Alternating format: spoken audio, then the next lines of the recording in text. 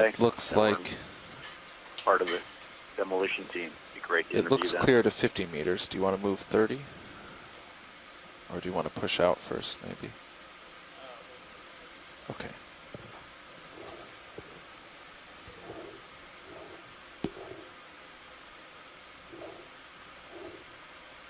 Alright, video, how's that? It's good positioning. Copy.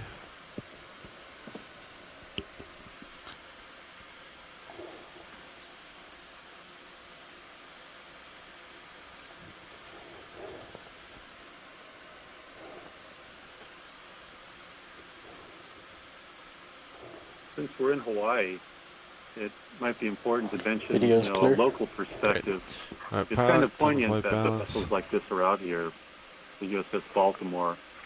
We just mentioned in passing that in 1897, this came out to the Stowing Hawaiian Islands. And, folks should remember what that means for the islands at the time. I mean, it was only in 1893 that the illegal takeover happened from the secessionist clique of plantation owners. Sorry, in what was that? 1898, then, the former kingdom was Copy that. After this, get your annexed swing arms out. officially by the United States. And we'll be good So to... it's not exactly a settled period make in the way. Hawaiian Islands.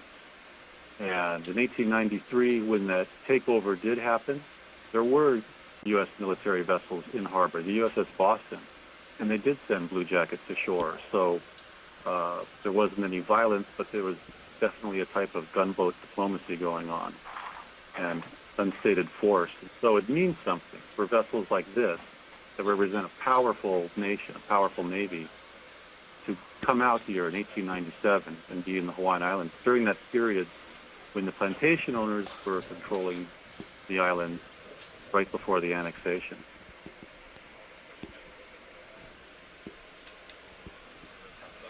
Alright, shillings off. Can we center up HD2? Yes. HD2 centering. And you can tilt it forward so it's just barely on the skids. Barely on skids. It's good. Copped.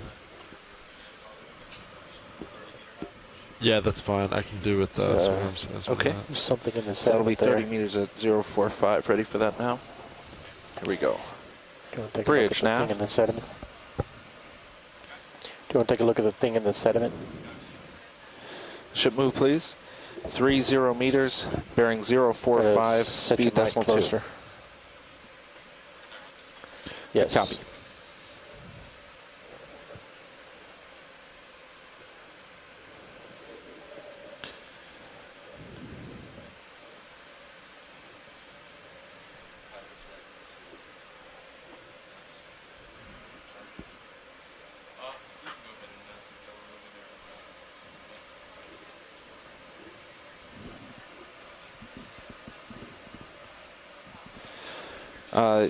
No problem. Good copy on move has started, and yes, bailout is still south. Thank you, Bridge. It's up to Watch the science, nav. so We are at now least give 'em a view. starting our approach toward the target.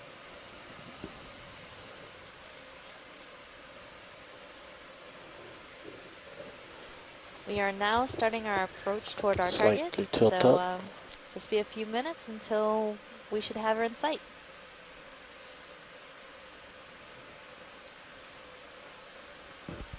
I think we're seeing a hatchet fish. Bruce, you're on the line. Alright, pilot, swing arms are I'm out. not so sure. It'd be good to see. I don't know if we can do a snap zoom or not. It's got a trailer off of the Disabling valve upper part of packs. the body. It could be a juvenile. with HPU potential is fish. off. Yeah, I wasn't sure if that was some Actually, sort we'll of, lower some this sort out of a a little parasite or something. But, very interesting. Just a reminder to shore It's side, coming around if again. something else works for you on stream 3, just let us know. We can also give you a view of the ROV CTD.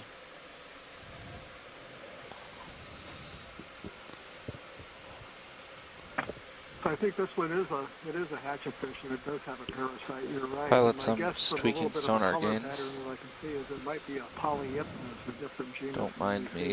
in water. Polyipnus is a You want to look at that Yeah, I'm just trying to parasite? bring up the Yes, you can see the distant dark, stuff a little bit. streak, I can halfway spot down it the earlier. front of the dorsal fin in the view just a moment ago. It was the thing that was on the fish, but we should look at anything along the floor as we go.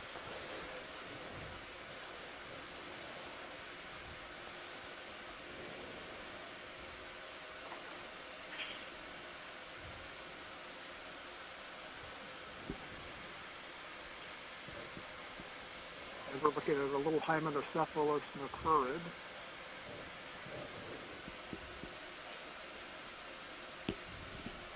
Thanks. Nice work, co-pilot.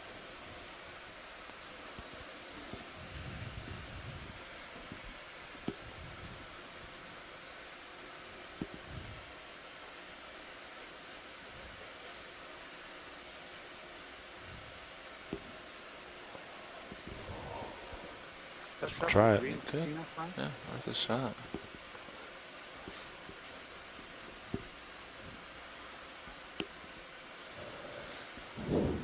Maybe so there. Might be it over here. I think it's copper. It's a decent return out there. Some more plates, stuff in those solid Yeah. sediment. You should look at all of this stuff in the sediment as we proceed without slowing the serious, like that thing going off screen right. No, it was a piece of metal.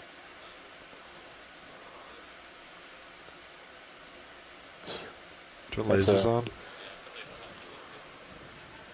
See it in the Oh, upper here's corner. another interesting fish. It's a flatfish.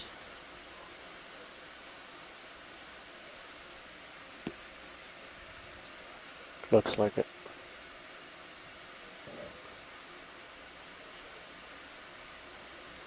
And on those rocks, there were 2 anemones.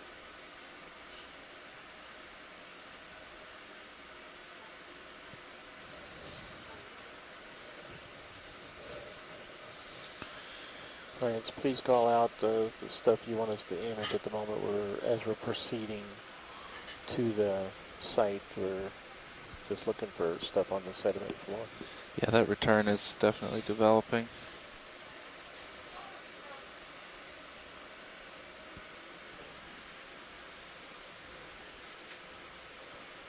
Also in your stream 3, you notice that we've got the 2 ROV cameras. One Sirius in the bottom right has the ROV sonar. Decimal 2. I think we're nearly done with that move. Yeah, we have a couple meters left in the ship move. Let us zoom from here. So as we're getting closer to our site, seeing more debris on the seafloor. Right now there is an Aspididiadema urchin and a cookie star on this piece of metal.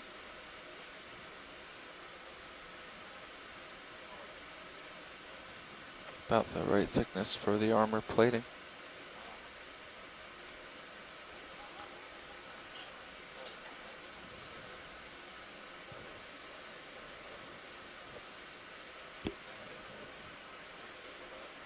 Co-pilot's happy.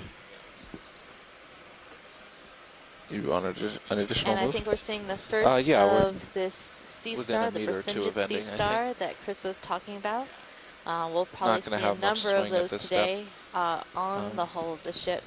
That's that orange sea star with the arms An sticking up additional into 30 the or water maybe column. just 20 this time? They use those arms to feed from any sort of think 30 is particles fine. and I think small 30 's I don't invertebrates see that might anything. be in the It's water not column. gonna- I think I They do have see these it small on spines D2 the sonar arms over here.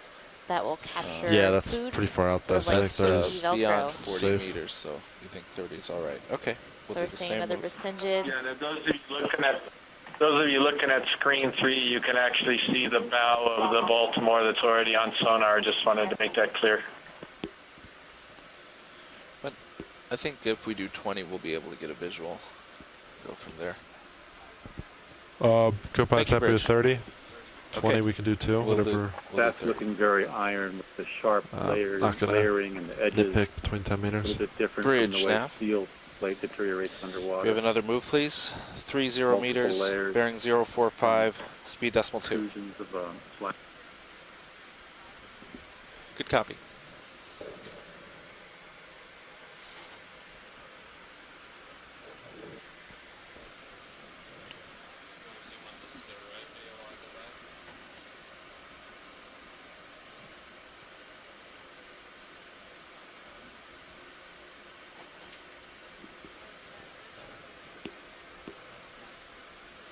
Thank you, Bridge.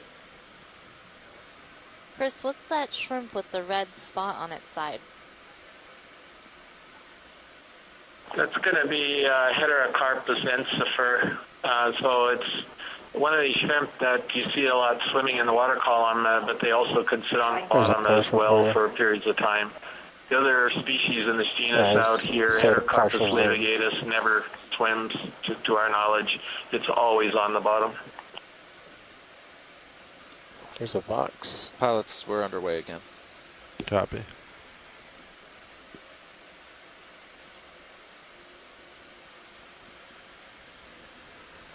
Can we get tight on this? Both.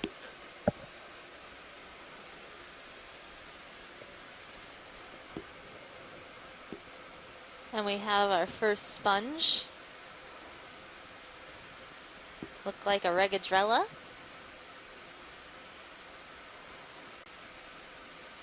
Some more bracingid sea stars and some crinoids.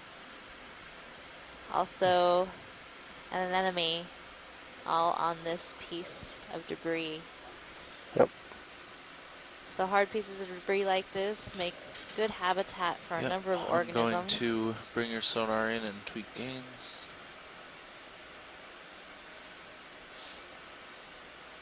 It's got some holes on the bottom I have right. about 30 meters to that target. Yeah, it's perforated. Co-pilot, I don't have anything yet on yours. Yeah, same boat.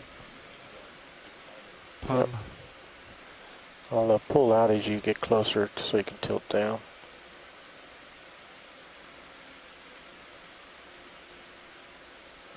There's a hole through it.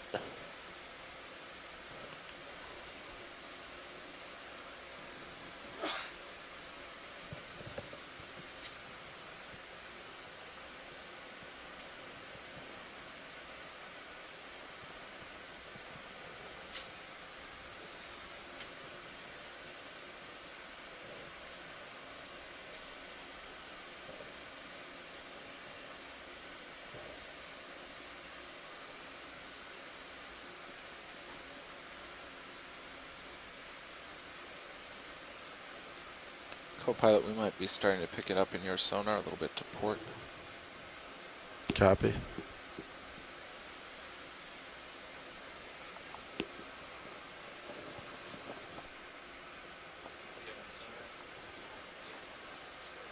So is this debris field what we would have expected to find yesterday had we gotten near to the I-203? Piece of debris off to the left. So I'm seeing a lot of different pieces of debris as it goes, probably that fell off the ship as it was sunk. Let's look at that left one and then we'll just scan past all three. You want to handle that one, Hans? Try to document as many of them as we can. Yeah, well, that would be our guess. I mean, both of these, you know, Okay, they weren't you scan opening across now. the shuttles and flooding. They were sent down by explosions. In this case, you know, 100-pound bags of dynamite. In yesterday's case, the electric torpedo. So, you know, anything not tied down well is going to be broken and blasted loose. And yeah, exactly. We would expect a debris trail around a wreck like that was disposed in that way.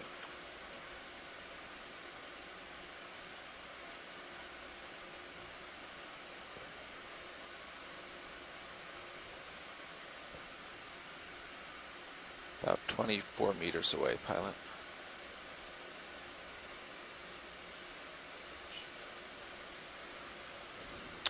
What? I think we're 4 minutes in or so. Yeah, a couple meters left. Yeah, it's a Interested to know couple minutes whether to she swing left. remained coal-fired or boilers through the end of her career. I know McCulloch changed over in 1914 boilers that could burn both fuel oil and coal.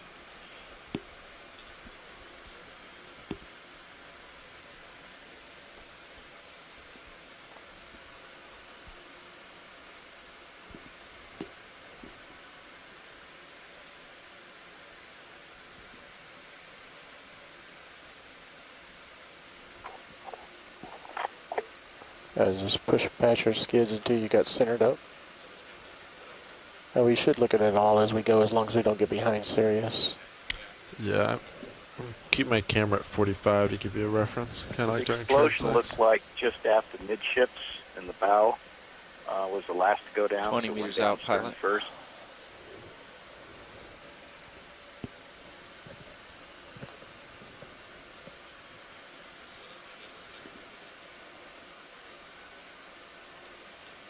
Okay. Well, definitely the documentation at the stern sounds like it'll be all new. I don't know that the submersible's native back there. And I'd be curious to see if there's any trace of, Yeah, I think Sirius Center is starting to pick up some mine little layer. more Yeah, defined. Yeah, let's. I'm going to in bring you World into War I, and 50 then participating as in well. laying the northern barrage in the Irish Sea, in the North Channel.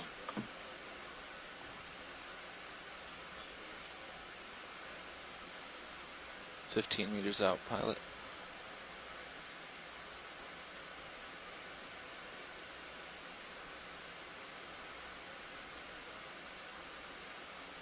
Go ahead and tilt up.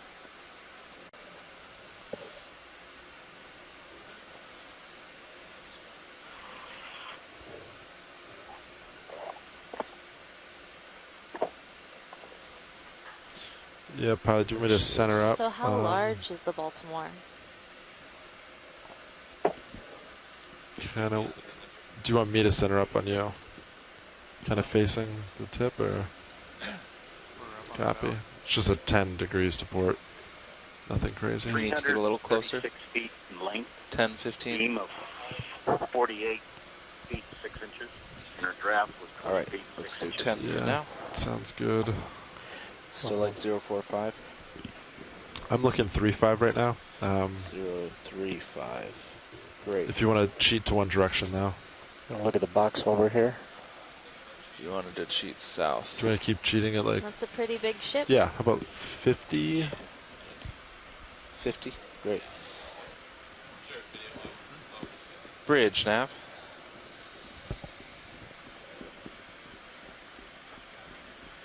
Another ship move, please. 10 meters, bearing 050, speed decimal 2. Closer speed Copy. is, the design that Hans spoke to. Vessel can do 19 knots. And that's moving for that time period. Our normal procedure for documenting this is just a scan without any zooms on the first one. I had a question for you guys. I don't with know these if early Dive Soup has modified that at all. ships, did Thank they you, use Rich. salt water in the boilers, or how did they generate enough fresh water? How did that work? Do you know?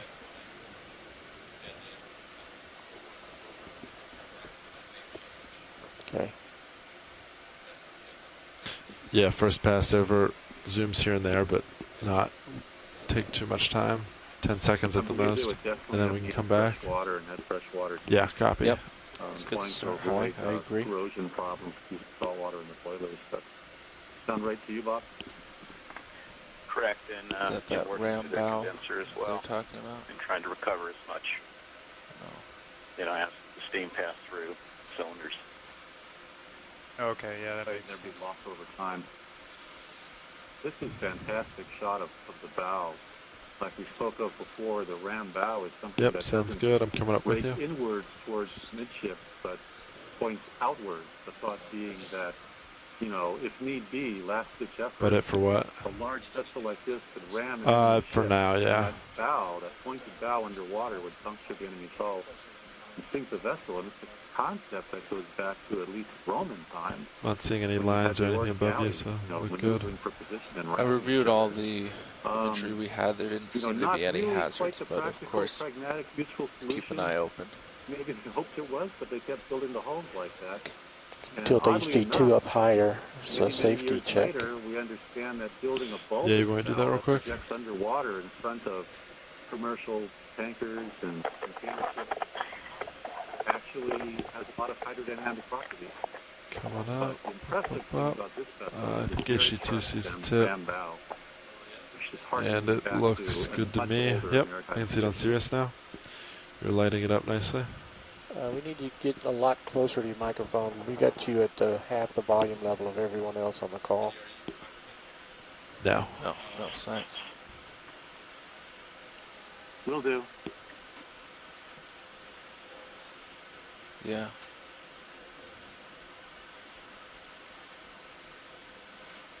Yeah, it's coming up nicely in your sonar now. That looks great. Oh yeah. Yeah, if you can hold. Alright, tweaking gains. And So right now we're resolution. seeing all of the Brisingid sea stars that Chris was talking about earlier, as well as a number of different yeah. I'll types of rotate slightly anemones. port pilot. Kind of look at it. Alright, On pilot, your I got it. Feed Got it 3, perpendicular. The sonar, there's a nice view in the sonar image of the bow and the front part of the vessel.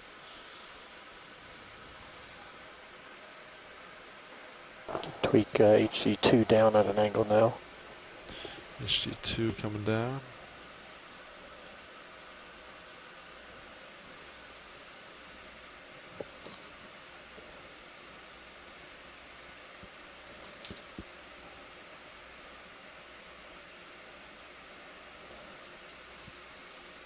Beautiful. Okay, let's start dropping targets.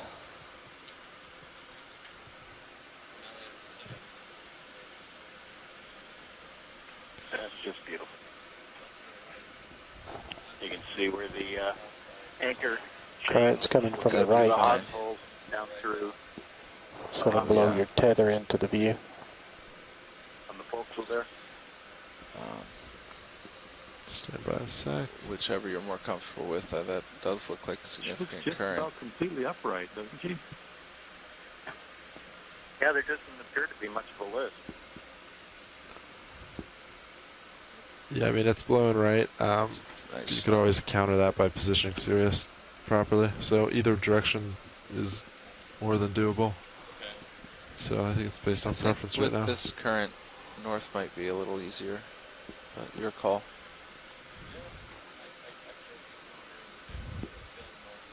North, copy that. Okay. That sounds great. So in that case, we're going to want to bring Sirius beyond you. Right? Yeah, so let's just rotate so we can go. Let's see, I'm looking 3-3. See, all our ground tackle has been removed for scuttling. Move me I like, think we want to move you north, really, to get on the other side. yeah, like I thought we'd north see and the tow around. cable, which was, like- cut Yeah, from it's the pretty tug, much and then north they then. lift the charges. Maybe at But, 1-0, no about trace. 20 meters. We'll get you beyond it and around the other side, I think. Let me rotate real quick, pilot. Sure. So north is going to put Nice me line, ROV pilot. at D2, and I kind of want to stay back away a little Modify more. the quad split. So put up, like- one of the manipulator cameras give you a sort of First side move, profile. maybe like 3-4-5. That's what I'm looking at now. Okay. And then I we can will kinda- not object to clearing Yeah. a little more. Okay. So let's go 20 meters at 345. Sounds good. That'll get you on the north side. Track the way it is, but to adjust the camera Yep. such that some of the sled components are not visible. At 345. Yeah, I think so, and that'll All be right, I'll call important that for in. the photogrammetry later. Ready now? Question Yep. for Bridge Okeanos nav. and pilot. If we can adjust the camera or zoom a bit to remove the sled components. Yes, Bridge. Can we have another ship move? So science is asking 20 to meters, adjust the camera bearing angles so we can zoom 345, past the speed decimal skids 2. for the best planning for the mosaics. copy. Yeah, we're trying to get settled for that mosaic right now. We're just discussing currents and ship position. But we can start getting settled for it. I can't really start getting out there. No, I think he was asking if you can push camera past the sled. Oh, absolutely. Thank you, Bridge. And we're coming around I know. the side of the target, so let's change our bailout to yeah. I mean, I know we're coming back later to northwest. do a detailed study of the bow, but all of this video Thank you, Bridge. data would contribute to the photogrammetry, and it's important That not to zoom have the happened on components its in. own. So thank you for that. Yeah. And if we do, just a plan, Hans, do a kind of a lap around the wreck manner, come back up on the port side.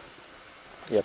That's right. Do the general perimeter survey first, focus on some major features, but then save some time at the end for photogrammetry at the bow. full coverage at the bow for the iconic ram. Yeah, the water clarity is so nice that you can see the majority of the way across the deck. Might be able to take some of this footage and... Seems like we've got it as optimized as we can get it in this turbidity. That might be possible. Image quality. So that would be at least 2 passes down and up on each side, kind of angling down and capturing the entire deck, correct? Yeah, basically kind of like this trajectory that they're on right here. We've got, you know, the edge of the gunnel, and you can see most of the way across the deck. I think that'll give you a pretty good amount of coverage to work with to put some of this stuff together. Wouldn't give you a full, complete model of the hull, but it would give you a sort of a deck level orthomosaic. Yeah, it's cool that the growth. That's a good product, and this also kind of serves forms well for the linear general patterns at points. perimeter survey. So Almost like it's following. yeah, the desire is to kind of maintain this angle as much as we can as we move down. That wouldn't exclude, you know, potential side trips down the hull to look at some spots Going in auto depth? see them, No, absolutely not. and then return to the deck. Yeah. Appears Did that you the hear that anchor request to try to windlass keep and this same angle of the vehicle out leak relationship? operation.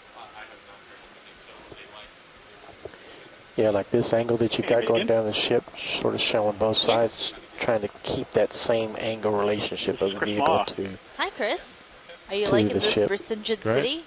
I'm really enjoying this. Was that? I'm sorry. What? So it's starting to move, Bracingid but yeah. city. The Bracingid Wonderland, you mean? It's up to you. I thought I had some things to offer because Nice to keep the edge in, I'm thinking but that these Bracingids might The actually top be two one shows that a I lot of character, described. so. So a couple of years ago, I was working with so Margo you're dropping Edwards down at at the the University moment, of so Hawaii, you're losing that angle. and she discovered a number of artificial reefs made from old munitions and other metal debris. And there was a Bracingid present on a bunch of these, which turned out to be a new species. And that it had 12 arms, and it was not the only species there, but it was, from what I could tell, most of them. I think this might be it. It has the same number of arms, and what's really interesting is that the ones that Margo observed all lived on debris primarily, and I think what they do is they use spines that are found on the tube foot groove to anchor themselves on the substrate, in addition to using their tube feet. So they have Thank you, Bridge. little kind of club-like club-like tips, and I could tell from looking at the specimens that the tips of these spines were actually embedded in the iron rust that was on the surface of the metal. And so what I think might be happening is the same thing here. And these have, like I said, I can't completely say that they're the same species. Copilot, that move is complete. But they're the same number of arms. Yeah, so I'm 12 looking arms. 6-0, so maybe And like if that's the case, and if there's some 2-5. predisposition for this species to live on, keep me. Yeah, I on think these you're still a unusually little rough closer than substrates we'd like or you the to be, metal is that in right? particular, and there's something that calls to larval settlement, I'm well, fine this with could this, but easily be Bracinginese margoe, Yeah, there's the no- species which I named after her. still not on that top would of it, be so I'm really happy. interesting But if that was yeah, I truly wouldn't the want to get case. any And closer. If you Okay. guys get a close-up So we on think one of the- these Bracingids, it would be useful to focus on the disc to see if there are literally two papula, two gills Yes, let's per see. arm on the disc. I know you guys are capable of that level of resolution. Maybe like 15. So if you have a quiet moment, that might be one distinguishing feature that could help I'll move it identify 15. the species. And Nav. who knows, Okay. maybe Should put And me in a position. find along this interesting the side of the ship, right? characteristic Action's what that we it- want, so that's of about the species that it 0.45. finds Yes, I looked Oh, at wow. 15, so productive that should be a good habitat move. on for these Cirrus. metal reefs. It's kind of strange, but That is it's cool. definitely kind of a... I haven't seen anything this remarkable since the wreck of the SS Central America. So you wanted to move at 0.15? Yeah, I'd That's be really happy with exciting, that. Chris. Okay, that'll I'm get you a sure little we'll further have away. a little bit of time Yeah, it's all right. sometime All right, later in the great. dive to take a good look at one of these. They seem pretty dominant in this area. So we'll probably How do some far snap would you like to zooms go? and things like that to get good I detail. think we could do 30. Let's do 20. Great. Well, Okay. I wanted to wish you and funny to John ask my a opinion good and then last dive. I've say been something else, enjoying though. your narrative. I was all thinking along maybe the you'd last want to move couple of even weeks. less. If I don't get a chance to say Oh, hello yeah. again later, I hope you Um, enjoy the 30 last I'd be happy couple with, of but hours if you of your want dive. something different, And, that's but I perfectly probably fine. will call back. But All right, we can I do wanted 30. to say that I've really been appreciating the job that you guys have been doing. So you see how Thanks, that Chris. hot It spot was is on great the hearing deck from now? you. Bridge That's now. the fact that you're getting closer to it in either vertical or horizontal. Okay, I'll catch up with you later. You Yeah, too. because I'm not changing the light level. Another move, please. Thanks for that. 30 very meters, We bearing passed, on our 015, transit speed decimal 2. aft position that we think would have been for a small Good count. Yes. gun on the bow, on the side, starboard side, and it seemed like there was tiling on the deck. That was quite interesting. That's not something we usually see. That's There's cool, a yeah. tiling pattern around the position where the gun would be. I think we're moving aft towards the second fore hatch and what should be the beginning of the Thank you, sponson Bridge. for a forward Co-pilot, we are starboard gun. in motion. Copy that. that where we're Pilot, at, you're Bob? starting to get Yeah, that's what to it looked the like. end. I saw the half circle there where the gun placement Pilot, was, if at some point you want just another aft beauty of shot where on the chain sonar, lockers were. it's pretty good right now. Right, up by the first fore hatch. Mhm. And tiling all around that with an interesting tiling pattern. That seems kind of rare. Look at the structure base there, probably where maybe the wheelhouse was. Okay, I have Take it. a look at the plan. Thank you. And that could be where the bridge house was.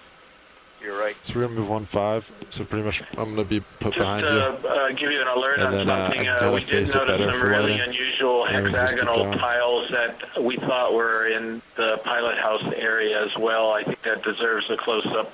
They're floor tiles. I think that deserves a close-up if you can. You can kind of drop. If you can figure out Maybe where drop that is. a little bit and come back though while I move. See if there's anything interesting on the side.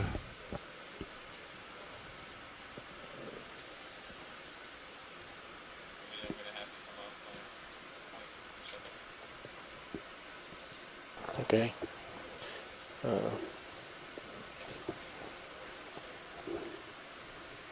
And the placement of the pilot house, the foremast should be where it goes, penetrates through the hull there.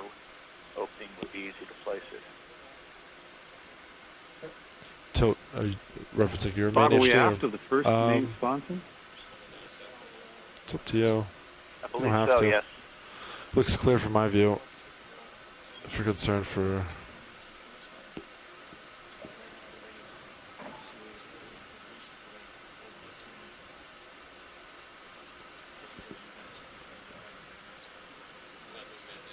Of course, if there Yeah, is any I'm already boat moving. davits that were brought up earlier, that would be further aft. Keep that in mind as we're traveling that direction for the ROV pilot to avoid. Yeah, so right now we are waiting for Seagross to get into position before we move on further along the ship.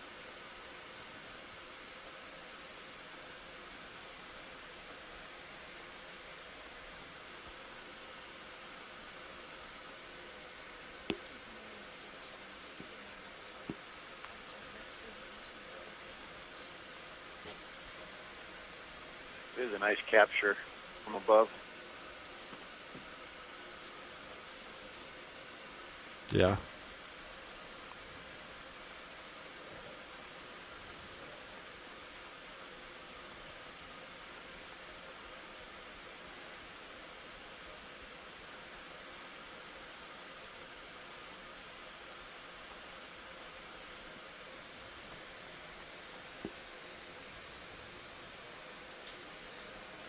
Yeah, you have a little more tether now.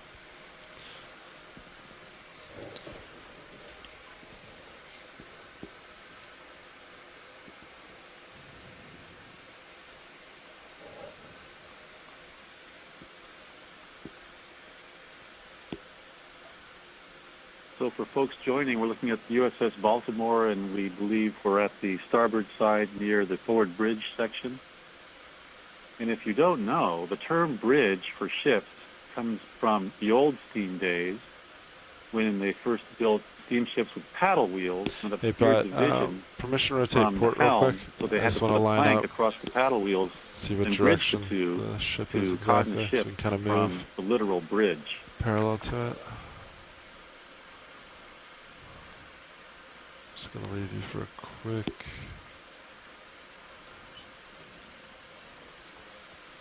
Copy.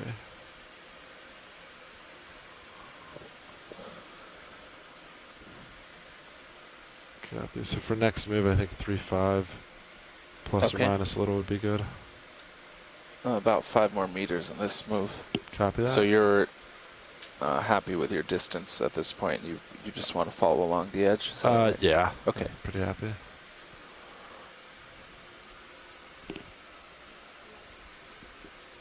Toyo. Okay.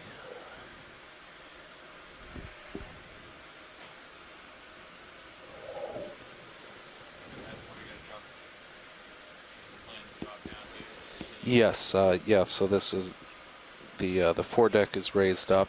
We're at the end of that, which is should be back about 20 meters from the bow. Drops down a few meters and we'll continue along. And what if that towing bridle would be down on the seafloor level?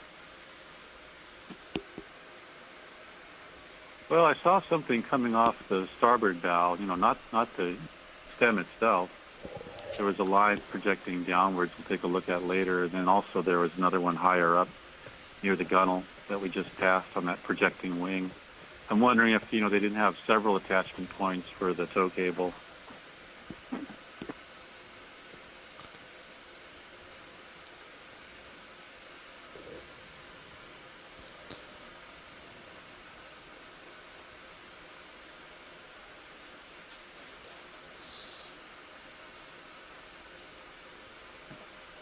Now it looks like we're at the main forward hatch after the bridge section, and those projections to me from the deck look like they would have held the wooden peak in place. Yeah, the fastening. Just trying to remember the angle that we were at.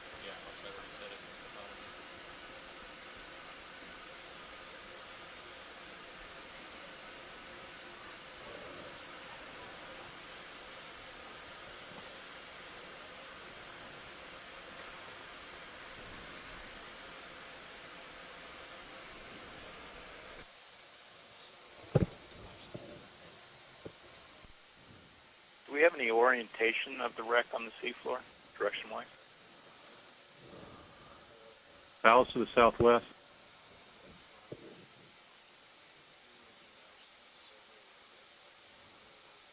Okay, you can sort of rotate back to the ship edge. Yeah, because we're starting to lose a little bit of the edge here.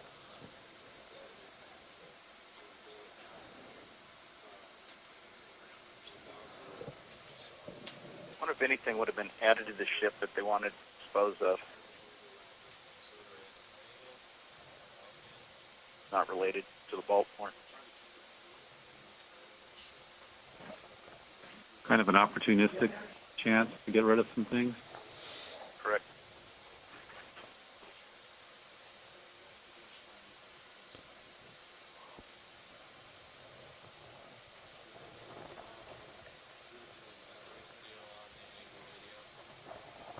Looks right.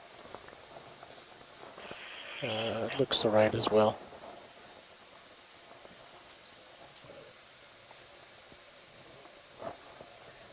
Still wish we had more of Sirius's lights lighting it up for the vehicle. Yeah, video. Once we get another move in, it's just an odd angle. Just got to keep moving Sirius along. Yeah. Yeah.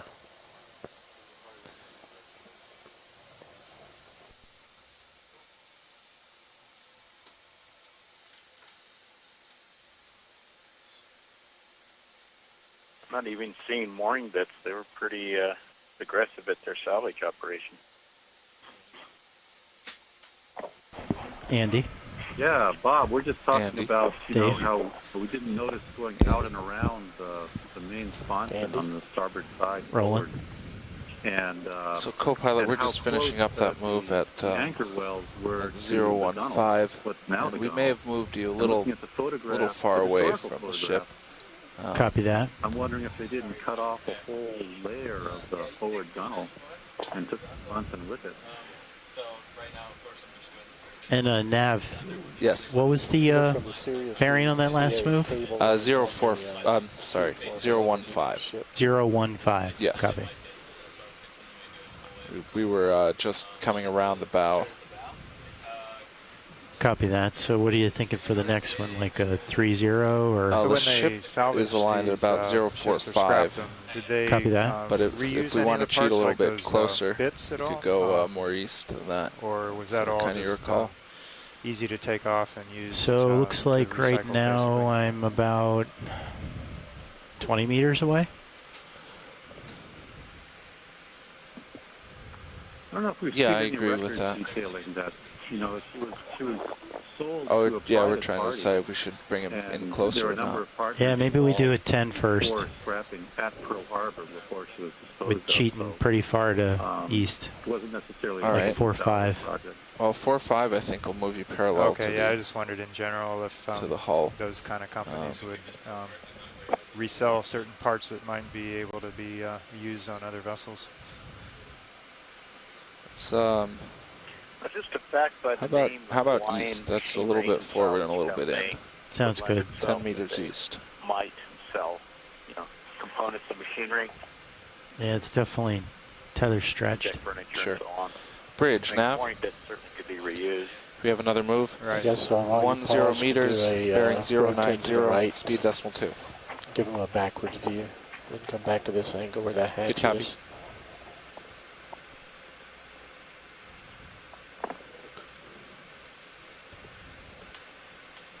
So while we wait for Sirius to catch up, vehicle's just going to do a starboard turn just to look backwards, the direction we were coming, till Sirius Thank you, gets Bridge. caught up.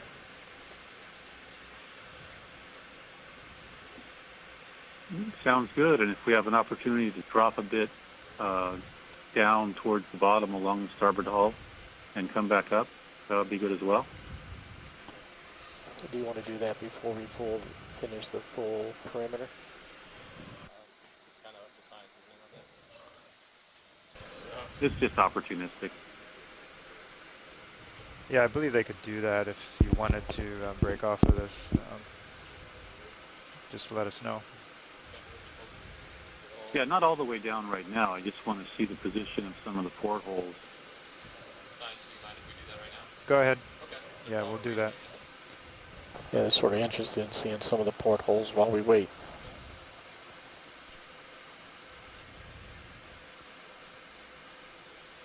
So I might give them a turn side by side here.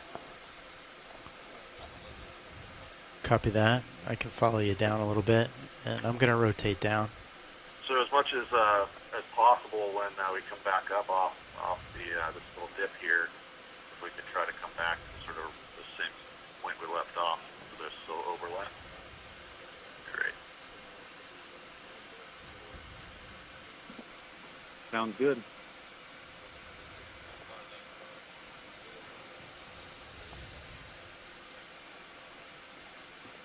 Just about done More with of that those one. cables from Yeah, the I'm starboard definitely side. closer now.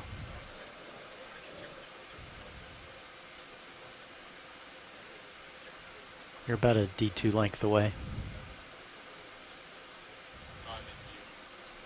Oh, Are those rust sickles at the I'm base? about there, right 6 by or the 7 sediment? Sirius away. Beautiful collection of rusticles.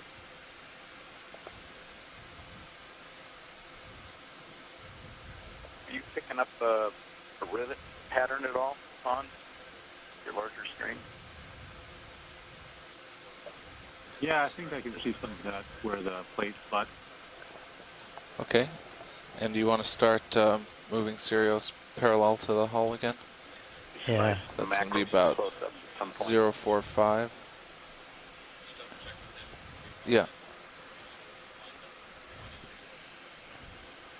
Copy that. So I will align at 045. Is that what we've been doing? Or have we been lateraling along?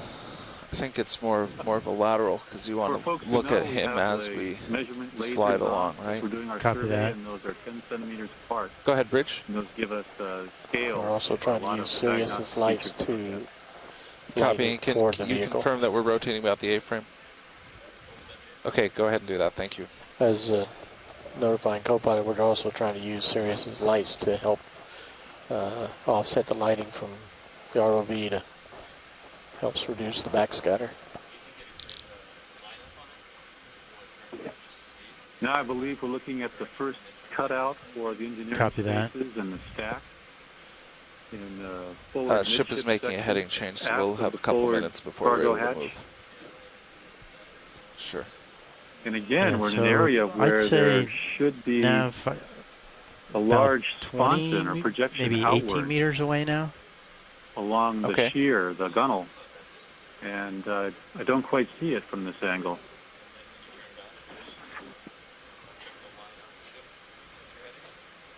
Nice view from Sirius's camera. So you're facing directly toward the ship. So Yeah, that's 90 degrees from there is what we're looking for. Is that right? yeah. So 45 would take us a little bit away. Okay. On the port and forward of you, does it look like it comes out a little bit further? I wonder what that is. You talking about this right here? That might be bottom. Maybe. One thing we did find on the McCulloch site, and I'm looking at that circular piece there, there were a lot of And we're working our way skylights. aft, right? Yes. Okay. We're going down the during starboard day to side. lower decks. Yeah, so I'd say somewhere They between were 45 all and non-ferrous 60. What do you material, think? but they were scattered about it. Yeah, I think the alignment is in the 45 range. Yeah, that would Maybe around 50. that would make sure that we creep away a little bit. Okay. That sounds good to me. Okay. All right, we'll move at 050. Are you comfortable with 20 meters? Chris, did you see Sounds good, a co-pilot. crane structure? It's like a gantry that might have been used for the salvage operation midship. Yes, he did. It's in one of these holes. It might even be this large hole that's off to the right there. I just don't remember Yeah, exactly pilot, I'll where it just was. kinda But maintain this is this about sort of view. right, I think. Thank you.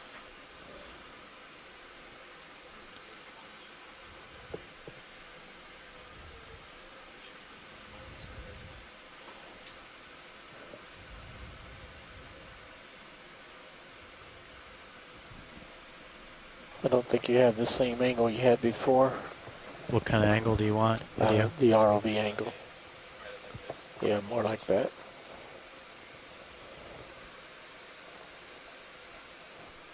So when you're diving this, Chris, do you go with 2 submersibles? Use it for lighting too? Yes, Does the, when we did do this dive, we did is use the both the vessel Pisces 4 hull more or and the less Pisces intact? It looks 5. kinda like there's a I was break in the and then it solitary on the Pisces cuts out. 4, I think. I'm trying to remember. North. And then Max and... Do you agree? It looks I like can't that on the remember who was sonar. in My the understanding Pisces was that it's 5. intact. But yeah, we use it for lighting, but actually sonar we must do have a been lot due of to the, two-sub dives when turning we're of the doing vehicle. test dives No, I've been as stable well. for And so for several sweeps now. Basically, one sub arrived and did a No, pass there's- over, I I think it was there's still Terry listing and heading. I'll call up no, in a minute actually, we if I came don't in hear back. second. Can't rotate So up, the pilot. other sub did a pass and then stopped, and then we came down Okay. and arrived and did another pass Bridge to stop now. by the first sub. And it is useful to use a Are second you finished sub with for that lighting heading as well. adjustment? Okay, thank you. See those round circular pieces, Hans? At some point I'd love to go. Okay. We have Sure, a let's chance do to go another then. side on those. 20 meters, bearing Maybe just be 050, access, speed but decimal it 2. could also be the skylights. And I think what you're looking off Good in the copy. distance, those circular, that would, would be the ventilators.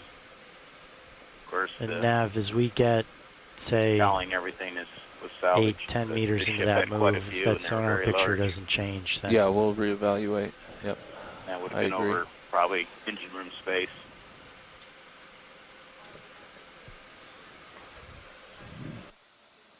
Thank you, Bridge. Pilot set move is underway. Copy.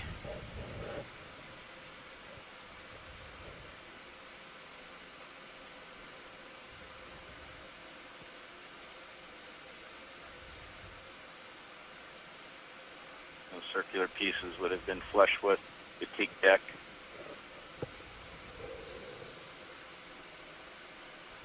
Which way is it pushing you? Away? So away from the Do you vessel? have though? much of a current down That's there? good. Yeah, that's why we picked this side first. Hey, we have a few questions from the Frost Museum of Science for the biologists out there. What kind of organisms are we seeing that are habitating the shipwreck? So we're seeing a number of different types of Pilot, organisms. maybe next time we need to take a Yeah, pause. sure. They were So interested we are in seeing zooming on resingent one sea of these, stars mainly. Those sea are those stars. orange starfish After that the are survey. all over Okay. the side of the ship with their arms up in the air, and that's how they capture their prey.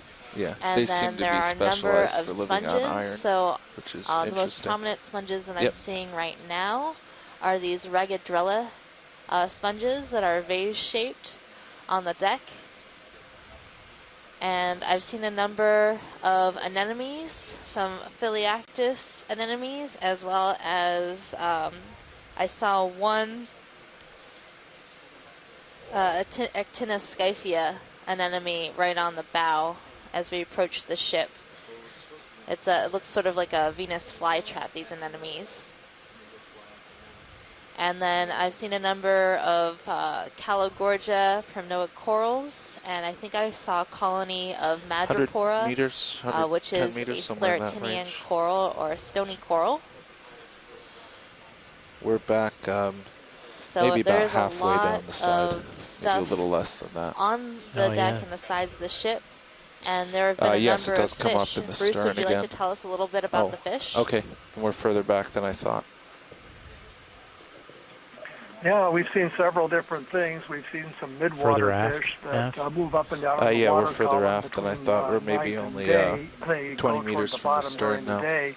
We're seeing a few of these now. They're lanternfish, barracudanas, and hatchetfish. And then we've seen elongate eel-like fish, which are a common body shape for fish that live near the bottom in the deep ocean. Rat tails or grenadiers, relatives of the codfish that are very abundant. We've also seen a couple of true eels, Yeah, it's duckbill very eels. strange that That's sonar a deepwater picture, I don't eel get family. quite why it bends like that. You See don't some see in cables shallow coming up water. off the left. And we're hoping to see even more types of fish as we go along Okay. through this dive. It looks like it loops and goes back If that's there. what we saw from the hurl dive, it doesn't extend out too far, but yeah, get a good look at that. I think the little fish that just appeared and then went off the screen was a deepwater cardinal fish, an Epigonus atheranoides, which is another type of fish that we haven't seen before yet. Thank you, Bridge.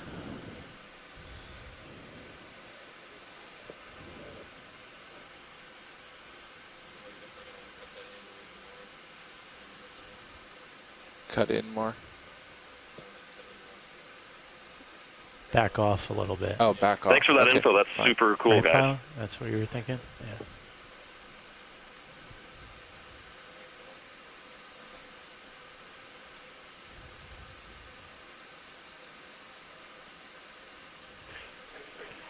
Frost Science here again. We're going to pepper you guys with questions.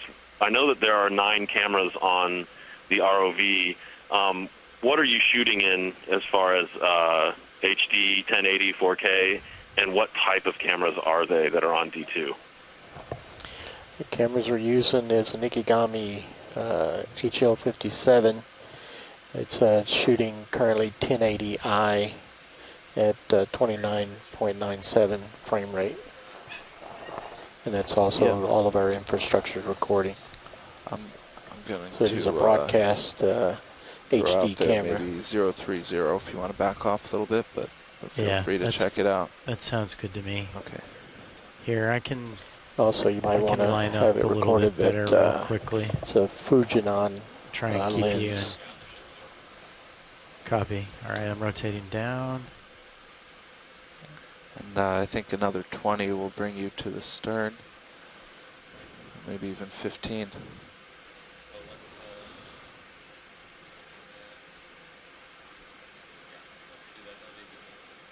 Okay. I think I'm too close. I don't get a sharp line anymore. Over there to the right, so I guess it was this opening. If you see that structure that's down in the hole, pretty sure that may be what you were looking for. Bridge nav.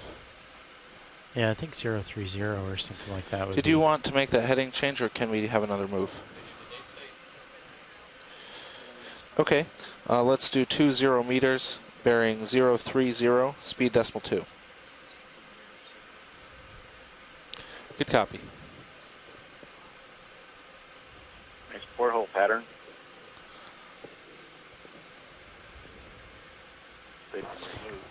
Should also comment that the main camera is the 1920 by 1080i, as is the Sirius primary camera. The other various cameras are different resolutions. Last move was 20 meters at 030, which should bring you to the stern. So that's the move that we're executing right now, yes. right now? I think it might be good to proceed with the general perimeter now, and then make sure to come back into this engineering space and see how much light and overhead we can get into those spaces.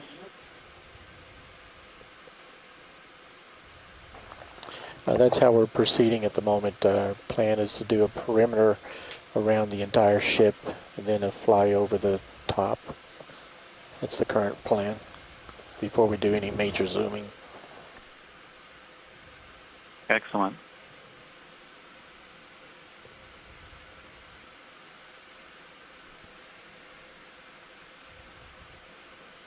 Starting to get a little bit stretched out, pilot.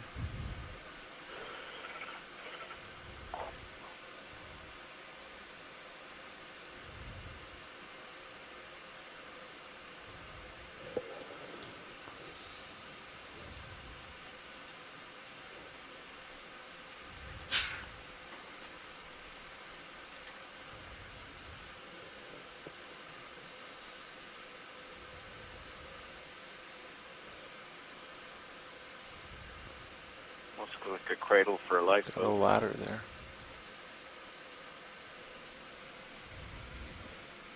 Sure if we've got a dab it above or not. Yes, we are underway. Yeah, Sirius is moving.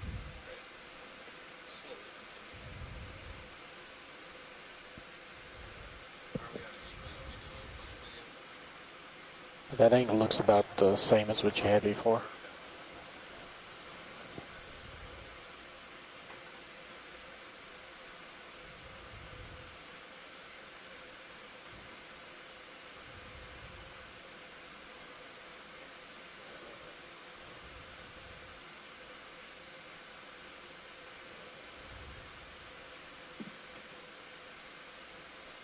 Is that the opening below Hans for the Mammoth? Say again? I said that opening down below. Just wonder if that was where the mainmast was. Past it now. Roger that. Yep, starting to come in. Good. Yeah, your sonar picture, pilot's pretty nice. Yeah, we took a couple shots with the resolution cranked up. We'll put the sonar back up in the bottom of the quad split as we're coming to the stern. Co-pilot, look at the sonar just for 1 second. Yep. Isn't that cool? Oh, that is nice. Yeah. What you're seeing there was a screen capture we took of the sonar earlier. Is that the whole, gunnel, the upper strake has been removed. That boarding ladder goes right to what is now the edge of the gunnel. Put on the historic photos, that's a whole shear plate, a whole strake beneath the original gunnel. So they've stripped down the entire upper deck, and maybe that explains why we're looking at tile, because that's not the weather deck. That's the first deck down in the forward section. And also why we're not seeing the sponsons. Those have all been cut away and removed.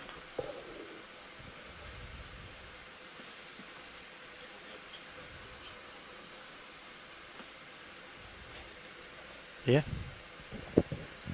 Yeah, maybe, so the last move was 3-0? Right.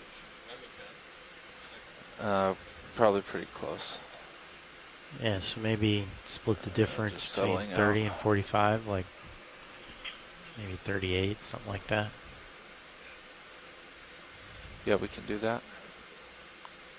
You can see some debris in the Sirius view on the sediment below, directly below the ROV. So another 4-5 then?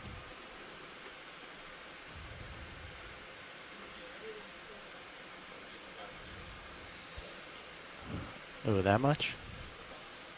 Anything in that range would probably bring us a little bit closer. Looks like we're flying a little bit high now, pilot.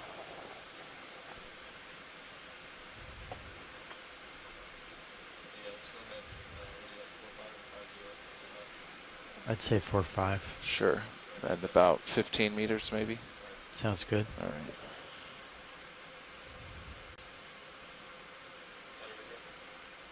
right. Looks like you're just higher than you were before on the deck. Ready for that now, co-pilot? Above the deck. Ready. Bridge, nav. Another move, please. 15 meters, bearing 045, speed decimal 2. Sonar's doing a Good nice copy. job painting the stern. That looks much better.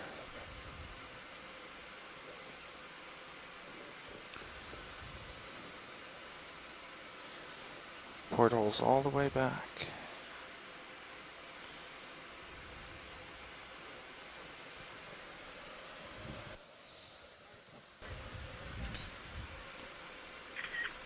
Thank you, Rich. Co-pilot, we're in motion. Thank you, Nav.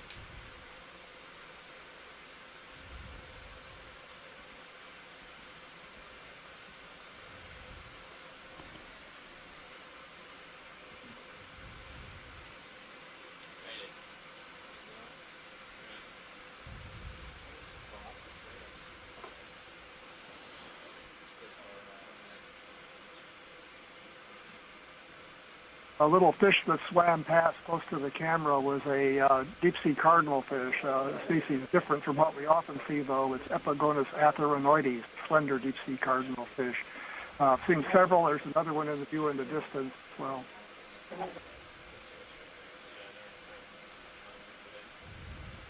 We're getting high again, pilot.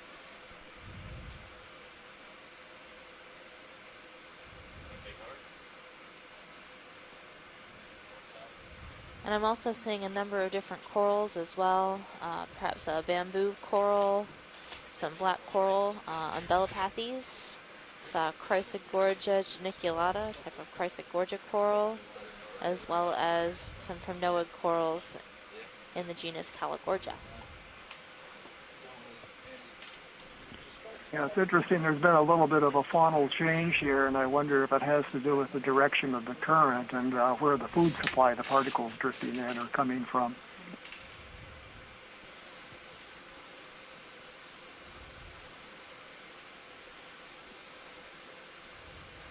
That might be the case, Bruce. I'm not seeing as many of the Brisingid stars as we were seeing earlier. Be interesting to see if there's a difference in community from port no, and starboard side of the ship as well. Copy. Thank you. About 5 meters left, rather.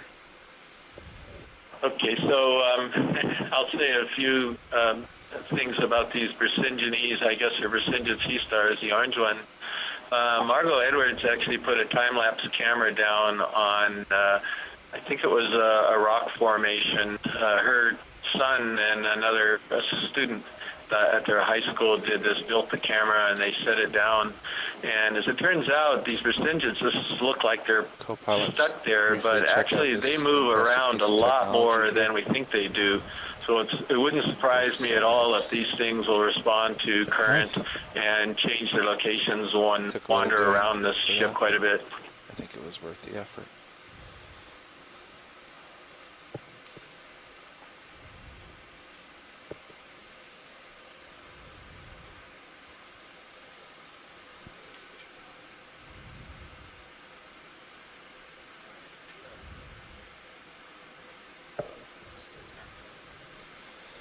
Current move is 045. It's just about over.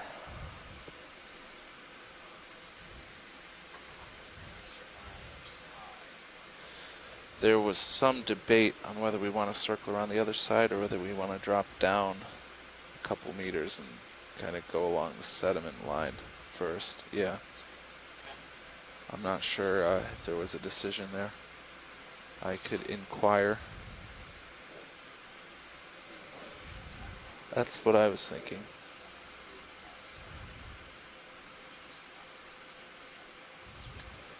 Want me to spur that conversation again? All right. Watch lead nav. Copy that.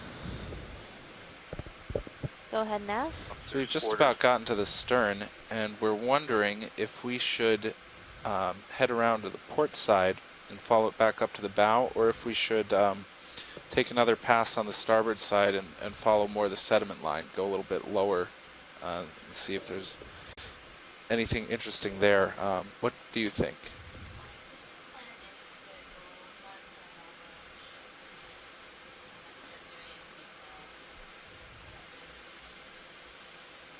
Okay, so we should stay up around the hull, or around the deck line, rather. Pretty interesting cutout. I wonder if that has to do with mine laying. Okay. Thank you. Thanks, Bridge.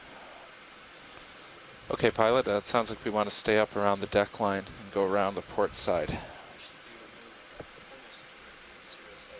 Yeah.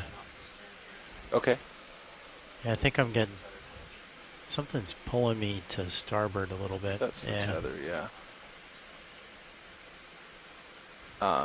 So that's about at 110?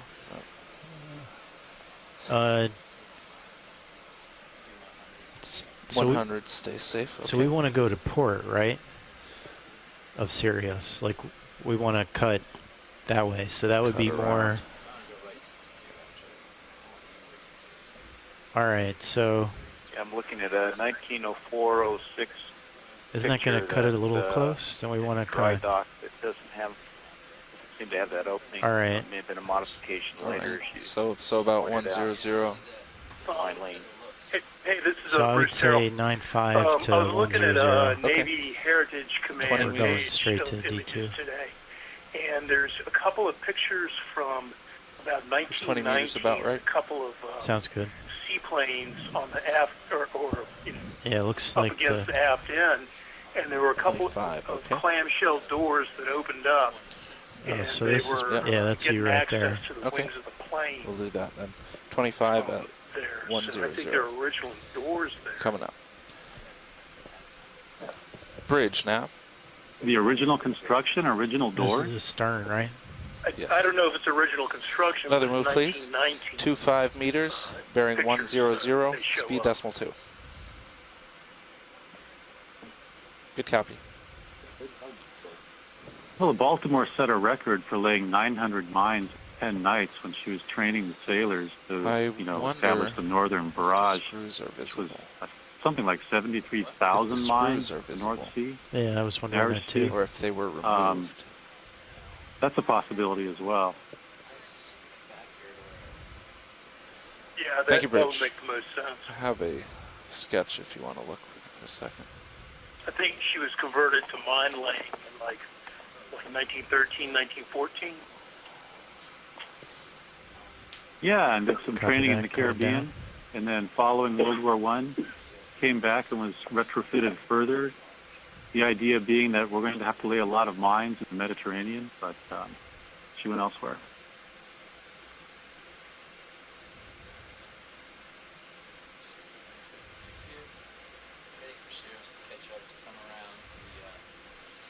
Waiting for Sirius to catch up to come around the southern side of the ship. or the port side of the ship. We figure we're going to drop down and take a look here at the sand level since we have some time.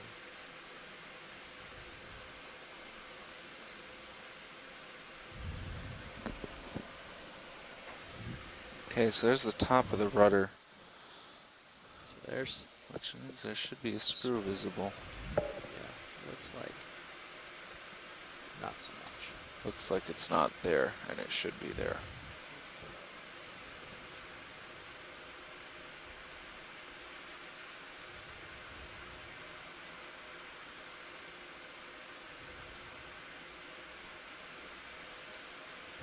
So where would the shafts and propellers be if they were here in relation to where we are?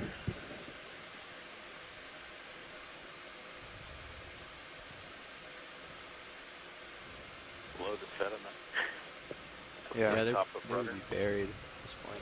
Yeah, that looks like the I top think of that's a rudder and the support strut for the for shaft. supporting the starboard propeller shaft, angled downwards. Yeah, that's what he's saying. Interesting to see how it interfaces the substrate there, whether there's a gap or if it continues. Tilt your camera up off that near sediment. I can light it better. Actually, I'm going to rotate over and you can... Yeah, just this is frame where it, you wish but there was see- scour. See if there's a... how it interfaces. That sediment at the bottom is blowing off my screen. Can we zoom in on the end of that propeller shaft strut? It looks like it's cut. And looking at the screw shaft support, I'm sorry. and looking at the elevation drawing, it looks like if there was a propeller, the diameter would take it up towards the top of the screw shaft support, which would be a guess that the propeller is there. It should be protruding above the sand, but that looks cut. Yeah, I agree. All right, from wide, we're going to pick back up to the hull, to the deck level.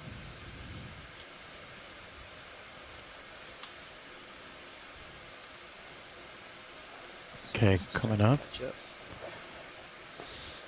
Yeah, I'd say I'm about 15 meters from the hull right now. Great. The rudder does seem to be intact. Maybe seized in place. Intact.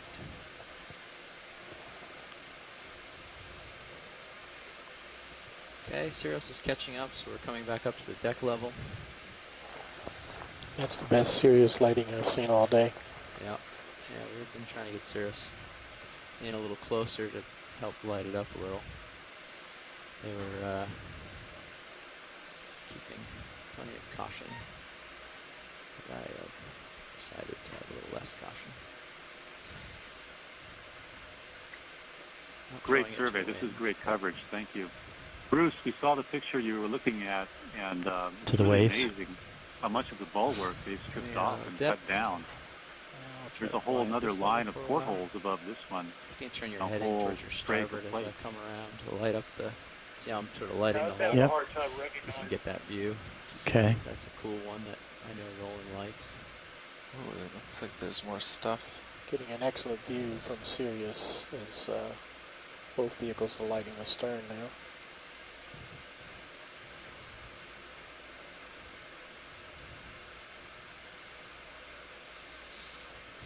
Fair amount of current.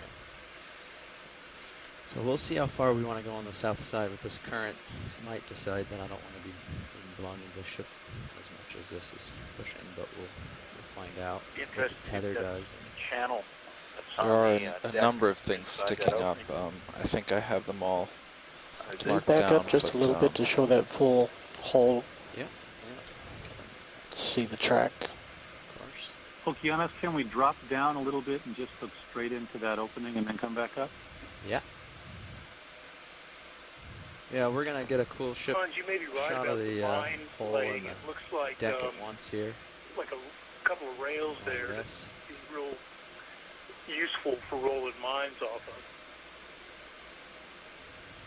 Hold that for a second. Okay. And then I'm going to drop down and light up inside the hole. Tilting up. Am I still moving, co-pilot? Your co-pilot. Oh, nav. Co-pilot. Am I no, still we're moving? stationary. You may have... no, I think you're stationary as well.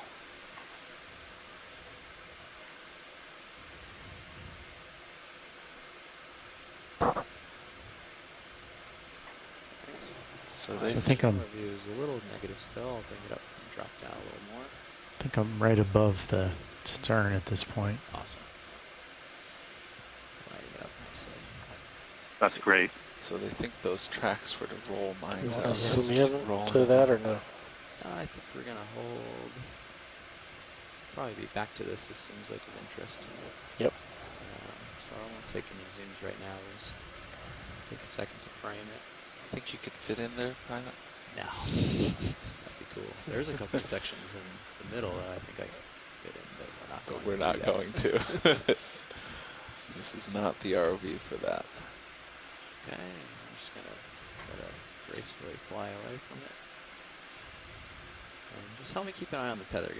And if it looks all wonky or unsafe, Yeah. we may have to avoid the southern side here. Yeah, I think I should maybe do a move. Get on the other side. Yeah, I think that with the tether the way it is, if you do that, you might have it in your face a lot. And if we just do this end to end and go down that way, you'll get a really cool view, and the tether may stay out of your face depending on how the current goes. So you're thinking I stay on the starboard side? Kind of stay on the starboard side or over top of it as we go along. Okay. That'll give me a good view of my distance between the ship and D2. It'll give you a cool view of the deck, but more importantly, I think it'll be happier and safer for the tether. But we're going to see first how it Okay. goes. So that would bring the tether up over you behind Sirius. Yeah. Okay. And it's not bouncing in his face. Yeah. We'll just want to make sure that we don't drag it over or something. We'll have to stay kind of Yeah, stay a little far. high. See how it looks. All right. Well, I'm on to my second sheet here. Cam rotating. Well, in that case, I'll probably try and just keep you on the right side of Sirius' camera, so we can get a nice tether view the whole time. Yep. Or I guess I can cheat and line up a little bit better. So if we can try to keep this configuration for most of it, I think that's pretty safe. Did you guys see any huge protrusions? As you No, looked down the largest were maybe 2 meters. Okay. And they were aft, right? There were a couple throughout. There were two. There were one large one aft and a couple small ones forward. Yeah, the other thing that you can do actually is get on the same This side as line me. here. Stay towards the west of me, and that way your heading will be turned towards your starboard. Yeah, that was Maybe looking along the hole that way. pretty similar to what we did coming up the other side. Yeah, I like that idea. So why don't we plan to put you just on the other side of the stern, looking sort of towards kind the of east. forward, yeah. And then, rather than, I just don't want to have you behind me in the normal sort of Yep. survey configuration. So that would be something like a 170, like a 10, 20 meter hop. Yeah. Nav, something like that. Okay. At 170, so that'll, yeah. Yeah, 170. And I'll just kind of track the. Start. Sure. Ready for that? Ready. Bridge, nav. Another move, please. 10 meters, bearing 170, speed 0.2. Good copy.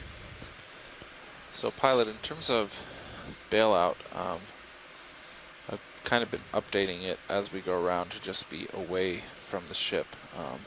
I'll continue to do that. Sure. All right. Yeah, I mean, to be honest, it's a very small object. It is, and it's very flat around it. But Staying above, so because of the need of a bailout, that sounds good to me, but it's not that right. crucial. Thank you, Bridge. And let's change our bailout to east. So, Bob, we're Thank just you. wondering, on the aft deck So area, I'm gonna just where all stay of that, a little peak high. weather deck is Keep now the flush with the new football out of my eye. Sounds good. until that move is done. It looks like So we are in motion. The original teak Copy that. was the iron deck, but then there are big sections where it's just the teak deck, the protected cruiser. I'm curious to know if those were cut out later or if those were all sort just of kind of torn original on which direction to and take it, something because above that's sort of that. like both. The normal Any which idea? way you guys are setting up gives us the same view, including the wide of that side of the ship. Where if we were actually flying over it, then it gives nice sliding front view of the deck. Yeah, well, we can get some of those cool views after we're done doing the survey. There's another chance to get some of the more interesting shots, maybe for the survey. Should do the survey configuration. And isn't the plan after we do one circuit to go back over the deck, fly straight over the deck? Yes. Yeah, and then basically once you get lined up, you can, if you like the distance Sirius, you can do pretty much half ship length. Just do a strike. So you keep this moving. Okay. So that's maybe 30 meters. Okay. Along the striking ship. Yeah, the total ship is about 100, but we're already back. Bob Schwimmer, Bruce Farrell, are we on the right audio another channel nice with sonar the view. IRC? Yeah. They got some really cool sonar views coming up to the stern. You can see it really clearly the whole way. Yeah, you should be on. Yeah, we turned the resolution up a couple times and took some screenshots. Nice. Okay, got it. Thanks for confirming.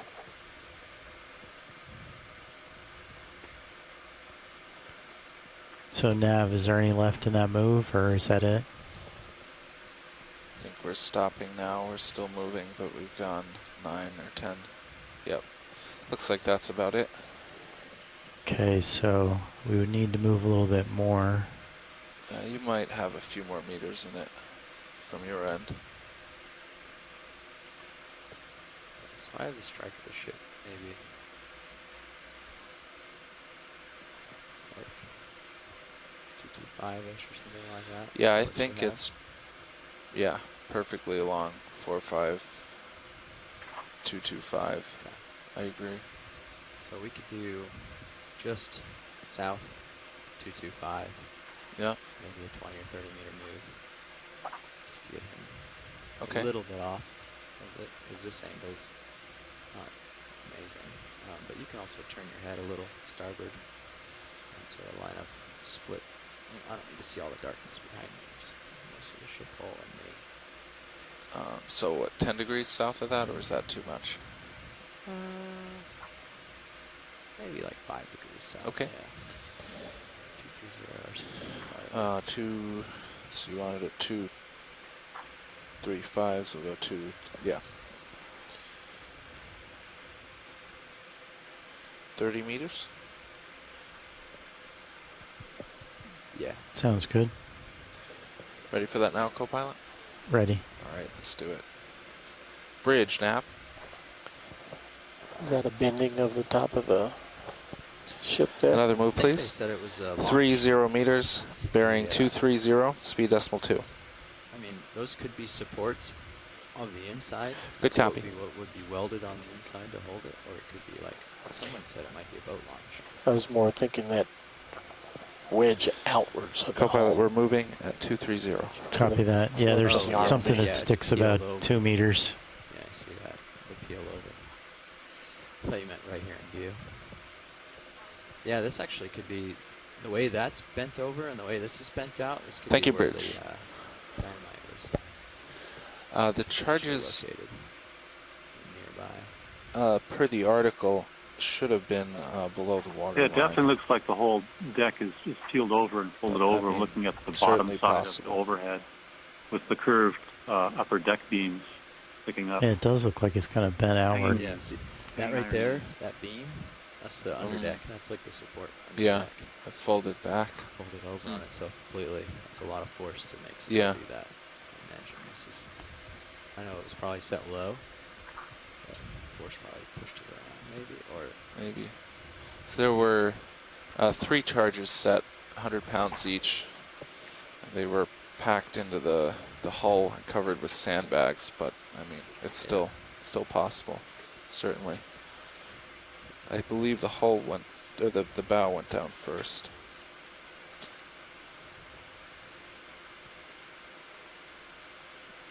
Tether seems okay. Hey Hans, I'm looking at the north. It's kind of Back up just a little bit more to show the edge of that, and that that metal. rail system that Haven't you yet saw seen in it. Try to turn, get that exact shot. I was going to get a little bit further and look back on the folded back and like the mines. sort of this angle, but once we're lined up, I say, to show the whole peeling. Yeah, that makes a lot of sense. I think they were innovating the mine deployment system at the time, which is why they paid attention to how many mines the Baltimore could lay, how quickly. And in that training, you know, she did 910 nights. That's 90 mines a night. That's not bad, I guess. Again, sounds like a lot.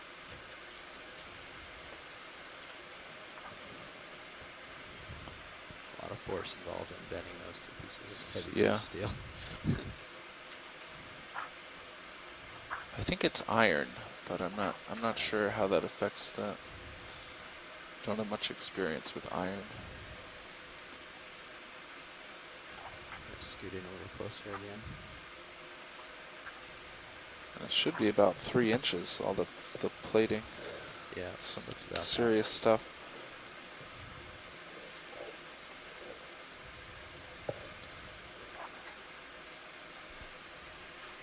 So how far into that move are we approximately now?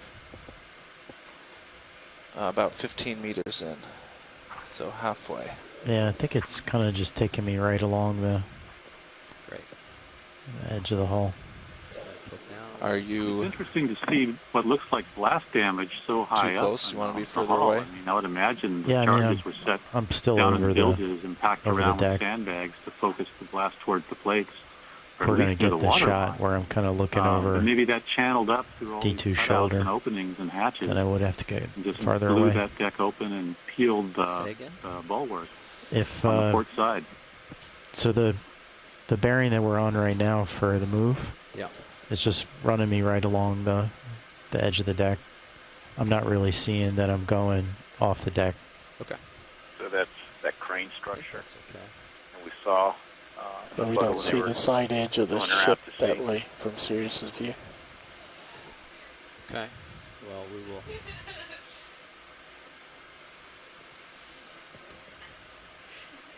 Yeah. So what was the last move you did? Last move was at 230. We can do 235 or 240, I guess. That's Looks like the beams have been cut. Yeah, if we did, you know, a 20 meter at 240 or something like that, cut it out a little bit more.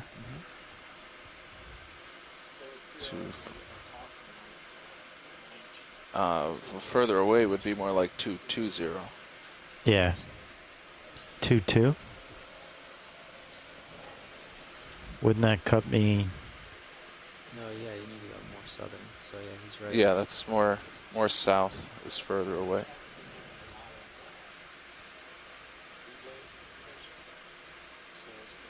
Because we think the strike of the ship is 235, so we went to 230.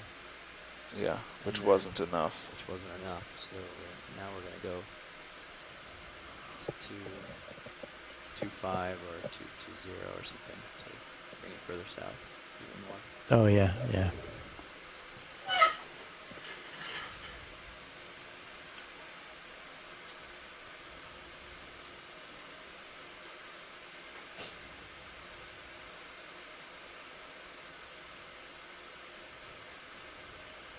So yeah, whenever Yeah, that's this finished, one's so almost finished, and then we can do that. do the next at 220. Did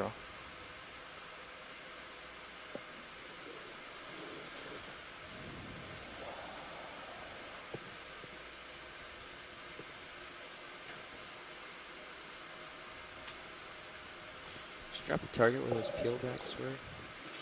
Check Yep. down. Yeah, I got those. Okay, good. So we can check down below that to see if there's other obvious Okay. blast damage.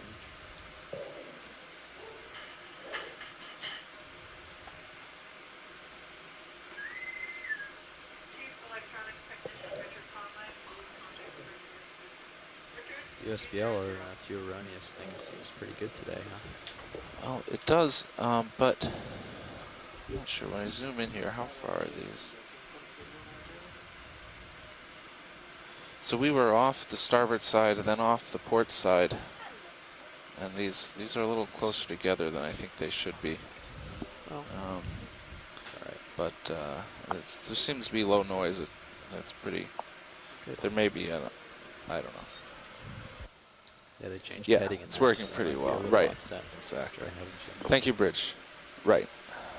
There shouldn't be, but. Shouldn't be, but there might be. Yep. Yeah. So we can note that. After a heading change, we think the points were shifted. That's useful. Yeah, and I can think about which way they were shifted. That'll take some thinking, but. Yeah, try to correlate heading, which way the heading went to when they went closer.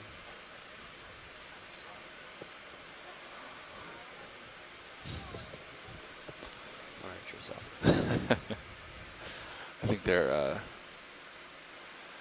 ahead of where we really are. But that's just what I think. That move is finished. Pilots? Yeah, let's do it. Ready for that next one at 220? Yeah. We're still happy with that? Yep. And another 30 meters, sound good? Sounds good. Great, we'll get that going.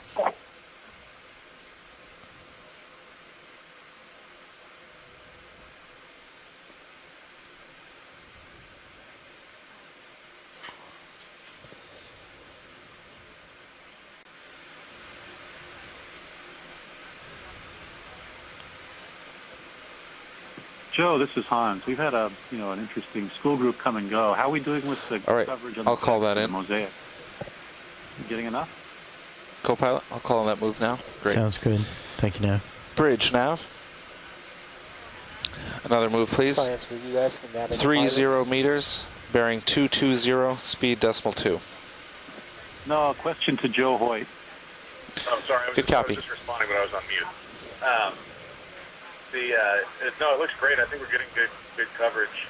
If there's a possibility of time, an additional pass sort of overhead down the center line might really tie it all together really well. I don't know if that's practical with the rest of the plans, but we're seeing the majority of Thank the you, way Bridge. across the deck. Pilots were in motion. Good common features, but Thank you, Nav. there was one pass looking down per head as much as possible. That would really be great. So the current is not necessarily right on the beam. It's sort of slanting along. Yeah, that's definitely Okay. on the agenda, Joe. So We thought it was earlier, but I think with those becoming two passes, sort of off the port bow of the ship there. And although I could be a little off, but I'll address that a little further when we are doing the pass over top. It might be an ideal direction to do the pass over top, whether one or the okay, right, east right. or the west, depending on which way the current's blowing. Sure. Keep the tether in a safe position. Okay. That other move's underway. Yes, it is. Awesome. Pulling us a little more south and away.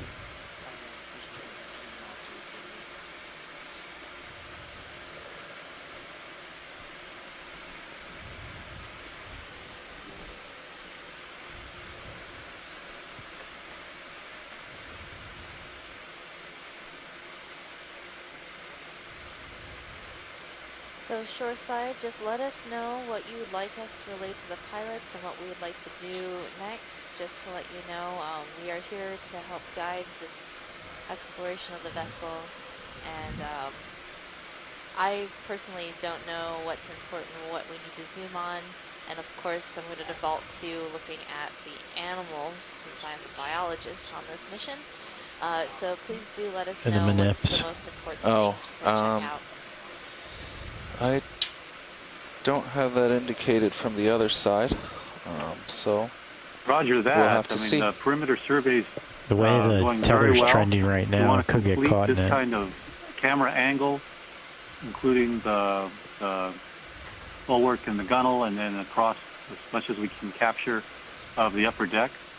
The overhead pass will be critical to do next, and also an examination of the engineering spaces while we're doing that overhead pass will be critical, and that should bring us back to the bow. But this port side, you know, Sure. so far is just kind of mirroring the features we've seen on the starboard side. Yeah, do So, we maybe want to stop that move nothing yet and to cheat a pause little bit more for on the south? port side.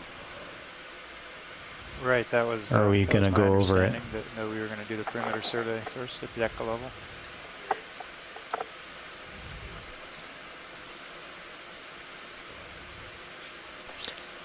I think that's the start of the next deck, so I think you're going to be moving at that level anyhow.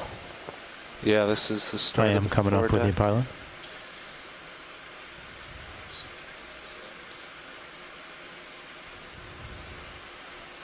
Got some bulging of that metal too, so it's like the explosion came out and affected this.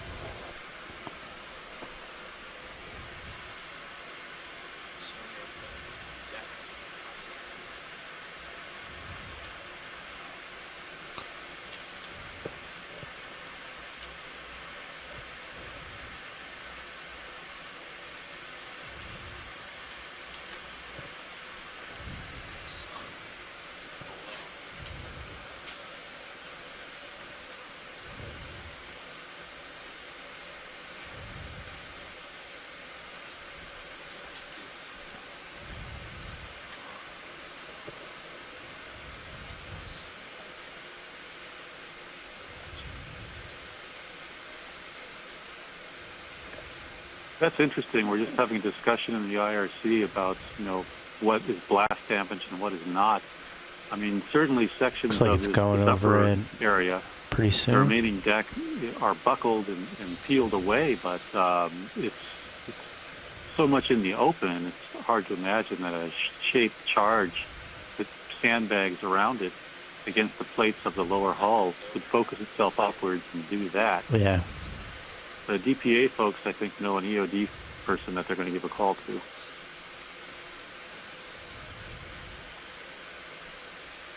Okay.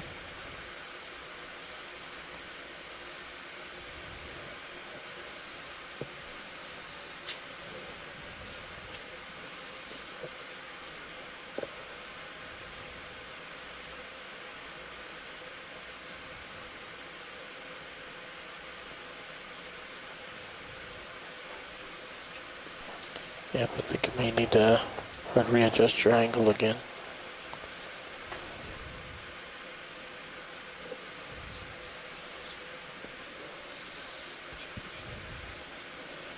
Looks like also right below you might be another piece of metal bent out. Baltimore was the first flying lane American vessel to arrive in British waters. So in terms of the move, if we do want to get Sirius farther off to the port of this vessel, I think we're gonna have to cut it a lot more, like Yeah. 170, short move on 170, or We could. We're probably only 15 or 20 meters from the bow, though.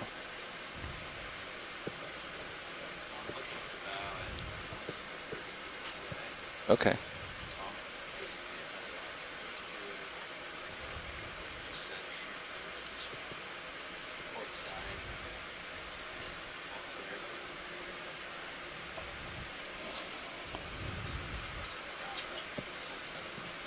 yeah, maybe 10 meters at 150 or something like that.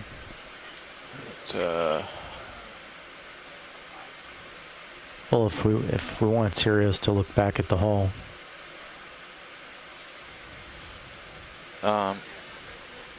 Thank you, Bridge. Or maybe more due south, so we move forward and out a little bit. That's good coverage.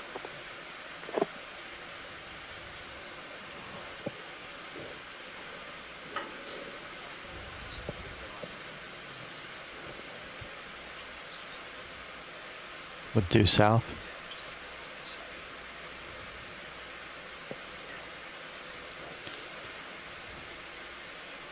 All right. That might even be too much. Okay. Did they cover the forward deck with a layer of concrete? Okay, so just 10 meters. Sure. All right, 10 meters then at 180. Just get a little bit out. Bridge, nav.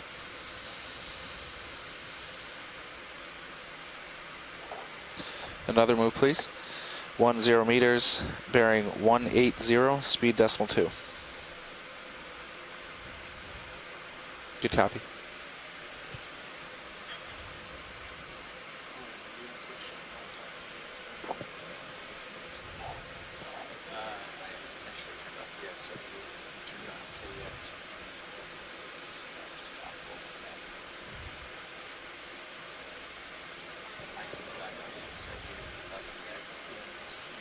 Thank you, Bridge. Okay. That move has started, co-pilot.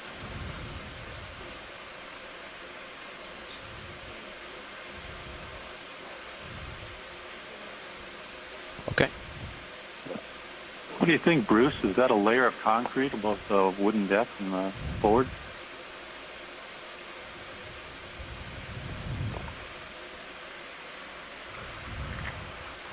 Yes, I believe Bruce thinks it might be as well. Sorry, I'm sitting on the couch, hon. It certainly looks like Layer of concrete.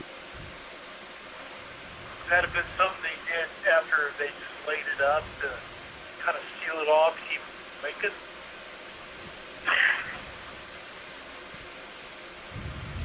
That would be my guess.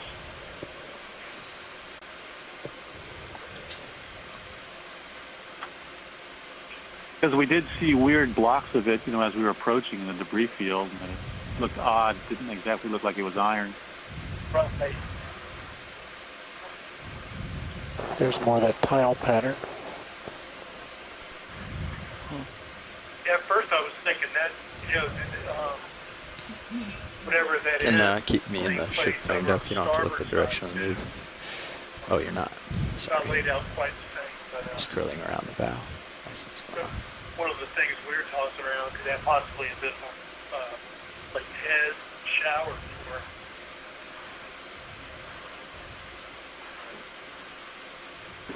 Yeah, I think more of the forecastle's been stripped down than the midship section where they've just taken the bulwark.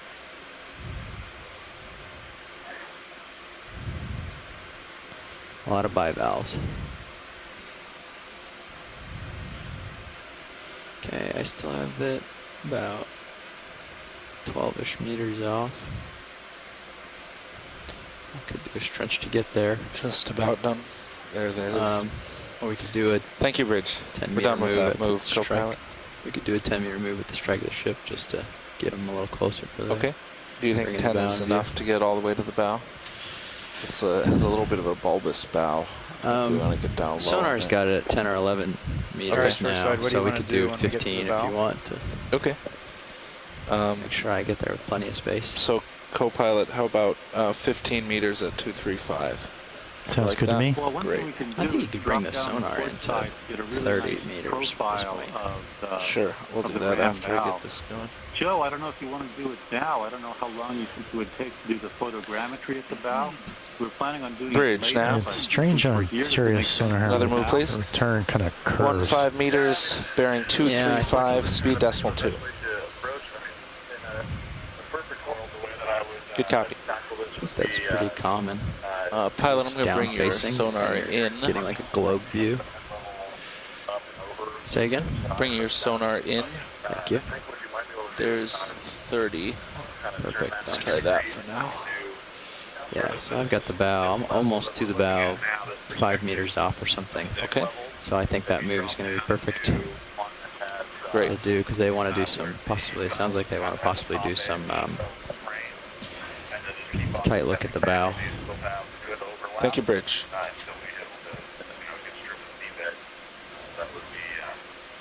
Yes, they're very interested in, they're calling it a ram bow. I'm not sure if it's actually used to ram other ships or if it's bulbous bow for speed, but Right. it was pretty striking when we approached it. Yeah. I'm gonna ease off. Let him catch up a little. It's probably enough. Tether stretch for now. Can drop down a smidge. Yeah, I think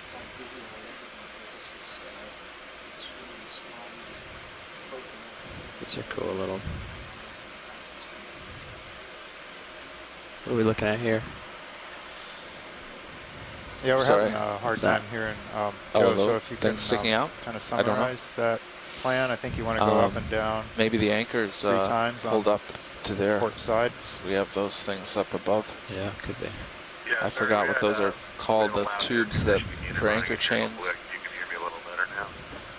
Yeah, a little bit. Is that okay? Yeah, I think if you kind of imagine what you're looking at now, doing sort of a crescent around to the other side, adjacent to that, like back to where the hose pipes are, maybe 20 feet back or so, and then step down until maybe the bottom 50% or so of the previous arch in the frame, and just keep running that until we get to the seabed. That makes sense.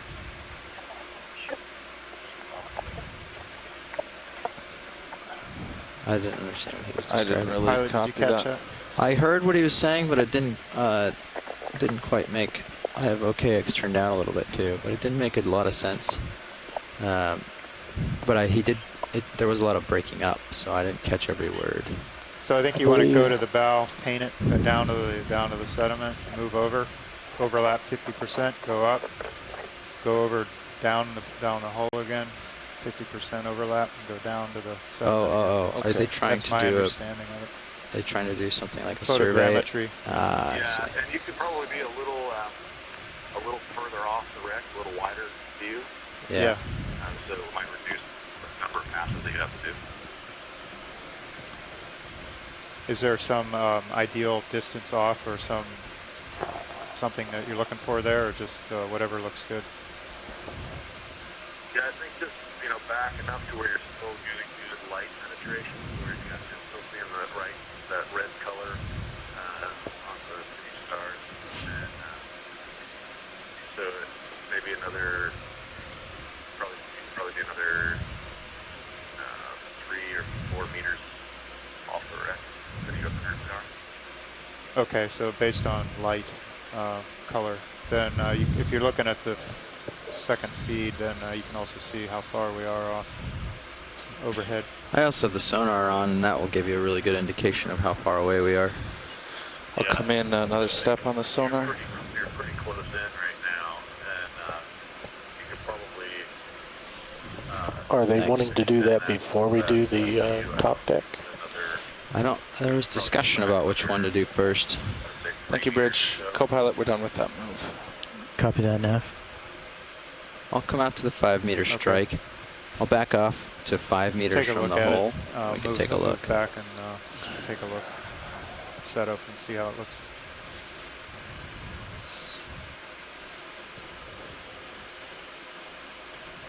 Hey, Han, Joe, take a look at the historic image of the Baltimore's bow.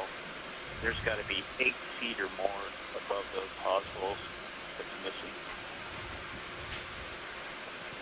Yeah, they've taken the entire upper straight plate throughout, and then maybe even more. So there's 5 meters off. I'm still getting the red. Thanks. And there's zooming the skids out. We could pull the drawer in. That would help us get a little bit wider. So, Joe, yeah, take over and Want me to go ahead and do that? photogrammetry done. It's not even 11 o'clock. Yeah. We've got time. Yeah, so let's scooch the drawer in all the way and make sure the rock boxes are out all the way. We want to get as wide an angle on this as we can right now. That's about the way I think you should be covering that much, but it, at a point where you're able to zoom in past that bottom right sled feature. We're Right, trying to I get the adjust the sled feature out of the drawers field now of to view. use that. That's fully retracted. Okay, so now we can just frame out the. I can tilt up a little too. Actually, that will help. There you go. Back up slightly further, but then be able to zoom in past that.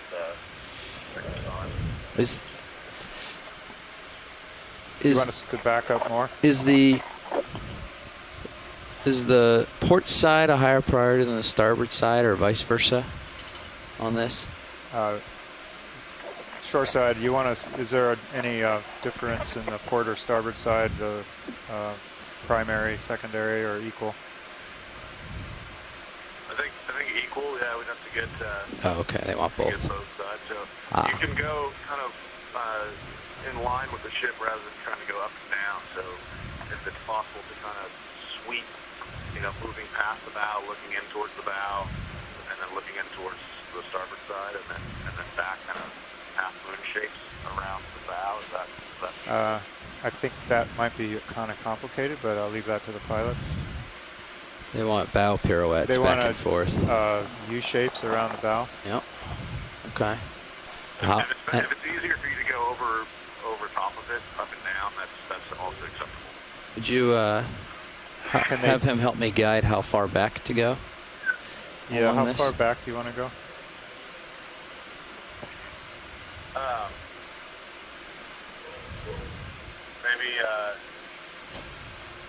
Maybe 10 meters or so from the bow back. Not gonna see anything. Give you good coverage.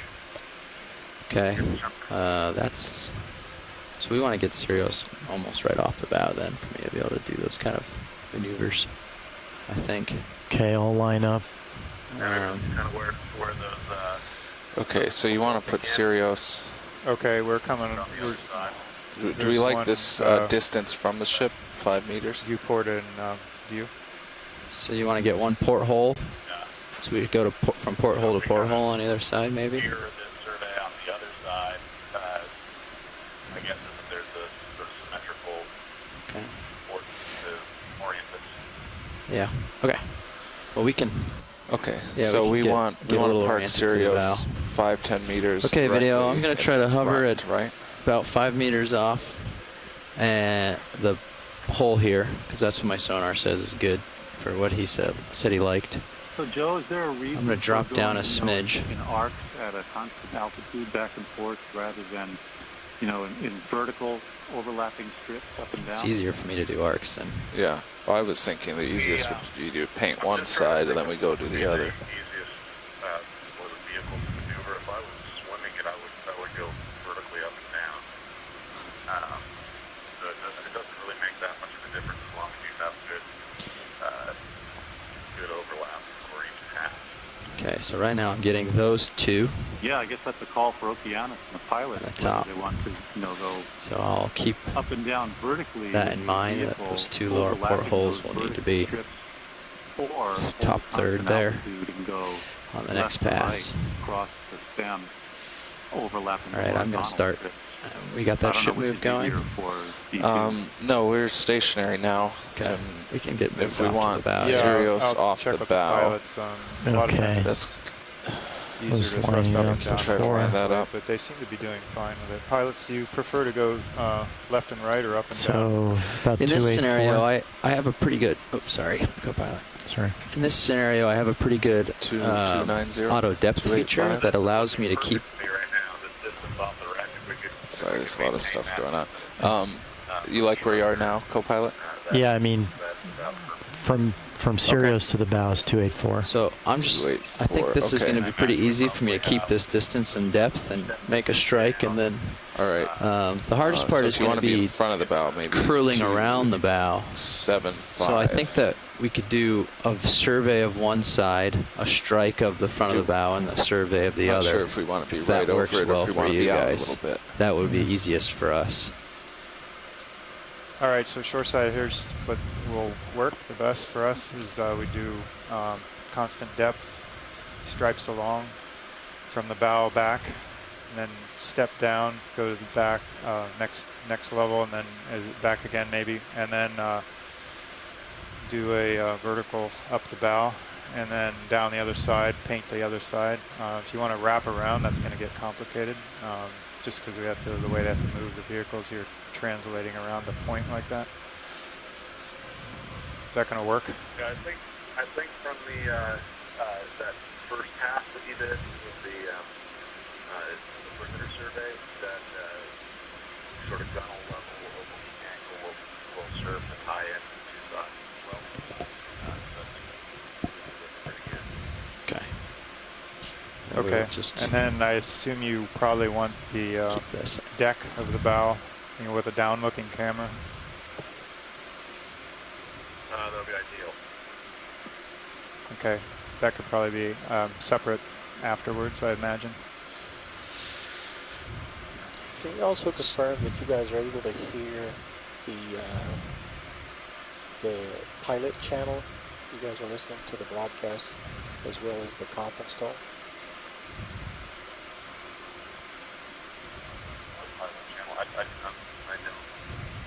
Yeah, on the actual broadcast streams, if you do your pan left and right of the audio, the left is the channel that you guys are typically talking on, and the right channel is the pilot communication, which it seems like you guys have been missing.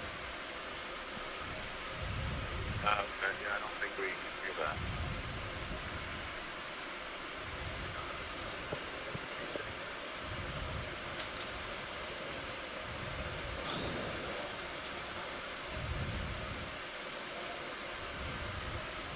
You mean the pilot channel or the public channel?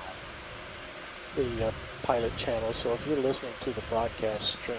So pilot, you're just laddering along right now? Yeah, I'm just lateraling here, and I'm going to do a strike off the bow, you guys get maybe a third of the screen in the dark, drop down, and then go back, Okay. and try to judge.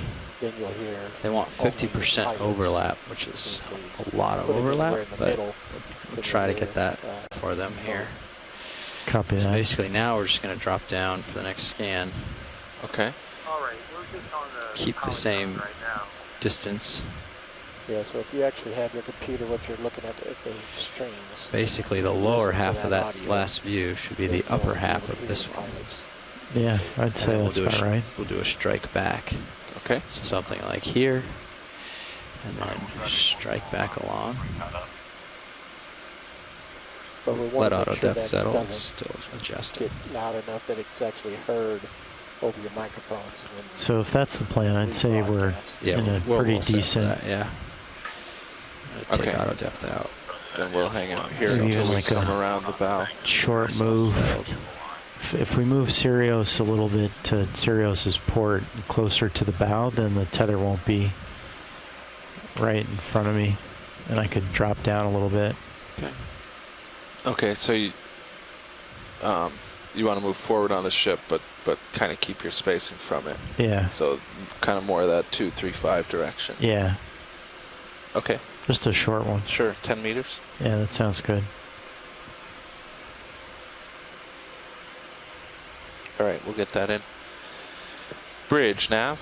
Yeah, I think if the Another pilot move, please. could just use the 10 meters, bearing 235, speed decimal 2. plate as sort of a visual reference. So those are Good kind copy. of the top third of the image at the moment. So when we come back on that sort of next pass, they should just be barely out of frame.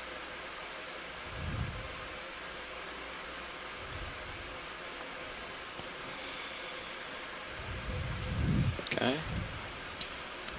Thank you, Bridge. Pass. Co-pilot, we're in motion. Drop it 235. Thank you, Nav. Large ship. Joe, you done yet? I'm sorry? I'm just joking. I'm sorry. We got a ways to go. Is there a throttle on the ROV?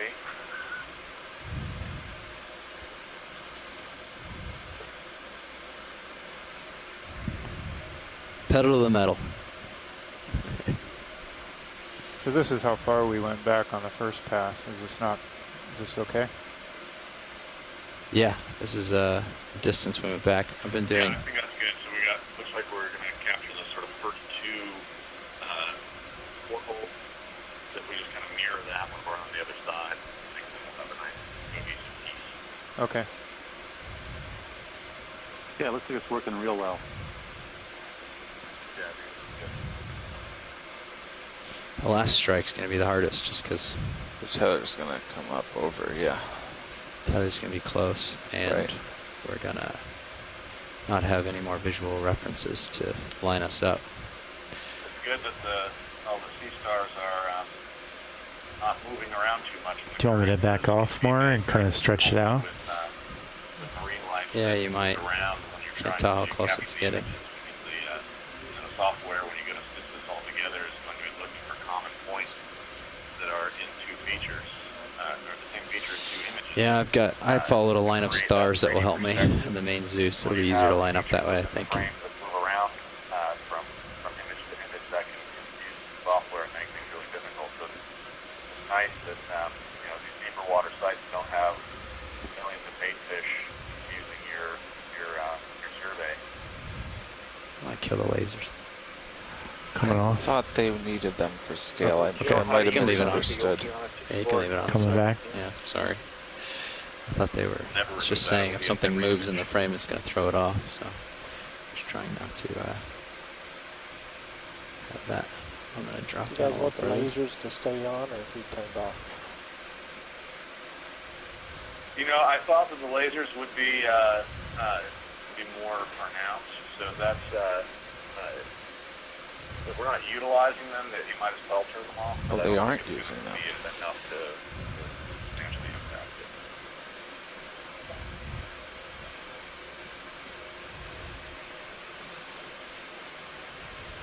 Okay.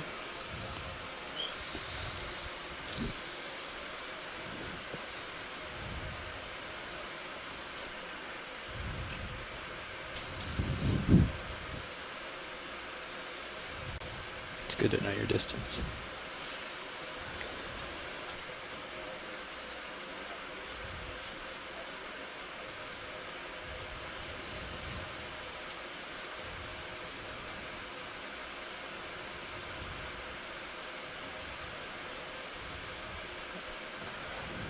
Okay, that's just off the top like it should be, so that's a good strike. I don't have a good sense for what that You see now tether's sort of doing the up bottom above edge the of the frame, you can see the that- deck line. that line, Co-pilot, where the Yeah, are you I don't. comfortable with that? and Yeah, I think we probably should just back off because we're not really adding very much to the lighting. Okay. So we'll just back off directly away from the ship. So that's what? Yeah, that's about what I've been doing. 135, something like Yeah, that. that's what I was thinking 10 too. meters back. Yep. All right, we'll do that.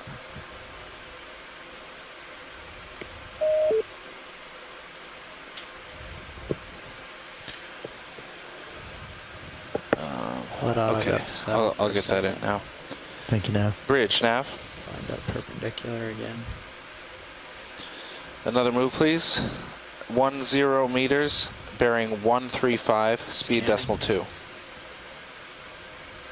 Dropping down a little more. Good copy. Dropping down a little.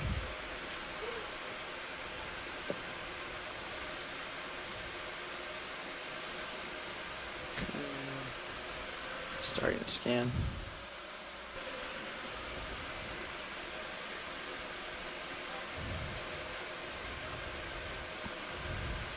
Thank you, Bridge. Co-pilot, we're in motion. Thank you, Nav.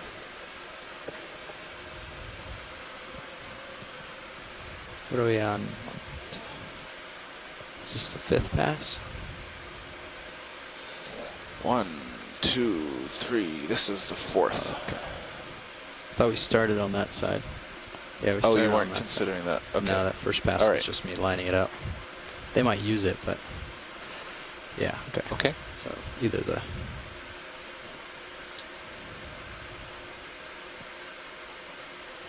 third or fourth, I guess.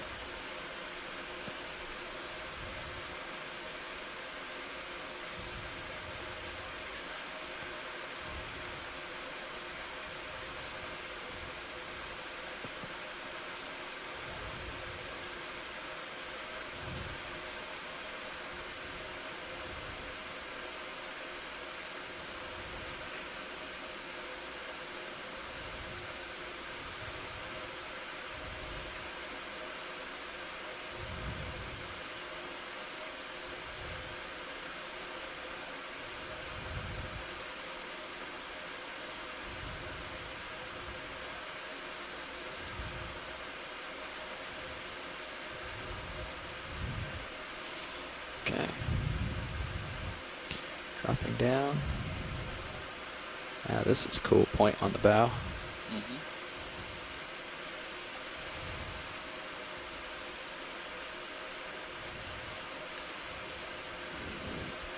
Yeah, this altitude is 3, looking good.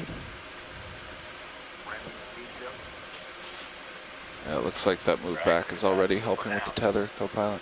Yeah. Oh yeah. We backed off a bit. Yeah, I saw that. Thanks.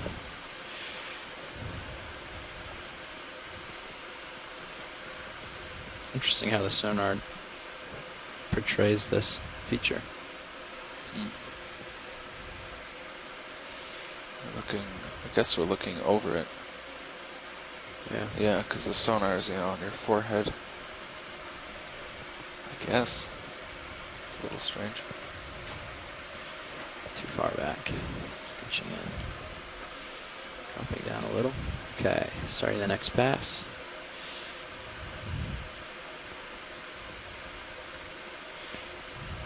Should be a really good auto XY like set point pass would be.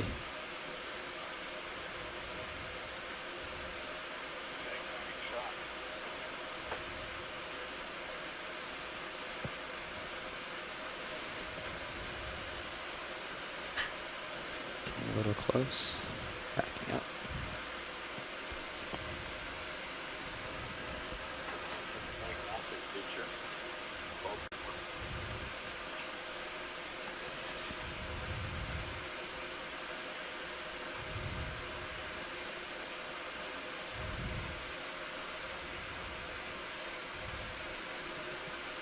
I haven't seen portholes go by anywhere yet.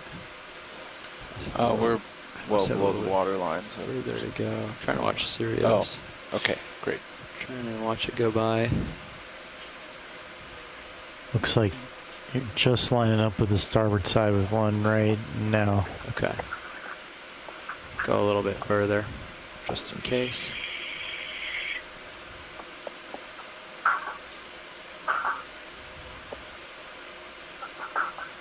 Okay.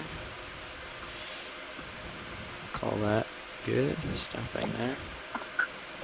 Thank you, Dropping Bridge. down a little. Co-pilot, that's it for that move. I think And there's the I'm sand much line. happier with this. Yep. So I'll get a little bit of the sand line in view. Altitude 2.5. The way the keel was, I might come down a little bit extra. There we go. Altitude 1.9. Okay. Final pass on this side. Can we get screen grabs of sonar data later?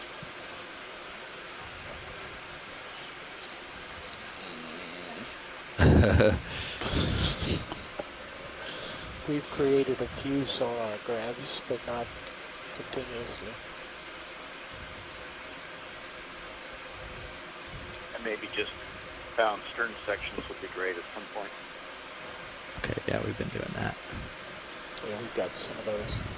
Thank you. Thank you.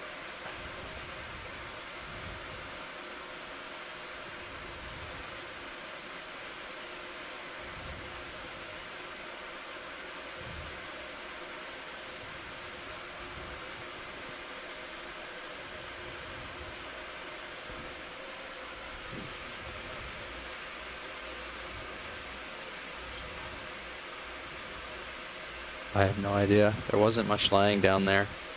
We might have to do one more pass to capture whatever I'm not getting right there. Although, we're not, we can just get it with a quick sweep.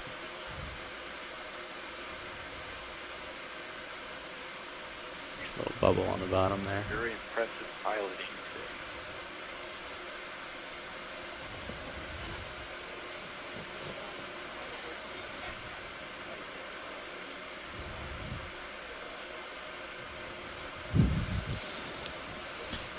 You have to adjust for the conical shape a little, but sure. Yeah, it's an unusual intrusion there. Maybe that's where one of the charges blew the bow out. I'll get a quick shot of this just to complete the picture. And down. Yeah, I don't have a lot of extra altitude video to do another pass. I do see a pipe below that structure. But yeah, If I change my light level now, then it's going to change the hull. Yeah. There was a suggestion that those are pelvic fins, but I don't think that's a nautical term. It's got to be an addition later. I don't understand what that is. The projection from the keel stem.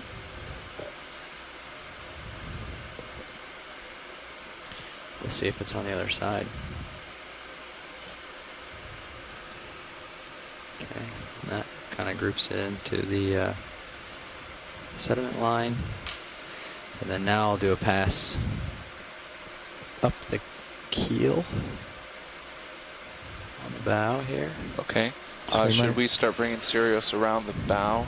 Yep. All right. How are we going to do that? Are we going to go? You know, I'm just wondering if all that mine retrofitting and innovation mostly they did fit out to Baltimore for Paravane. You know, west. I don't know if they would need to make a Yeah, tap so like that. I'd say you in front at the same support spacing. structures for cables and Paravanes. I have no idea. Yeah. That's a good point. Yeah, we've got a couple of World War I and So, vessels off. well, do we want?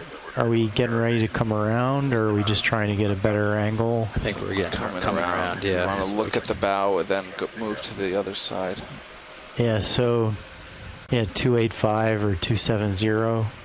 Okay. And a pretty good distance, right? Like 20 meters? Yeah, because I would think we'd want to put Sirius kind of a little bit farther off the bow, because otherwise the tether will go around. Sure. So try 20 at 285. Yeah. Could you do one where the bow's on the left third of the screen, then center, then the right third of the screen? Are we ready for that now? So Yeah, full I'd coverage. say so. Okay. Sorry, video. Repeat your last. Bridge. My now. question was, should you do a paint vertical of the bow Another move, on please. the left third of the screen? 20 meters. Center Yeah. third, Bearing then the right third. 285. Oh, that's a good idea. I was going to do little baby pirouettes at different depths, but yeah, we could paint Good copy. up one Yeah. side and down the other, and then up the middle. Yeah. Okay. Well, I'm just going to complete the picture with one swipe like this, Okay. and then while they're getting the Wow, ship that's moving. skinny. Thank you, Bridge. Co-pilot, we're moving. Thank you, Nev. I don't want to get too much around this side with the tether the way it is right now. Yeah, so we're back around. looking to put Sirius right in front of the bow. Copy. Okay, I'm going to back off so this isn't so hot. That is a really thin, skinny slice. Okay. This thing was fast. From 19 this knots angle, you think? on steam. Video. I'll back off so it's not so hot right there, but Yes. come around a little more. Maybe. Certainly not much lift. Maybe a little to starboard. That's the camera angle. That's an amazing shot. Bob, you have any idea what that thing is? Maybe that was the stop point of ramming a ship. Sounds like it really was used to ram. Of course. Now do it to vertical from there, or even more rotated. I'm not sure, but you don't want A little more. Rotate right more? Yeah. Just have that bow more to the left. Okay. Here? Yeah. Okay. If you're going to ram, you definitely want to make sure you hit it straight on. Want to hit it straight on, but as he was saying, you don't want to get stuck. You only want to go in a couple meters.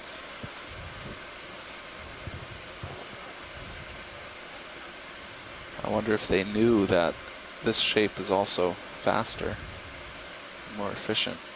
If it's good for striking through steel, I assume it's good for striking through water. Well, it's a little different. Sorry, video. Viscosity isn't quite the same. Reynolds numbers.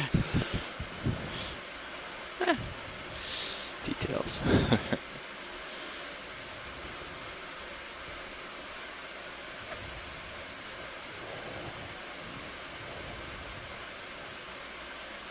Okay. Right, we're well into that move. About 7 meters left. Copy that. I think it looks just about right, doesn't it? Yeah, I'm kind of wondering if If we want A little more. to back Coming up off a with me, little bit co-pilot. more. Yep, I'm coming up with you, pilot. Thank you. Checking Sirius, no protrusions. Coming on up. Seems like we're closer than we were on the sides. Yeah, he only wanted us far off for, I think, the sake of getting like pretty wide swath painting. Okay. So this gives us a pretty good close, well-lit detail, and they can adjust colors if they need to, I assume. Do you think he wants all the way up to the deck level? I would say go on up higher. Okay. Picking up some more. Shoreside, do you want us to go up to the deck now, or We'll do that later? just gonna get the deck in view so they can sort of have the reference, and then do it after the other side's done. yeah. No, I assume Okay. that is the Do you case. want us- And now just hold that height and then come down the center. Pattern and then do the Yeah. red. Do you want us to go Center. head on down the bow, or are these oblique? Just go down, straight down, head on to it. Try to square it as much as possible. Head on. That's a good sonar picture too. And then come back up.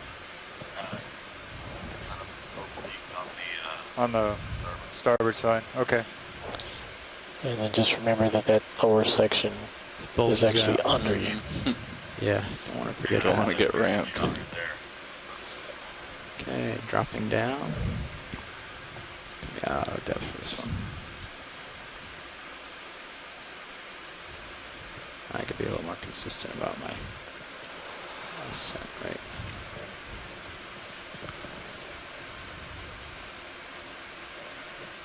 What do you think? Just a slight lift to starboard? It's pretty straight up and down. Not much. Pretty even keel. Very slight. What is the substrate, the sediment made up down here? It's basically muds and carbonate material.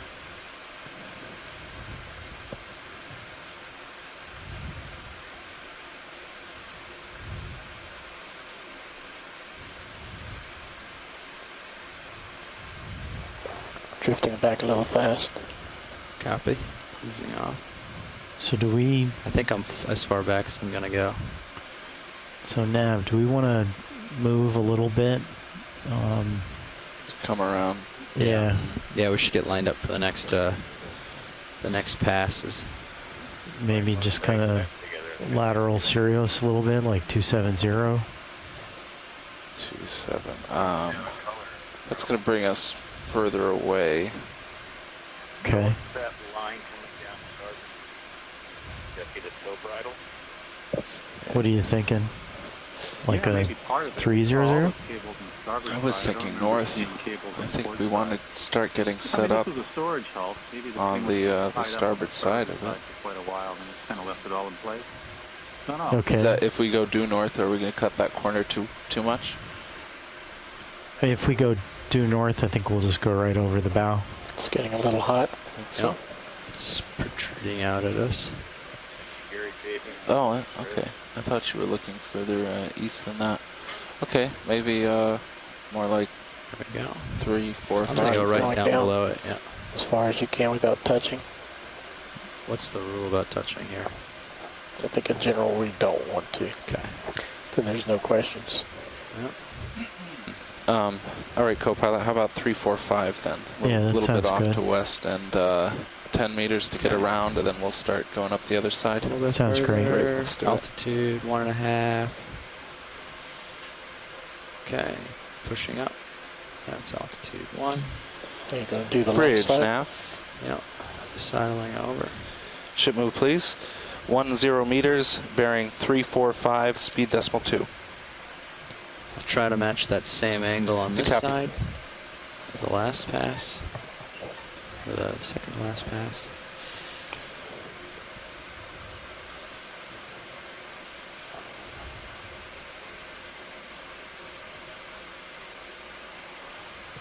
something like this. Yep, I think that looks good. Coming Thank up. you, Bridge. Co-pilot, we're moving. 345. Thank you, Nav. A little hot on the right. A little bit back off. Backing up a smidge.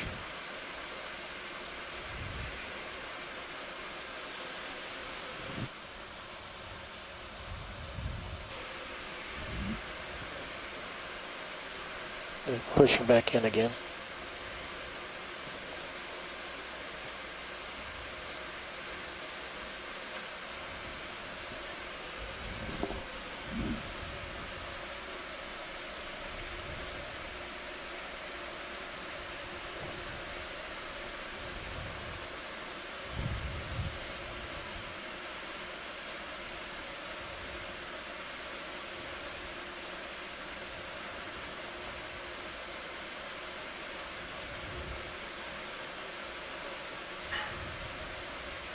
Cirrus is on the move, so we'll be lined up to paint the starboard side shortly. Yep, it'll probably be one more move after this before we're really ready to go on starboard side. We're still coming around the bow. Okay.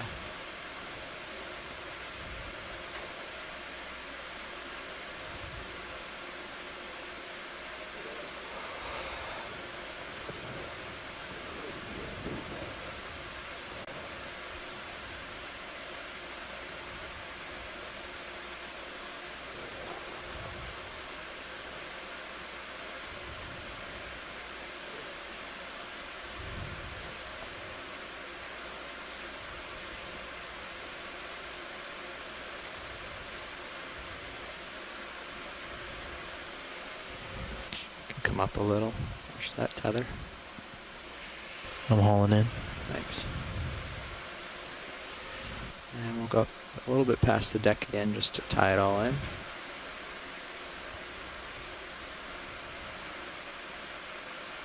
Okay. All right. Cirrus isn't quite set up for the starboard side passes. It's still coming around. But we will be lined up shortly. Going to do another vertical on this straight edge. I mean, on the left edge of it. No, I'm going to want to start from the top on the passes, so I'd rather just be up here already. Ready to go. They said they still had another move after this one finishes. Yeah, I'm just trying to be lined up here. It's going to take me a second to get acquired with the currents, get acquired with the direction of the hole, get my distance they're good. setting up to go down the starboard side. You got to get the upper vehicle lined up and set up in the current, so stand by. Okay. Thank you. Dropping down a smidge. Okay, that's about it for that move. So Okay. So we've definitely come around. I think we're a little close to the ship still. Yeah. So we want to come out. Maybe something like this, like a 350. Yeah, exactly. Or Backing off a little 3-0. Oh no, I was thinking we north and east, mostly north. Dropping down. Okay. So we, at least, I don't know how it's going to work with the current, but I think we want to be slightly aft of the bow and 10, 15 meters off, right? Like we were on the other side? Yeah. Yeah, that sounds good. Okay. Looks like we're still moving a little bit. You might still be moving a little, yeah. Okay, so then kind of like this, like 10? Yeah, or 20. Okay. Okay, so let's do 15 Backing meters off a at little bit 2-0. more. I was about 5 meters off before. How- Sonar says What's the distance 4 right now now. again? But it's lighting 1.5, if similar. that's all right. Great. Quad split you see is not a standard continuous recording that we do.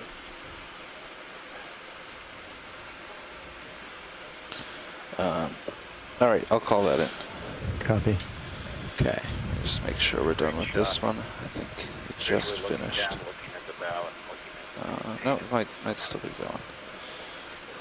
At 18. All right, there we go. I'm roughly 5 meters off. This is about the distance we were striking. You guys look like you're close enough. Yeah, you start. could. Yeah, so I'm going to start surveying at this point, and I'll go down until All I right, see you two can start. portholes. We're gonna move. Yeah. We're gonna start that move and just remember that vertical line. I think it's a lot closer than you are. Of that quad split that Okay. we see right now. Keep an eye out. Yeah, I can see it already in my other view. My star. Okay, great. Yeah, it's right against the hull. Okay, we'll get that move in. Come around and help a little bit. These look more like anchor chains. Bridge, nav. Ship move, please. 15 meters, bearing 020, speed .2. Bob, those hose pipes on the port side look like they were blanked off. Good copy. And I don't know, these don't though. Yeah, I agree, pilot. Yeah, they don't look. Yeah, on the port side they much look more clear completely here. blanked off and flush, intentionally. They have caps. Yeah. Yeah. Thank you, Bridge. Co-pilot, we're moving, heading, bearing 020. Thank you, The Nav. ground tackle chain running through it. Okay, so maybe they have Water the caps on coming out. Yeah. on the Okay, port one side. porthole. I don't know why they wouldn't run towing cable through the hose pipes. It seems like the That sensible place. makes most sense.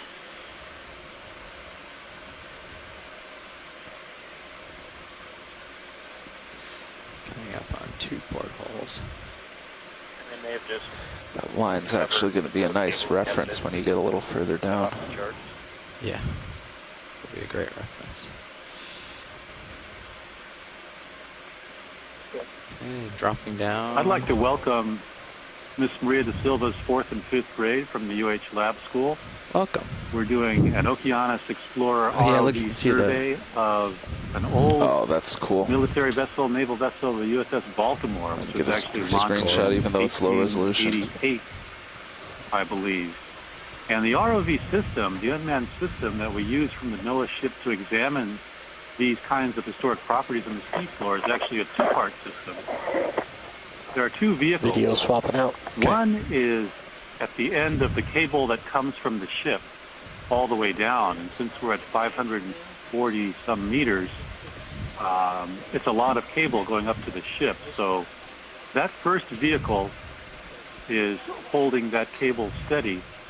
And So then that co-pilot vehicle, should be moving which we call further Curio, away as we do pays this, out right? a shorter cable Copy, Nav. to the ROV we call Deep Discoverer, or D2. So D2 is in the camera view Light levels seem to be of changing. the vehicle that's above it, drifting nearer Sirius. back. We don't usually see the vehicle above it because Sirius is Well, higher Sirius up is in the water getting column closer. as the camera faces down. So that's how you can Getting see closer. the second vehicle, Okay. That's D2, probably near what the it ship. is. Good question. I could haul in a bit. All right, let's, monitor that. It shouldn't be.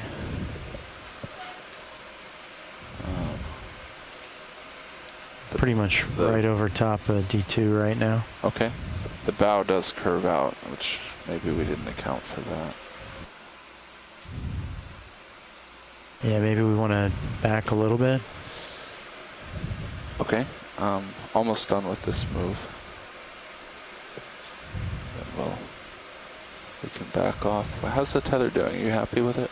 Yeah, Tether's well off, yeah. Great. I just looked at it with a Titan a little bit ago. Okay. Then maybe we're okay.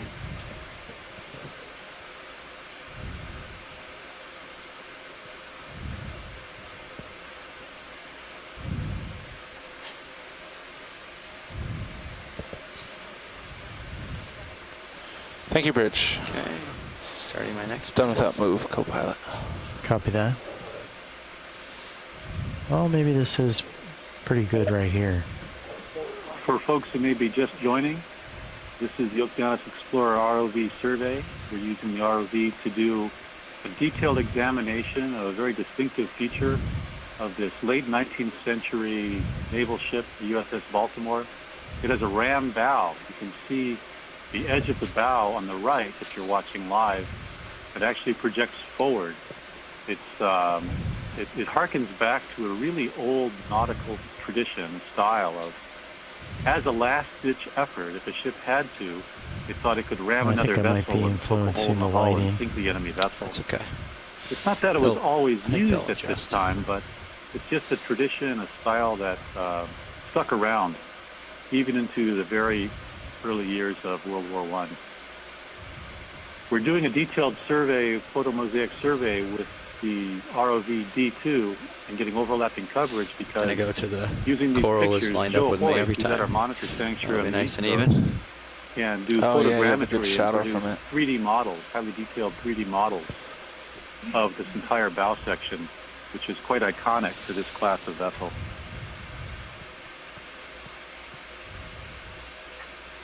Yeah, so the photogrammetry is done by just taking individual images. In this case, we'll probably use 1,000 to 2,000 images just of this section to stitch together to create a 3D point cloud model that we can then create the photographic imagery over top of. Basically, what the system does is you take, in its simplest form, if you take several pictures of the same object, and you're telling the software essentially, the bow is the same place in this image as it is in this adjacent image. It can use the properties of the lens itself to calculate where that point is in 3D space, and then it just does that millions of times. Big process and allows you to create a pretty powerful tool. Allows us to collect really high resolution imagery that we can then do, again, 10 years in the future, be able to see what changes have happened and give us a representation of the site.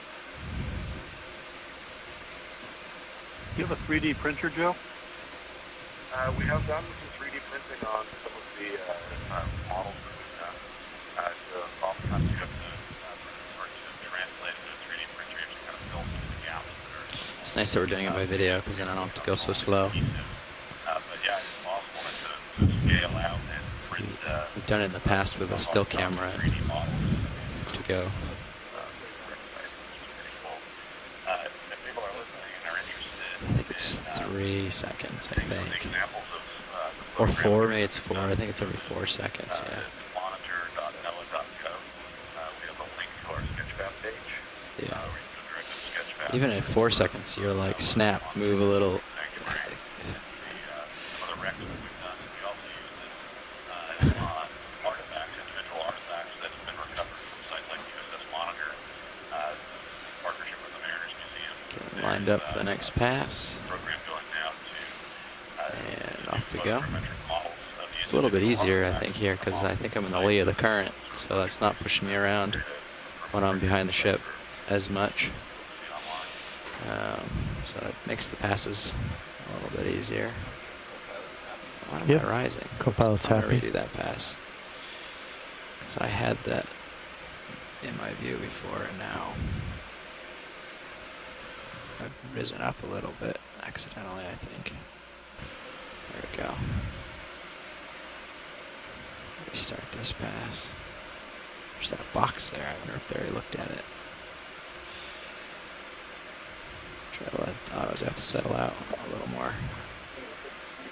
If the 4th and 5th graders are still online, feel free to tell Maria to text me another question. Okay. There we go. Passing.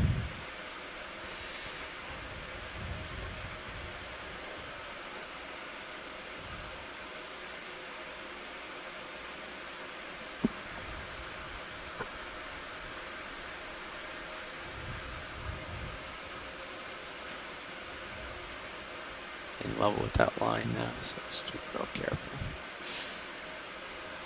Because it's protruding out. But looks like in the rail cam I'm going to be well clear.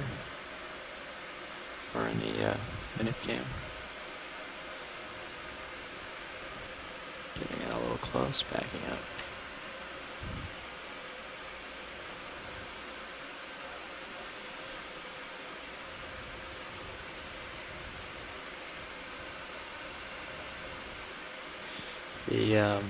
The rate of change down here is much bigger, so it's sort of really tight and then it bulges out really quickly down low, so it's harder to do it smoothly. Or at the top, it's sort of a continuous arc that you can match.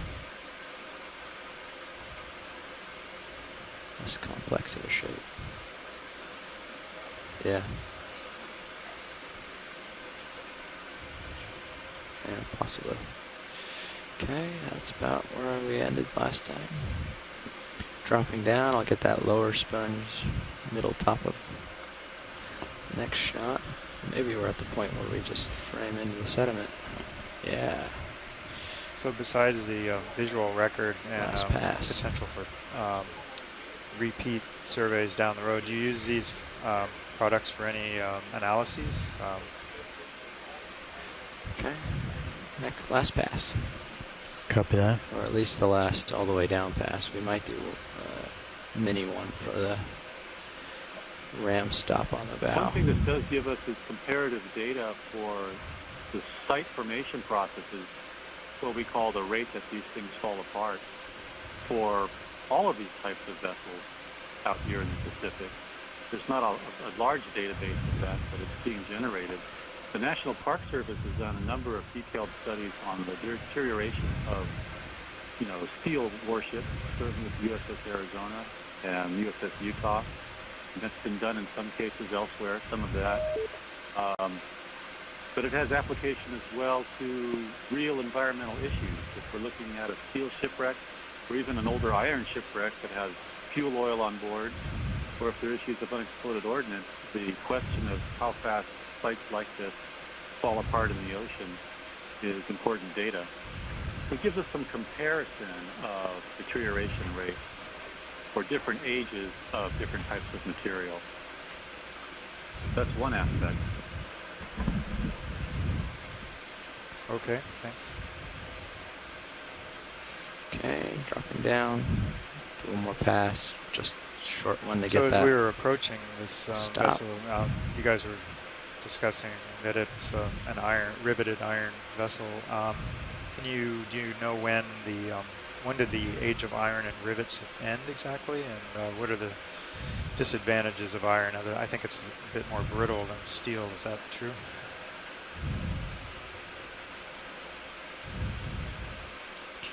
Okay, another pass. So we had built, officially started building ships out of iron in the United States around 1825. The British adopted it a little bit earlier, and we built a lot of iron ships up until about the 1880s. We started transitioning over to, for some of those reasons you mentioned, for a little more brittle iron can be more problematic. But the pure welding became replaced riveting. That was later. It's really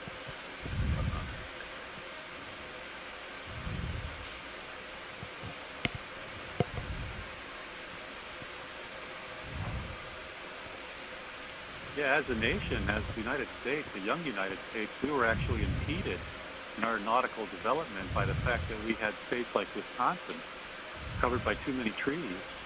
I'm kind of joking about that, but we had the wooden resources to continue building ships out of wood long after places like England had been forced to start building that out seemed of pretty good. iron and later plate steel. I think we can move on to the next section. Adapting iron plate and later steel construction. Watch lead pilot. Okay, thanks. Go ahead, pilot. If you could relay that the survey of the bow is complete, or at least the whole of the survey of the bow is complete, and see what the next step would be. Roger. So shoreside, the pilots have completed the bow survey, except for the deck. So we're moving up for that. If you have any preferences on how that's carried out, let us know.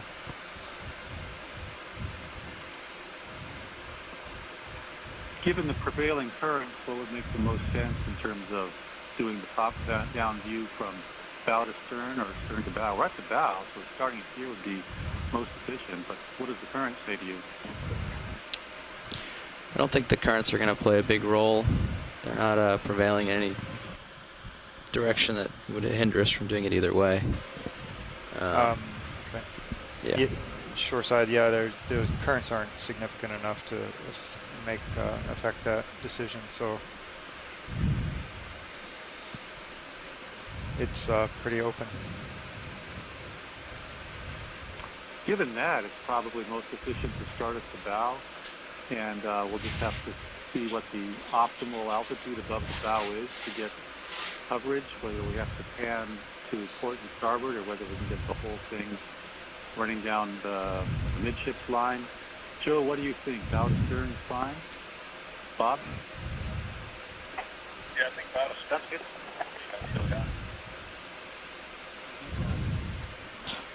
So you want us to go like follow the deck line down the bow, or do you want us to do straight lines like down the middle and then kind of come up and off at the angle of the bow and just do straight patterns, or follow the edges? All right, since we're done with the bow survey, I'm going to adjust camera angle down, see what we can get. We'll have to make the choice and go down, let's just say, down the port side first, and then return from stern to bow, getting the overhead shot on the starboard side.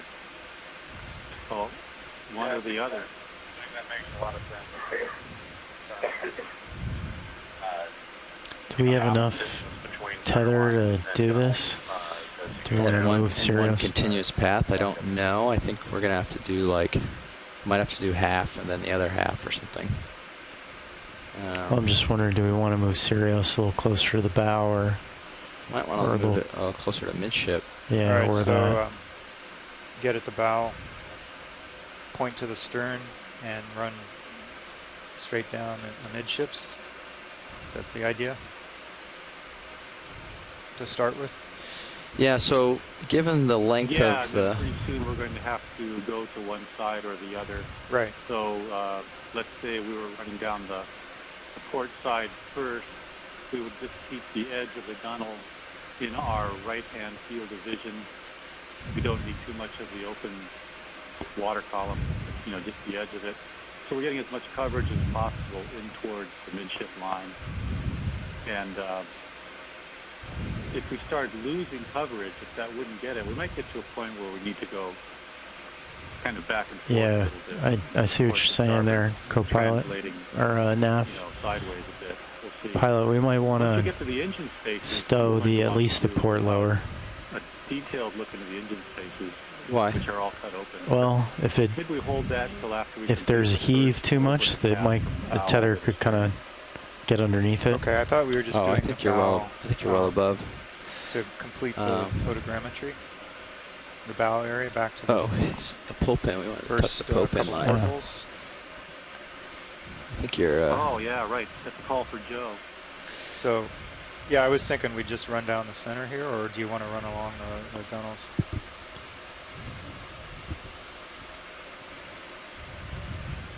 Joe? Oh, sorry, I was on mute. Yeah, I think if you just run down the center here, right up until it gets too wide for the entire deck to be captured in the image, and then just continue on with the remainder of the survey. I think we just need this one pass to kind of stitch those two pieces together. Cause I have those oblique angles from the beginning part of the perimeter survey. That okay. The remainder of the survey, that'll be fine. Okay, so I think they tilted the camera down, so we're getting the sled in view. So I think we're gonna have to zoom it to get rid of that. And yeah. You want to maintain a constant tilt. Well, I mean, not zoom, but I mean you're gonna have to change. We zoomed before. Yeah, we zoomed past the skids. They can manage it. Okay, because yeah, we might have. I don't know that we have, but okay.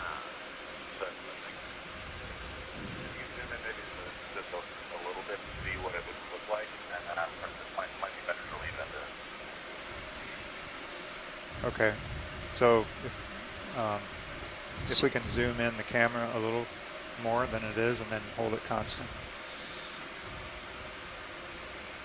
Yeah. Can you fly okay with that zoom? Sounds good. Yeah, I mean, I can fly with this zoom as long as Okay. it's... That looks really good. And then you want to hold this tilt. I assume you want to hold the tilt constant for the survey. Yes. Yes. Okay. Well, I will push along the bow and then tend towards the gunnel, and I'll go as far as the tether gets. We might have to do half the wreck, then the other half to get, or maybe even in thirds, depending on how much tether length we have. Need a little more altitude with zoom. So what? Well, repeat the last. They were asking if we need more altitude. Is this altitude good? This altitude is okay for me, but if they want... Yeah, I think if you just come up another 3 meters, that would probably be better. Get a little wider view. Okay. Okay. Coming up. Got good viz. See what the viz is. Another meter or two. I'll start with 1 meter. You'll see how high that is. That's pretty tall. Starts to get It's getting blue. a little dark. I don't know if that it's darker than it was on the sides. I can give you an idea of Probably good right there. what my altitude off the deck is in a second. But maybe 10 meters. I'm probably 10 meters off the top of the deck, so I'm about twice as far from the deck now as I was during the last surveys, from what I can tell. Okay. Maybe a little less than Yeah, that. so I don't know if you but caught that. Pilot's 10 meters off the deck, which is twice as what we were off the sides. Yeah, I think that'll be all right because I can use. We can see the majority of the deck level all the way across when we did the oblique view at the initial perimeter survey. So this is kind of the edge, some of the center line features together. Okay. Okay, so are we ready to make passes at this altitude? I think so. So we're going to begin unless you guys have some other adjustments. Let me just back up so I get the actual point of the bow. The iris on into the view. camera is wide open. Looks good. Okay. Guess we can proceed. Okay. I'm just going to back off, get the actual point of the bow. There it is in view. And pushing out now.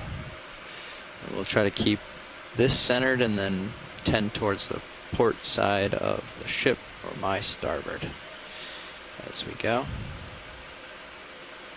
Trying to keep one heading.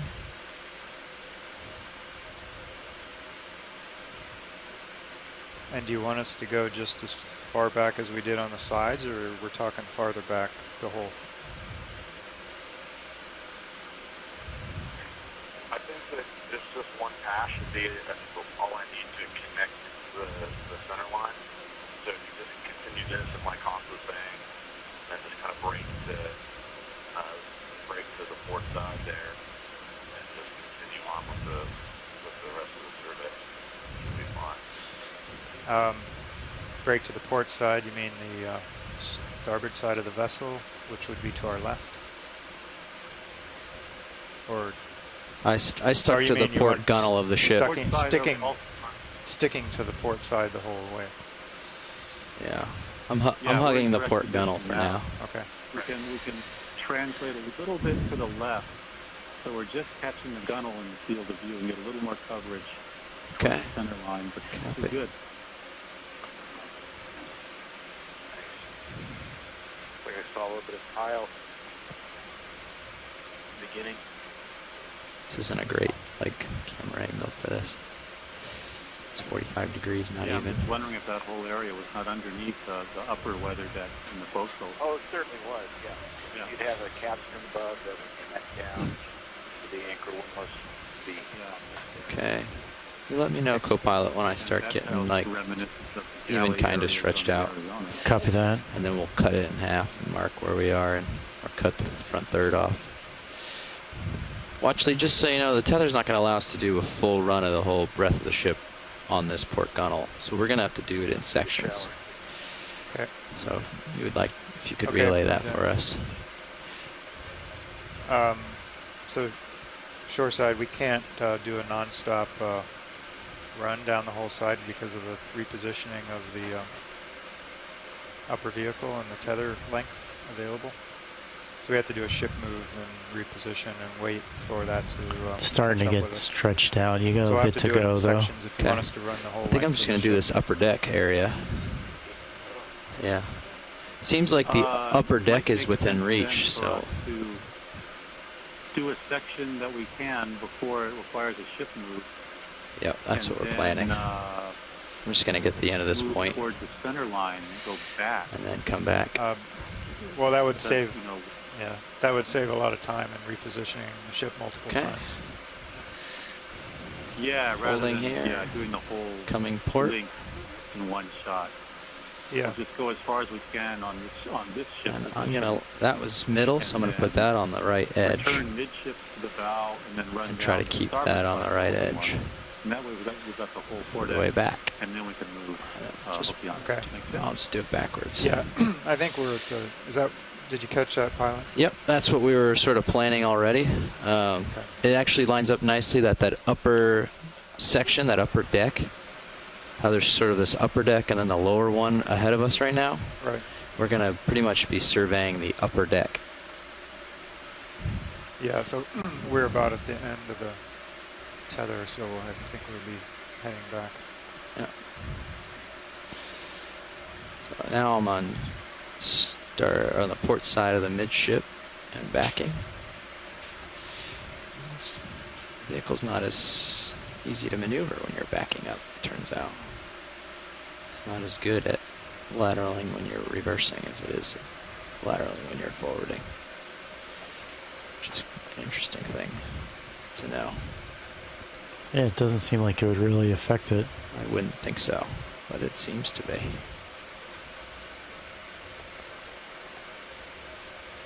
I guess the brow is the only thing I could think of.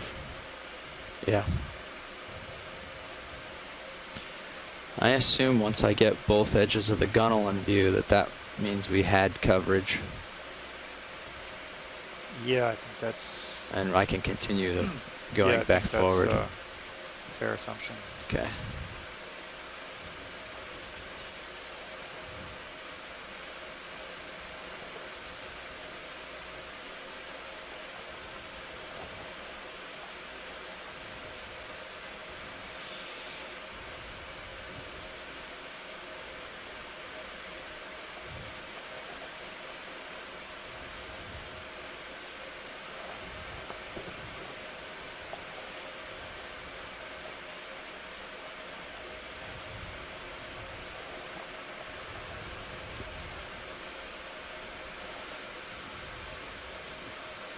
Okay, port gunnel's coming back into view.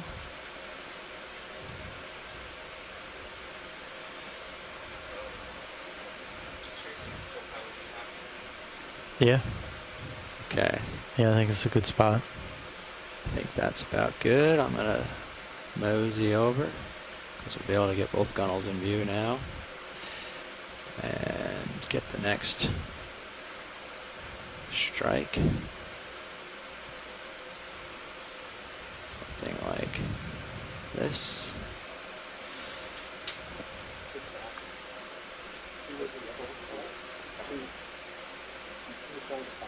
If you happen to be joining us, we're in the midst of the Okeanos Explorer ROV survey of the late 19th century U.S. naval vessel USS Baltimore.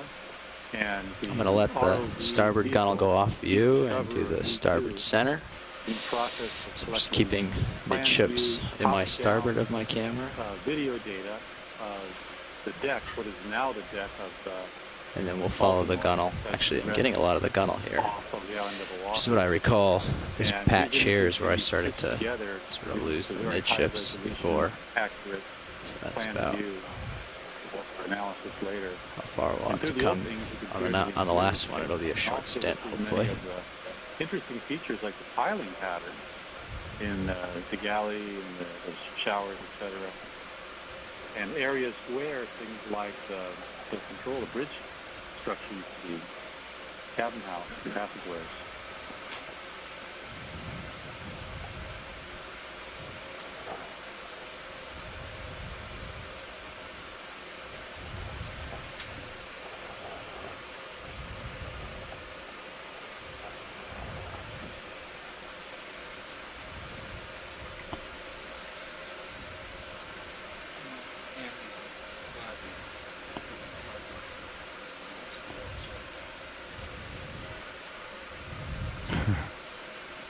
Okay, and we'll do one final pass, and then we'll be done with the upper deck forward section of the survey.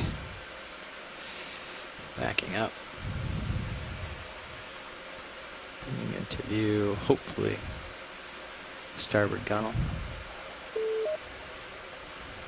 Shortly. It's way over here. Something like here.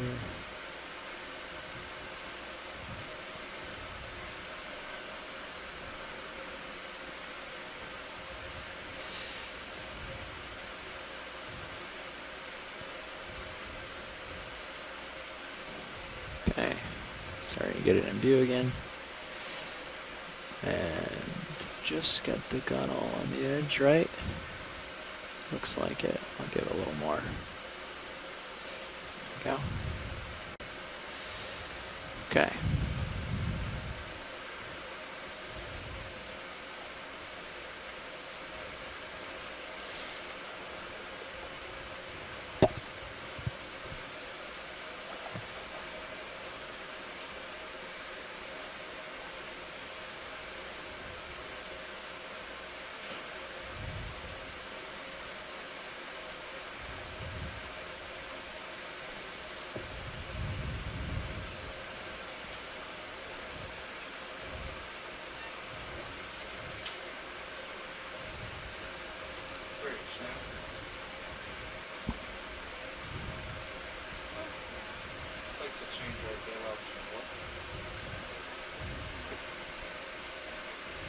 Oh, look at the tiling. There's the shower.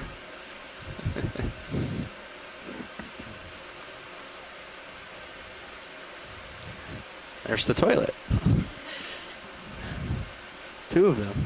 Stalls. There you go. It's three. That was the bathroom.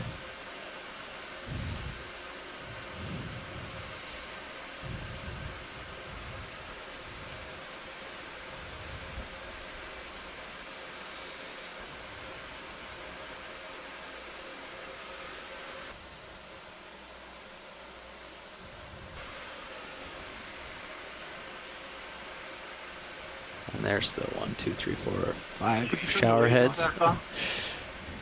Lasers on. Could we have the lasers back on, please? Lasers on. Yeah, they're coming on. Thank you. Okay, I think that we have. Chain locker. I think we've successfully Get back. surveyed the front portion, upper deck of the ship.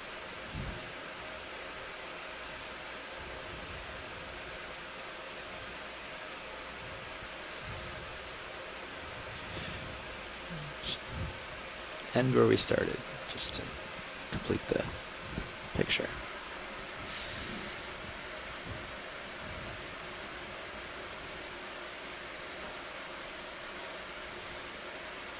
And we are closing the loop, if you will. All right, so I guess you guys will have a ship move, and then we'll be able to do the next section. Yeah, we can give the next section a try. It'll be a little bit trickier just because there's a lot of spikes sticking out and everything, so we'll do what we can. How many sections do you think we need to do if they want to do the whole thing? We can look and see if we can make a strike of the rest of the section. Right now we're tending towards the bow, so if we tend towards the middle of the next section, we might be able to paint it. But we'll give it a try. We'll see what we can get. Okay. We'll do what we can. Okay. I'm going to leave the camera angle where it is. I'm mosey over there. I would say... That seems fairly efficient. It would be great to get, full coverage of the plan view. Yeah, maybe 10 the meters. only thing that was critical was to look into the opened up engineering spaces on the aft deck and see if the steam engine, or one or two, was still in there. Otherwise, maybe there are some further things we can do with the stern, but I think we still have time. We want to go for full coverage of the plan view. What do you think, Bob? That sounds great. I'd love to get down to that machinery space. Okay. There. I'm not sure if we're looking at Great. coal bunkers or exhaust boilers. What? What's our, when do we have to leave the bottom? You have Well, I mean, we could go another straight 4 over the hours, I deck, believe, and I could just haul until in 4 and keep the p.m. tether local here. away. If you were So over you- top, it would certainly give us the most I don't reach, know but how be much careful the of other any. things you want to do. It seems We like just you have to be plenty of careful of time any to do overhung the stuff, but yeah. So yeah, just let us know. We're kind of heading Yeah, that way. so to set up 045? if you want to do something else, let us know. Let us know right away. And I will add that we do have time to do zooms on the animals and marine species. Works for me. Yeah, we have our biologists patiently waiting. I don't know about patiently waiting, but they're waiting. Attention on the Okeanos. The following is a test of the ship's whistle and general alarm. Disregard. Test complete. Copy that. I'm going to line up at 045. So watch the. Bob or Hans, did you know about how long 30 meters bearing 045 speed decimal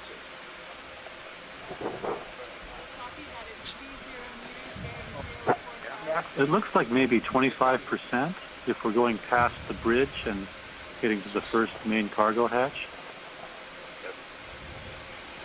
Just so you know, we're leaving the bow section, so if there's anything else you want here that we have to, like any zooms or anything at this very moment, we have to get them. Otherwise, we're heading Yeah, my towards impression was the the ship will midships or have to move a sterns to couple times. get the rest Thank of the you, Bruce. coverage for the Seems to mosaic. be going Co-pilot, we're fairly moving. efficiently right now, and a complete plan view would be a great interpretive product for this site.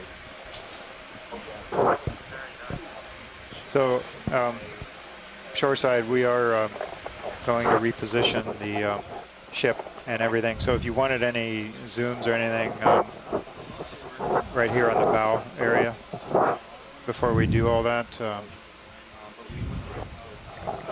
that would be the more efficient route. Yeah, ship's underway, so it'd have to be quick. Okay. Yeah, ship's moving now, so we'd have to do it fairly quickly. But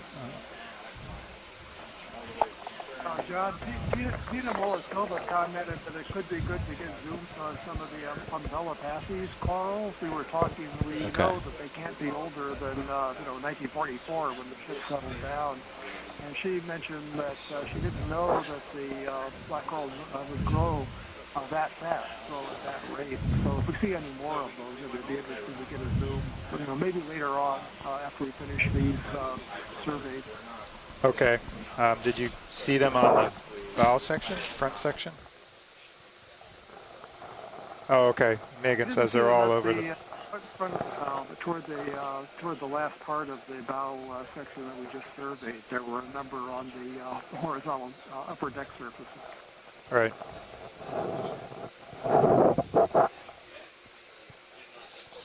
So, okay, we'll do those in the next, either on this next section or when we do something else. Megan's here, so she's aware of that request. And we're also doing a pilot swap out here at lunchtime, and I'll probably try to get some myself.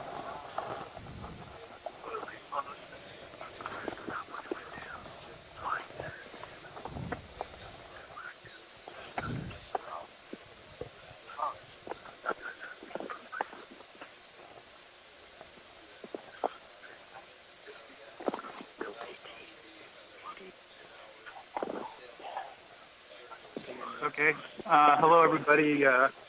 My name is Tracy Dixon, and I'm a retired explosive ordnance disposal operator.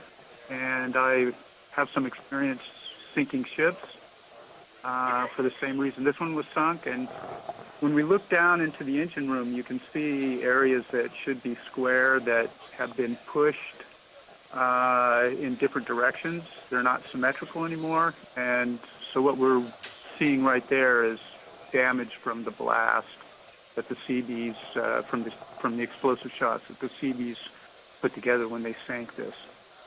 So we're looking into that deep area there, and you can see on the left side of the screen that those areas that should have been square are pushed in towards the center.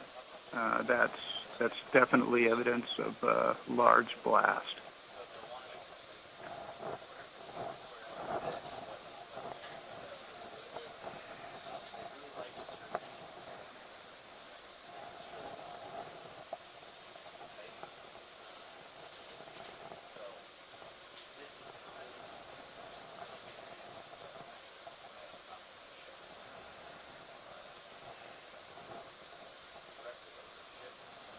All right, thank you.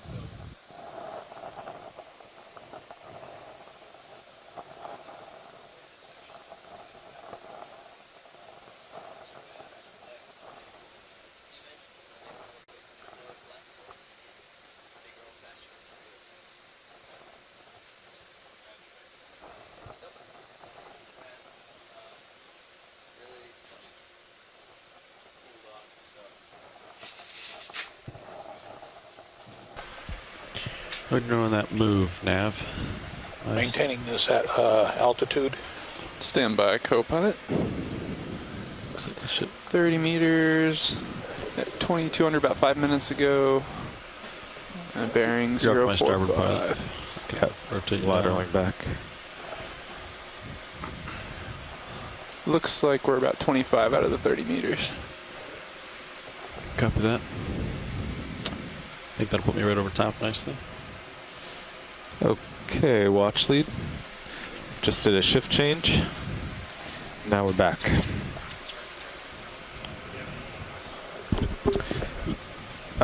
Jeff said he had just finished a survey of that kind of the forward deck, and he was just showing me that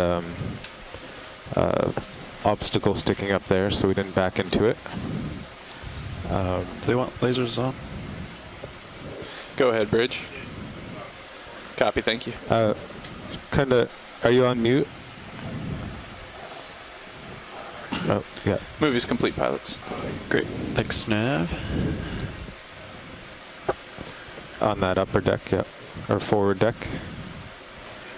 So would they like to do a similar thing to these decks now?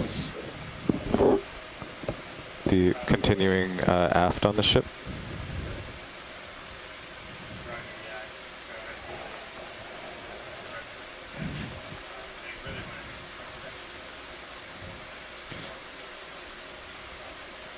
Yeah, is this for the 3D modeling, or are we just generally driving around and looking for objects? No, this is also for the 3D photogrammetry, I believe. So we can do the rest of it in the same manner. Is that correct, Shorsay?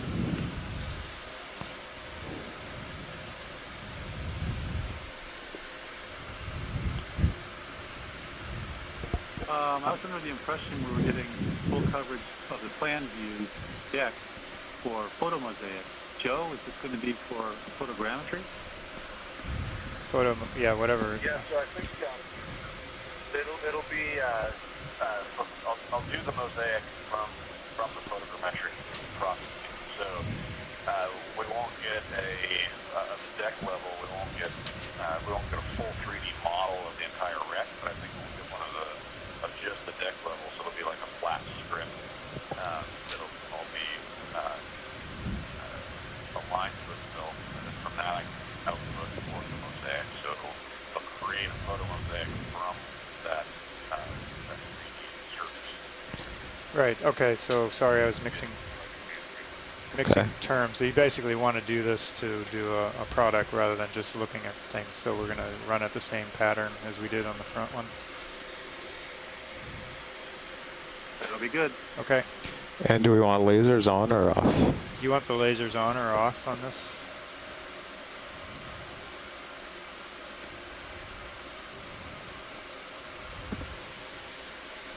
I would have them on for all the details and features we're looking at, but Joe, is that going to affect things? I don't think that they're in the scheme of things too noticeable.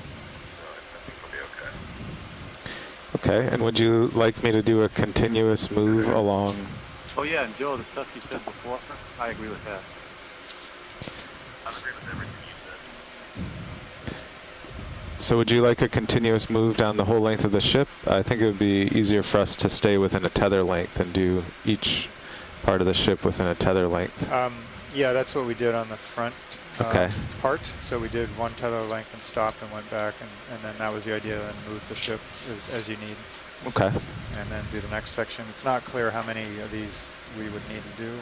Gotcha. And then okay. Well, let's see. I'll turn around and see. I think we need like up to 50% overlap on the passes. Okay. And he was about 10 meters off the deck on the first one. I'm just turning to see where that upper deck is behind me.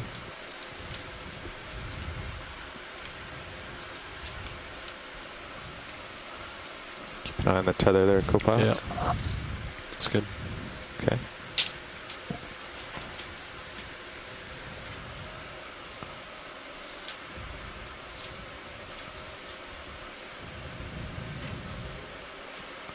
So the camera is at minus 38. Let me tilt it up and look this way. I see. Okay. So I am pretty close to the beginning here then.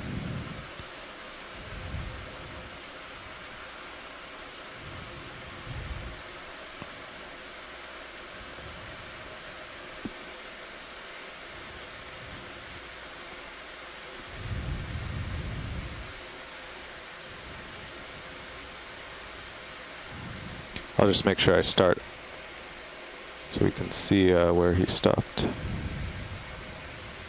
Okay, turning back.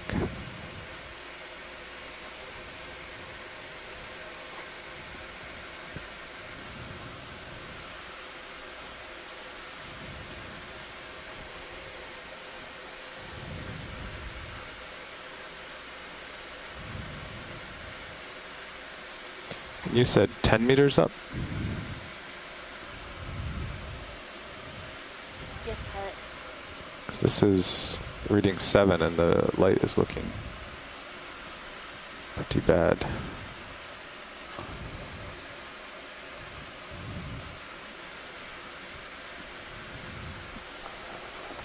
It's definitely less reflected light than what we had when we did the I'll upper go deck. up to 10 and see what it looks like. Ah, there we go. Well, that'll drop dramatically. Could it be a difference in the decks? Like if you're reading the back deck or are you reading this deck? Well, that would make us even lower. I don't know. Well, I'll come down until it looks good at least. I imagine they want that. Yeah, that sounds like a good plan.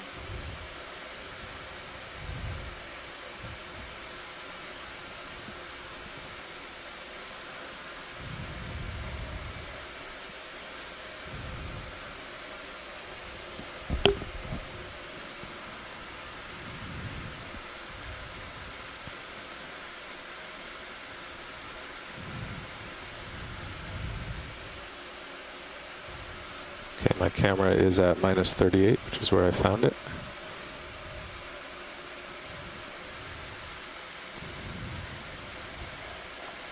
I'm gonna come down a touch more, get the lighting better.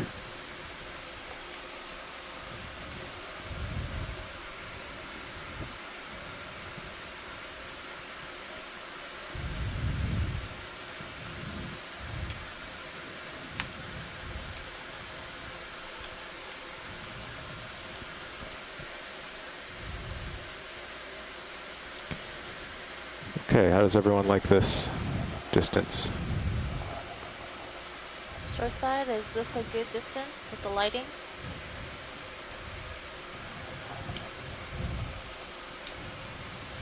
This looks good, yeah. Okay. Yeah, I think this looks like it's about perfect. It'll match up nicely with the other. All right, moving ahead. So it looks like I'm just getting to the inboard side of these holes. So on my way back, I'll make sure I get them to overlap. Sounds good.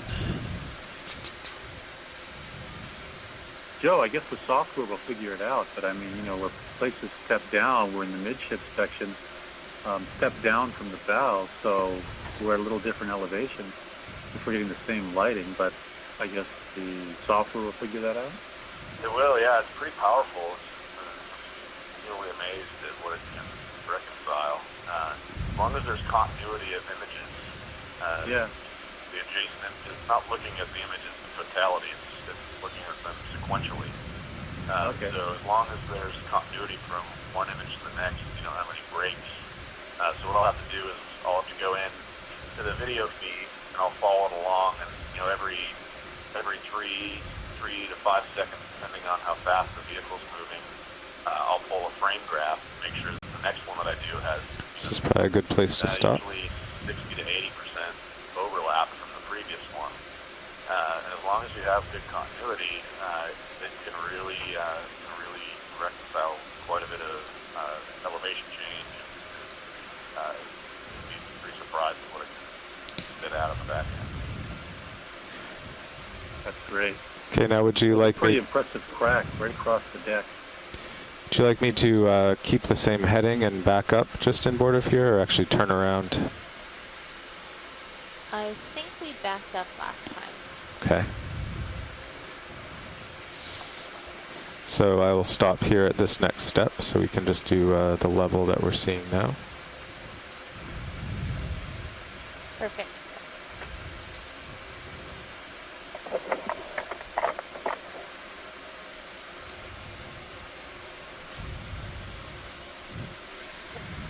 Okay, backing up.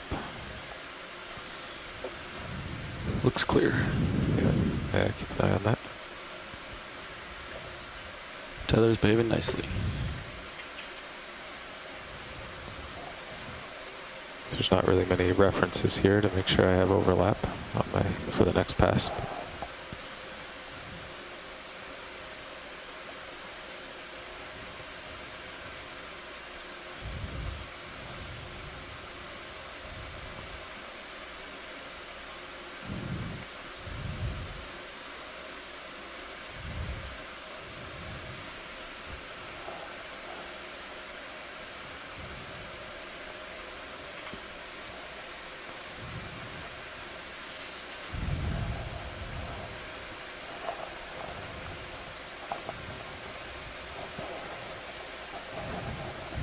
I'm hauling in as you back up to keep tether.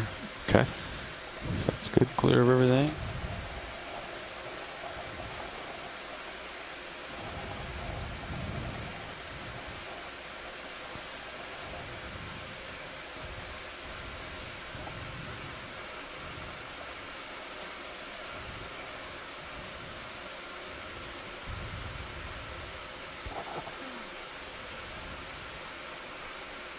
Do you want to turn your aux lights on? I can't tell if they're on.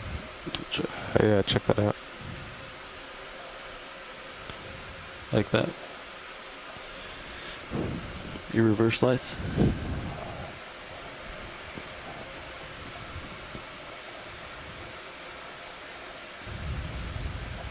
Yeah, help me figure out where to stop for the next step. Yeah, you got a little ways to go. So you're just over the big hole there.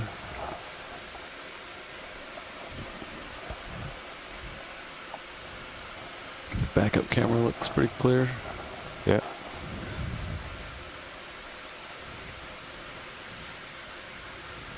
It's a big hole.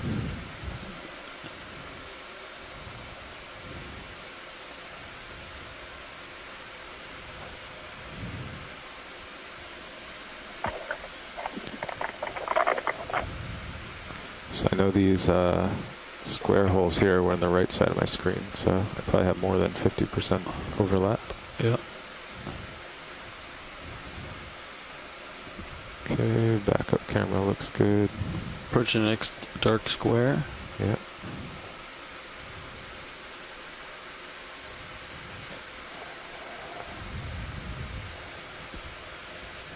Starting to lose what we I see the next deck in my backup camera. Copy that.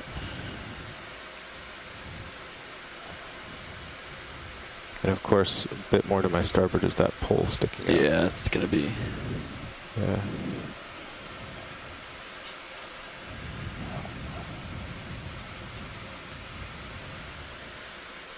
Is that a tile floor there? Yeah. That's pretty neat.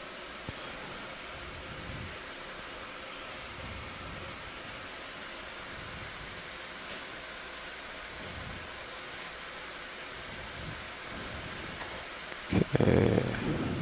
Okay, I'd slow down. Yeah, I see it there. All right. Now move inboard and forward.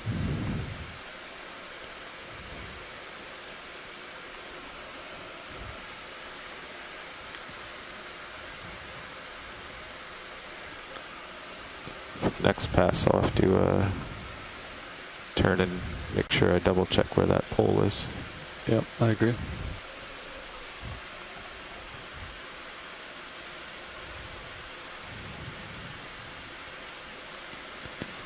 So let's see, what do you think about that? Now I just have that row in the very left side of my screen.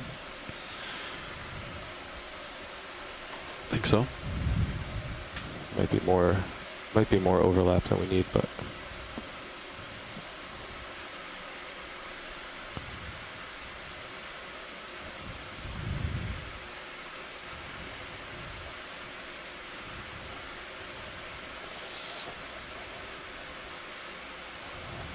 So if you're just joining us, we are coming to you live from the Okeanos Explorer, currently looking at the wreck of the USS Baltimore. And this is the final dive in our expedition and the final dive in the capstone mission, which is the campaign to address Pacific monument science, technology, and ocean needs. Capstone began in July 2015, and its function was to serve as a science initiative to collect deep water baseline information to support science and management decisions in and around the U.S. marine protected areas and in the central and western Pacific. So these areas contain some of the last relatively pristine marine ecosystems on the planet and harbor numerous protective species as well as undiscovered shipwrecks and cultural heritage landscapes, just like the one we are surveying today. And most of the deep water areas in our ocean are relatively unknown, and they are of high interest to federal and state agencies with research and management responsibilities. So to address this challenge, NOAA conducted this series of expeditions using the Okeanos Explorer, and we are currently finishing up this expedition That's where I here stopped in the last Pacific. time. Afterwards, the ship will be transiting Stepping over to to the starboard. Atlantic and continuing her mission there. So a little bit about our expedition. It was called Deep Sea Symphony, Exploring the Musician's Seamounts. We began our expedition on September 6th, and we'll be pulling into port Do you think I'm tomorrow centerline now? on September Probably. 30th. And you can join us Just on about, Sunday, yeah. October 1st, for our in-port event if you are in Honolulu. You'll be able to tour the Okeanos and the Falcor as well. Backing up. And we'll be moored at Pier 35. So it's open to everyone, families, friends. So come down and visit us. But exploring the musician's seamounts was a really important expedition to do to finish up this capstone mission. So all of the other expeditions within Capstone were within marine protected areas or inside exclusive economic zones. But this area of the musician's seamounts was important to look at because it was outside the EECs of many countries and the U.S. but it's also really close to a number of marine monuments and the main Hawaiian Islands. Okay, trying to stay center line here. It's really important for us to do these types of explorations, even in Can waters just barely outside see the other side of the U.S. hole. exclusive economic zone, because these waters are connected. The ocean knows no boundaries. And since the musicians are in the high seas, we wanted to characterize these habitats in relation to all the other habitats nearby, such as the Papahanao Mokuakan Marine National Monument in the Northwest Hawaiian Islands and the main Hawaiian Islands. And so we spent most of our expedition up in the Musician Seamounts, doing the first explorations using the ROVs up there, and we saw a number of high-density coral communities. And then after that part of the expedition, we came down and explored a little bit at Middle Bank, the stepping stone between the main Hawaiian Islands and the Northwest Hawaiian Islands, and it plays a really important role in connecting the island chain in terms of larval dispersal and fish communities. And now we're here on the south shore of Oahu, exploring some cultural heritage sites. So yesterday we were in search of the I-203 Japanese fast attack sub, and today we are here on the USS Baltimore, taking a really Starting close to look. see something. Is that the pole sticking out in the backup camera?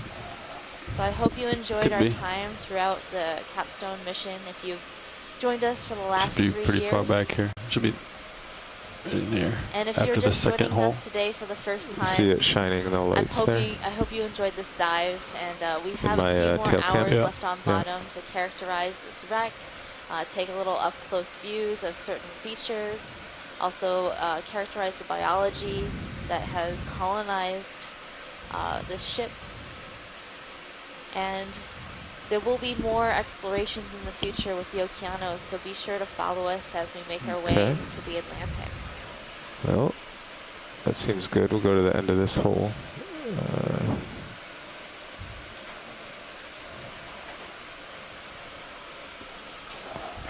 Video, can you brighten up Sirius HD a little bit? We're looking for something in the darkness over here. That's wide open. Oh, it is? Okay. Never mind.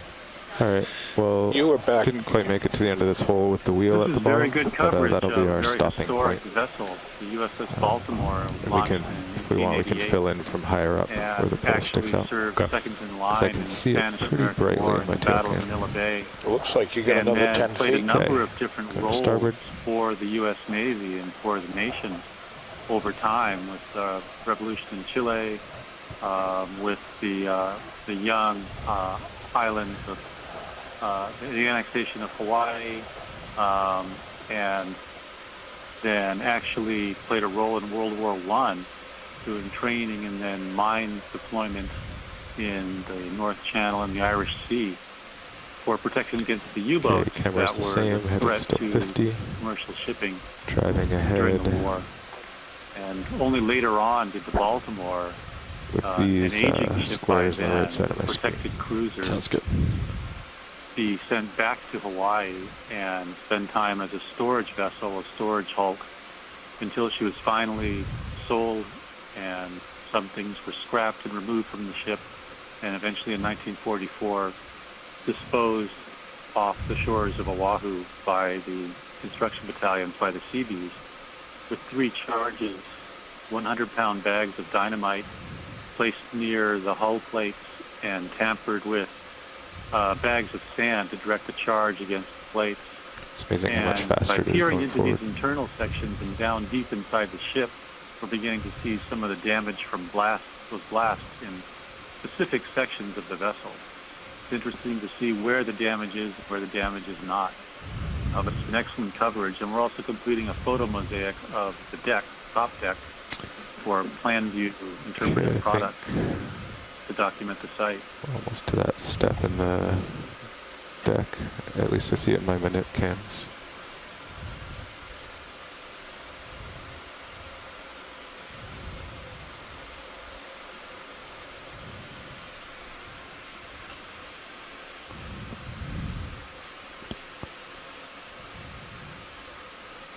Yep. Okay, so the tip of the whatever that is, derrick part. Marks the end there. Moving to starboard.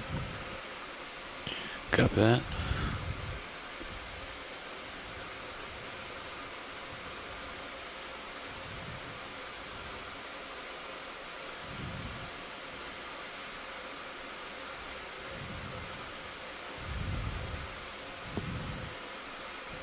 Okay, so those were on the right side of my screen, so I'll put them center left.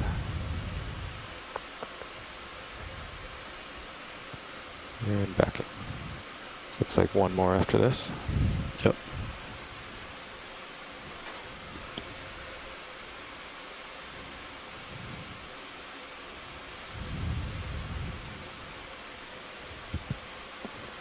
So now, do you have any idea how far, what percent of the shipwreck we've done so far? It's hard to gauge. I didn't see how long the bow was when I sat down. Just measuring from the high pack targets. Let me take a look real quick. Between bow and stern. Bow to stern shows approximately 87 meters. But we're about 2/3, right? Yeah, I'll have to see exactly where we started whenever Carl gets back to it. Well, you can just do from the very bow, like including what Jeff did. You know. Well, yeah, the target from bow to stern is 87 meters. Yeah. So how close did I get? My farthest, what's the farthest green dot to the, like from the stern to the farthest green? Did we go all the way to the stern though? I feel like there was more. Oh, that's what I want to know is how much is left. Okay, I see. That's approximately 28 meters. 28, okay. Out of the, what was the total? Total was 87. Oh, okay. So, yeah, 2/3.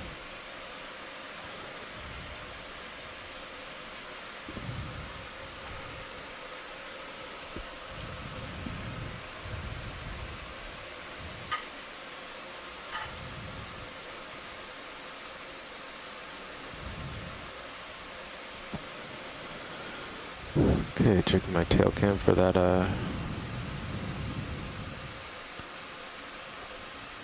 hole.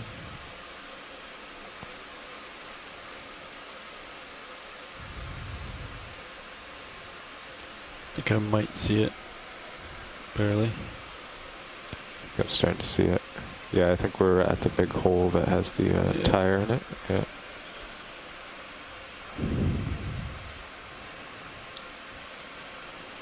Yeah, I see it glowing in my tail cam.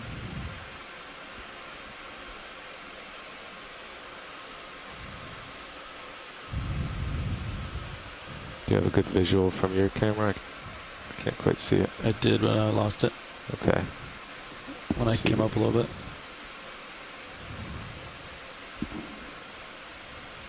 Well, that's good. I can just see the tire again. That's where I stopped last time. So going outboard.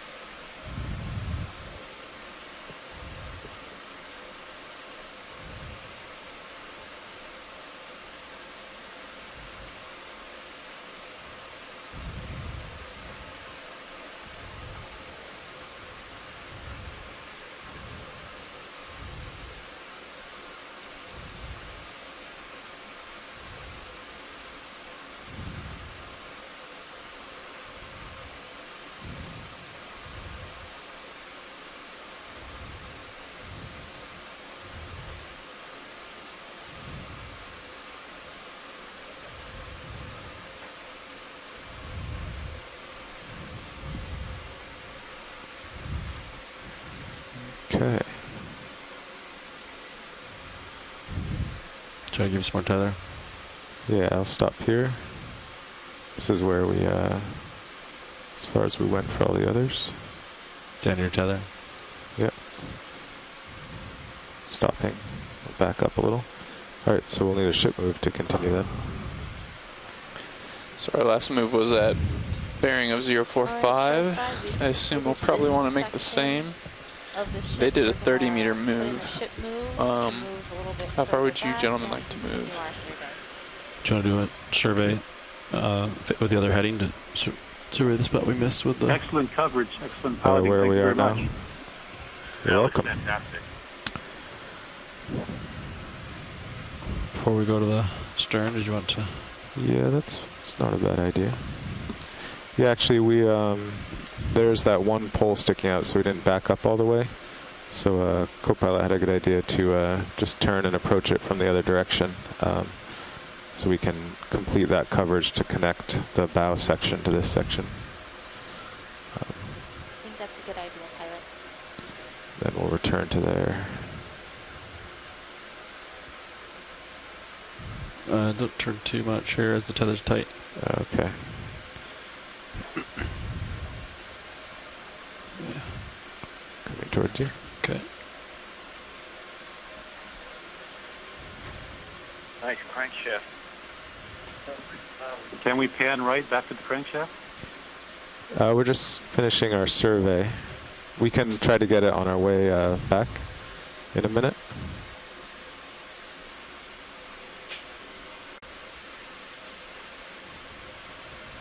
I think you have some more tether now? Yeah, it came up a little bit, so should be good.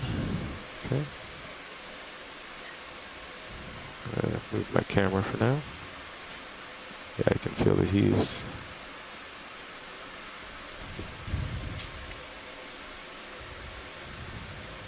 There you go, tether's right over you. Excellent. Bob, is that a boiler?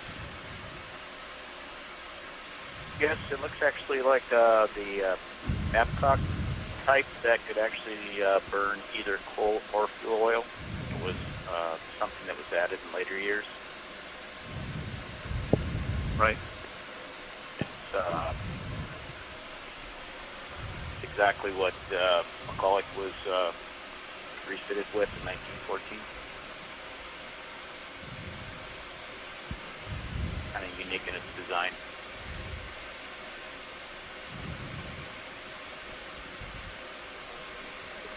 Babcock Wilcox design.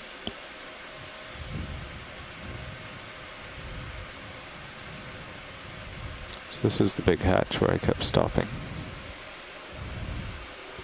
Ah, there it is.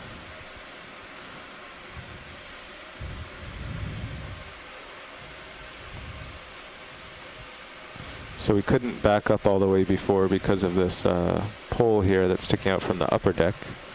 So I was just going to turn my camera down and survey looking from this direction to connect them.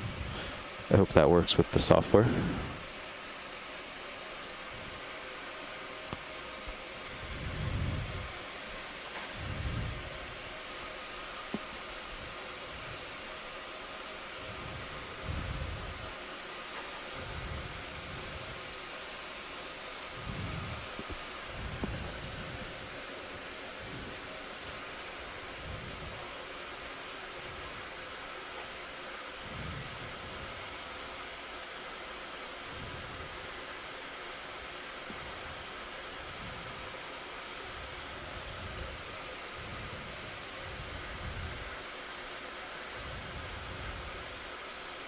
What are these baskets that are inside this? I guess I'll opening? start on the other side and just do like 5 passes forward and backward.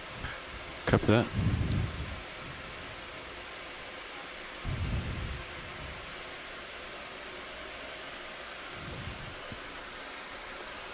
I'll come up a meter also. Okay. Bob, did McCulloch have anything like that? My image froze up. Okay, I'm just doing the junction between the forward deck and this middle deck, facing the opposite direction.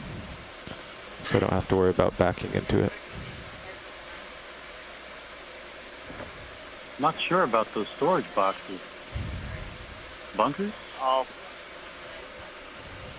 yeah, that could be coal bunkers. That's what I was thinking when we looked at it earlier.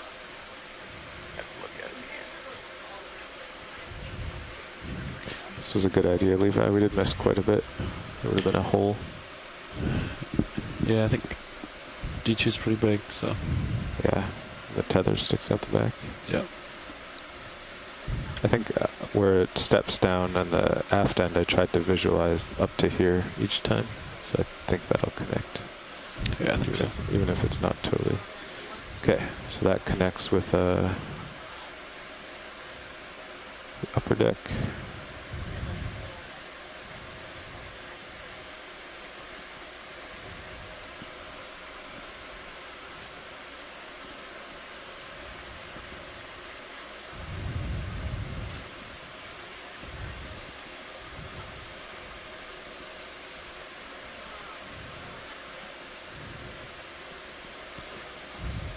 Backing up.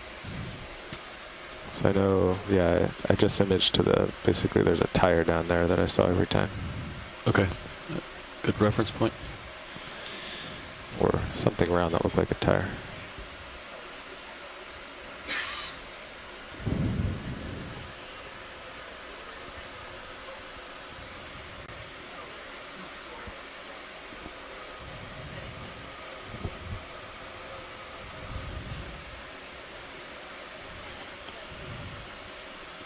My depth is 2 meters higher, 2 meters shallower than before. Copy.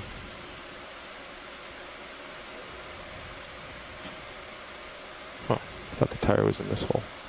Could be. Yeah. You can't see it. Yeah, I would Okay, center line. look like could be coal bunkers. We've identified the type of boiler.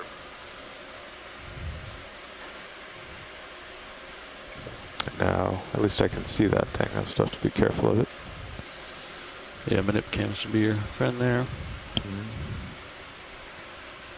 Also, I got a great view of Yeah, it. that's beyond my expertise. Actually, yeah, it looks really close to the manip cam. Then you look at yours and it's pretty far away.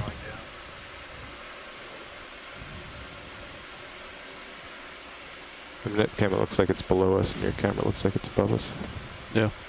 It's a problem with the 2D cameras, I guess. Oh. Okay, connecting with the forward deck.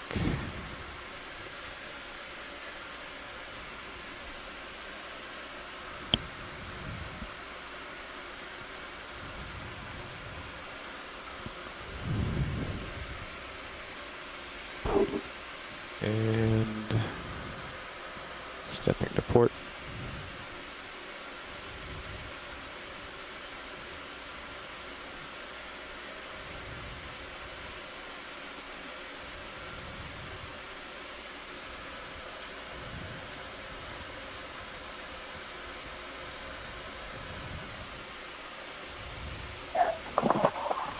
Hey guys, Chris Hanselman at the University of Miami here. We have a question from a group of students and professors. What's the sonar readout on the right on camera 3? You understand left, but where's the sonar readout on the right coming from? Take it away, Okeanos.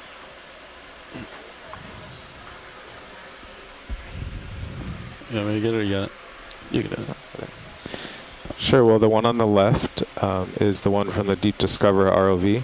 So it's down close to the shipwreck. That's why you can see the, you can actually see the steel and the shapes that, similar to what we have on the camera. The one on the right is actually from Sirius, the camera sled hanging above D2. That's taking the image of D2 and also has a sonar. And it can usually see out further for obstacle avoidance. If we're surveying the seafloor, moving along quickly, it looks ahead about 60 meters to look out for any obstacles ahead of us.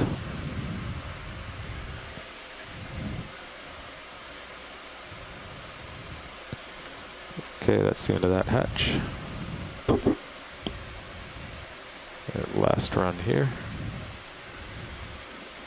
Yeah, we'll probably do 30 meters at 45, maybe. Seem about right. So it'll just go right down the starboard gunnel, essentially. Whatever you think. You're doing a good job with the tether. No. Yeah, you look. Sirius looks to be positioned directly over the starboard rail there. Yeah. So I think 45 would be good. Okay.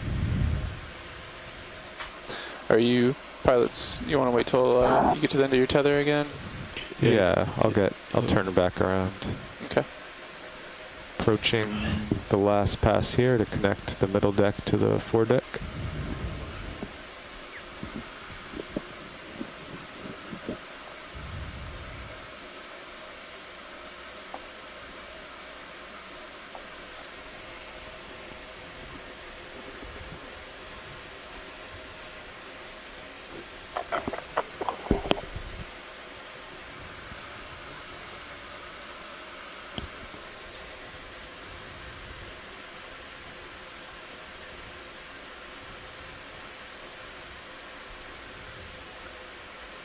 Okay.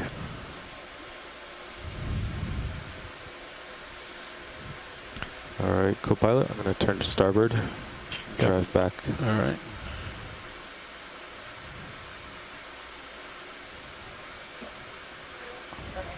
Again, a good example of the blast distortion on the upper deck section there from the force from below.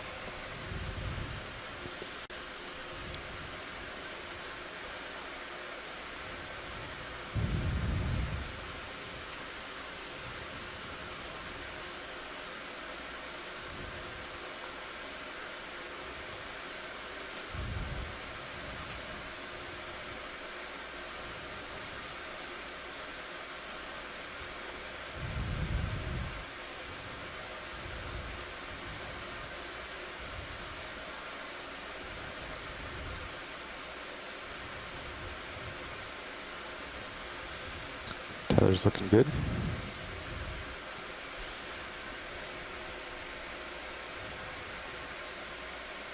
There's something down one of these holes they wanted to see. What was it? Like a crankshaft? Yeah. Not sure if we can see it from this angle, but... So over time, wrecks like these tend to break down Coming and back change. down. How long does that process take, and how far along is this ship in the process of changing from its original and becoming more of an old wreck?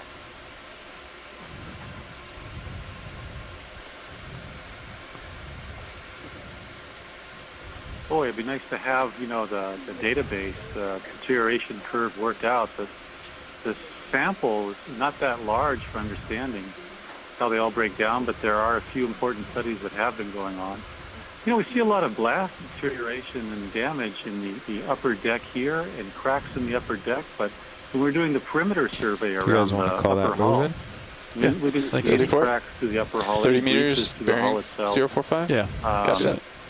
That looks fairly intact, Bridge ROV nav. I must say, but there's got to be some charge damage lower down near the bottom or the turn of the bilge that we haven't seen yet. We've seen other vessels Can we have put in a ship move, please? running the Do entire 30 length meters, from 30, the gunnel all the way down to the at bearing turn of the bilge, 045 vertical degrees, cracks through the hull moving itself. 0.2 knots, please. And those are probably on their way more towards falling apart. Good copy. My guess would be that there isn't a slow deterioration curve, but it's a matter of, eventually enough structural elements give way inside so there's kind of catastrophic collapse and things start to speed up over time in terms of deterioration. We also have a lot of anecdotal evidence about how fast ships fall apart underwater from recreational divers in Hawaii, because there are a number of artificial reefs Copy, we've been thanks, diving on Bridge. for a while. They've remained stable Moves for many initiated, years. pilots. Copy that. And now they seem to be falling apart very quickly. I would expect you to feel it anecdotal relatively evidence quickly. Plays a role as well. Does the depth that these ships fall to have an impact on their deterioration? So I think this is the one line that was sticking up. I would think so. I think But all it's the parameters like water temperature, not really. salinity, dissolved oxygen, and other factors That's play good. into the deterioration of iron and steel underwater over time. So, I think that as far as deeper, picking my height, colder I haven't waters, really less looked around oxygen, here. are going to be more prone to a Is that preservation sticking up too? environment versus the opposite, shallower, warmer waters, higher energy waters, more oxygen.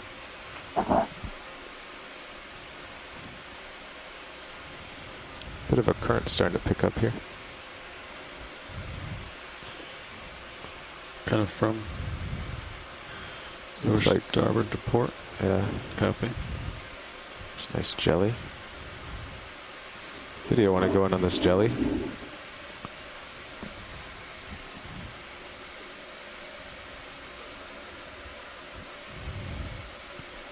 So what we're looking at right now is a lobate ctenophore. Ctenophores are also known as comb jellies because of the lines of little, basically hairs along the body. You can see them right now in the lights of the ROV, feeding and helping this ctenophore swim around. Now this ctenophore can also flap its lobes like wings to swim faster in the water column. So this is a water column we'll animal, let it go. a lobate ctenophore. Okay, watch lead. We are just waiting on Sirius. We finished with the middle section. Now we're gonna rise up a meter or two to do the stern section. Okay, roger that. I'll keep my camera the same angle. Looks like that height will be a little trickier to choose because it appears to have some debris and to rise up. Joe, how are we doing for coverage? We have a class here, so we're answering some questions here. But how does coverage look, Joe? I think it's looking good. Yeah, I think we've maintained a really consistent distance from the wreckage. I think we've got we can continue to move this flag here. Great. Coming up with you. All right. Yeah. Oh, coming up? Yeah, I did come up a meter. Yeah, we're just setting up to do the stern section, and pilot says we'll have a little more difficulty picking up. This is where I ended, isn't it? Because of things sticking up here. So yeah. Let us know how it works out for you. What's different from a couple meters up? We're waiting for the Sounds good, thank you. upper vehicle to get See if I drive forward what it looks like.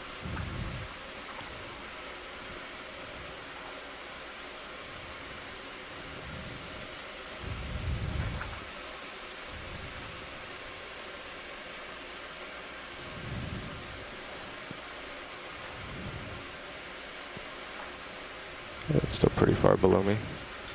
So this is really what we'll be imaging up here. I'll come down a meter. So right now we're working on getting coverage of the entire surface of the ship to create a photo mosaic. Could someone explain a little bit more about photogrammetry and how this photo mosaicing software helps create a large picture of the ship? Yeah, sure. So this is Joe Hoyt from the Monitor National Marine Sanctuary, and we use photogrammetry for turning camera systems into a survey tool. And basically, all photogrammetry means is you're taking a series of images. In this case, it'll probably be several thousand images, and you're calibrating them to themselves. So if one, you take a imagine a ready to begin? Bottle of water. I think so. Ship's still moving, but I may need to move like 5 more meters for you to reach it. I have a suspicion, but we'll see. And then you go into the software and you tell Looks like we're almost to the end of the ship move. Same place in this picture as it is in the adjacent image, but the perspective will be different. And if you know the properties of the lens that you're using, which you can calibrate to the software, going ahead. You know that point that's a common point in each adjacent image can only exist in one place in 3D space. So as you do that, as you take several thousand images, the logarithm that coordinates common points across the images is calculating sort of the XYZ position of that point in 3D space. Hopefully this doesn't rise up too much, otherwise I'll have to come up. With what we call a point cloud model, similar what multi-beam data would look like. It's a dense cloud of individual points that have been deemed to be the common points in adjacent images. What this allows us to do is create really, really detailed, super accurate images. How am I doing? Think you'll make it. Of a wreck site, or Looks good to me. you can do the entire wreck site, or you can do smaller artifacts. Oh yeah, your camera's still 47. Yeah. And it creates I can see the end. useful tool Yeah, to be able to visualize the sites and also to be able to monitor them. So this is something that we've been doing in the field of marine archaeology for a very long time is photomosaics, which is similar, where you're stitching together just a series of individual photos, sort of overlapping them, so you can get an overall image. As you see, Probably even come down another meter. the ROV footage is looking, the water here is very clear. Okay, come into The wreck starboard. is still very large, so it's very difficult to get a comprehensive view of the entire wreck at any given time. So by stitching all this And together, we backing can down. get a more complete picture of the way the wreck looks. Photomosaic, however, can be a little bit more subject to artistic interpretation. What the photogrammetry does is it really adds a level of science to creating a photomosaic. Came down a bit. Very repeatable Try to get the process. light better. Copy. Collect a data set of images. We could come back to this site, for instance, in 10 years' time and conduct a photogrammetric survey of the site. And if it's done consistently the way that the previous survey was done, you can actually do things like volumetric analysis to determine what level of degradation there may be, and sort of see what the state of preservation over time might look like. So it's a really, it's an increasingly utilized method of doing site characterization that really gives you a pretty powerful product, and it can be done just with a camera. That's really cool. So once you've created these images, I think will that's they the be central publicly hatch there. available? Yeah, probably. Yeah, so we Might be a little bit more to starboard. Most of the photogrammetric models and 3D models sites that we work on online. Oh, yeah, actually, that is center. Yep. Excellent. We have a number of models that we've created available on our website at monitor.noaa.gov. We have a link to our Sketchfab page. Okay, I'm almost done here. Sketchfab is sort of like the YouTube of 3D modeling. So if you go to sketchfab.com as well, you can find us by just searching for Monitor National Marine Sanctuary. You'll see a series of entire wreck sites, but also some smaller artifacts from the Monitor collection, especially USS Okay, I Monitor. did rail, port, or I guess technically it's starboard or centerline, or port of centerline. Now we'll do more center. Artifacts that come out of conservation. It's a really useful tool, and it's one of the things that's so great about it is that it's super beneficial for our interpretation as archaeologists. It's really helpful for us, but it's also such an easily translatable data product for the public to see and understand and experience these things as well.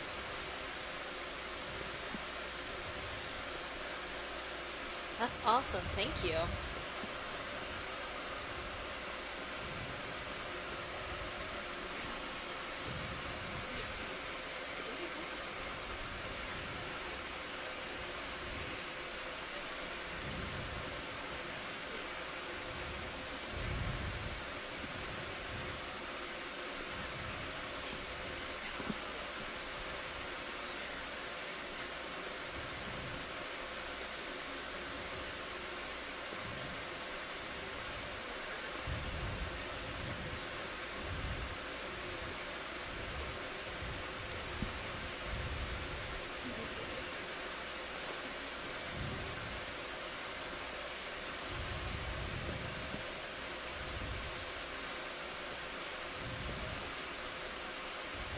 You know, we were just talking on the ship, we hadn't actually heard of these types of data products before, and we were just like Googling it, getting really excited about checking out the other wrecks, and are excited to see our work here online.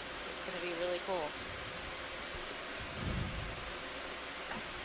Yeah, it's a really fun kind of interactive way to see the site. Okay, come into starboard. Some sites that we worked on up in the Great Lakes. They may have a link to Sketchfab as well for some of their models. And yeah, it's really kind of an exciting way to showcase some of the work that we're doing. Ultimately, what you can do is you can take these 3D models. At the end of the day, we should do some beauty shots, like with Sirius zoomed in on D2. I agree. I guess Dan will be pilot. Work on that.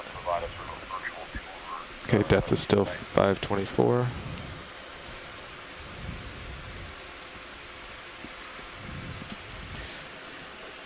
Watch lead pilot. Go ahead, pilot. Yeah, we have one more pass after I back up to finish the stern, and then I believe we have 100% coverage of all the decks. What will be our next step in this dive?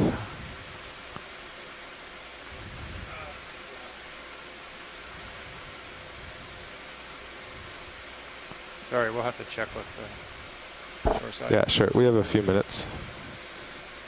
So shoreside pilot says we'll have one more pass after this, and then we'll have full coverage of the deck. What do you want to do after that? Where do you want to be, and what would you like to do?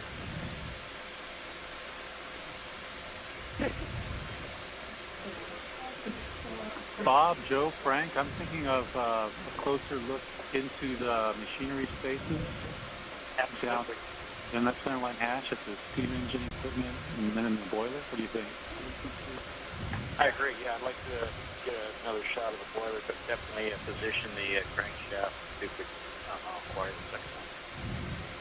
Sounds like a good idea.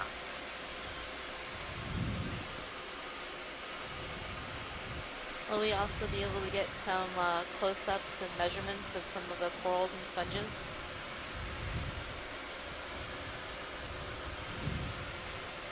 Absolutely.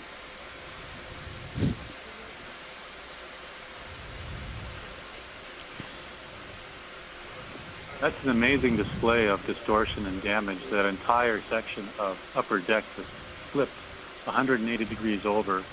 So we're looking at iron knees sticking straight up. That's the underside of the overhead. You gotta love nautical terms. The great upheaval.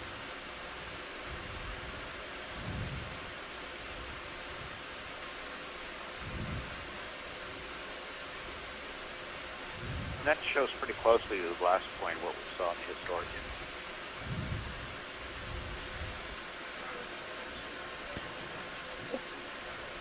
I did, yeah. We can start with the aft ones, because Sirius is over the aft half of the ship. Try to get some lights down there. How are we doing on our objectives list?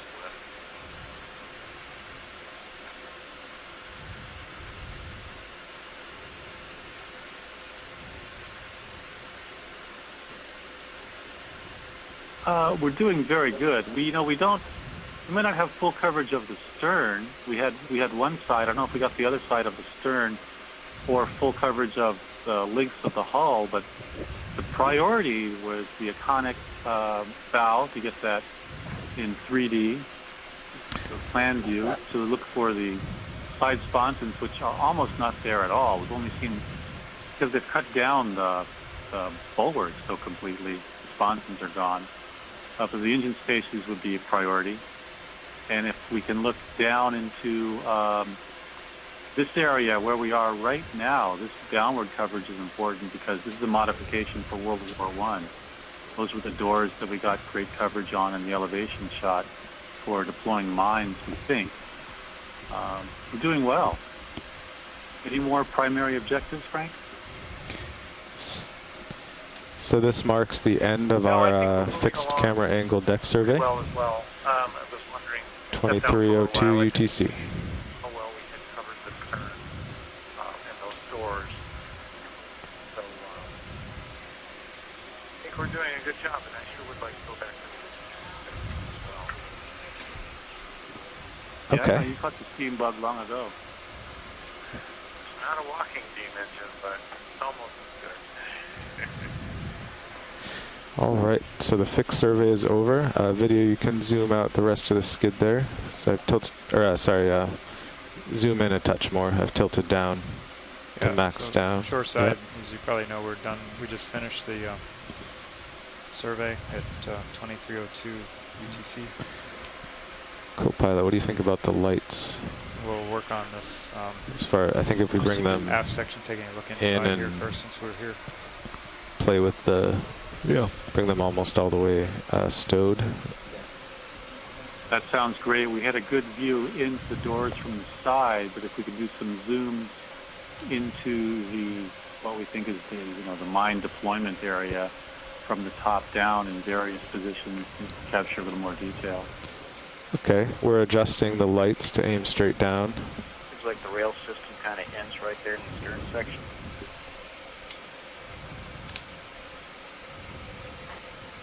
We have our Mini Zeus camera looking straight down, which is a good view. Video, will you go in on Mini? What feed is that on? That's 3 upper right. That seems good there. Okay. So shoreside, we have adjusted the lighting in the quad split. On video 3, there's a straight down view. Top right. Very nice. It looks very nice.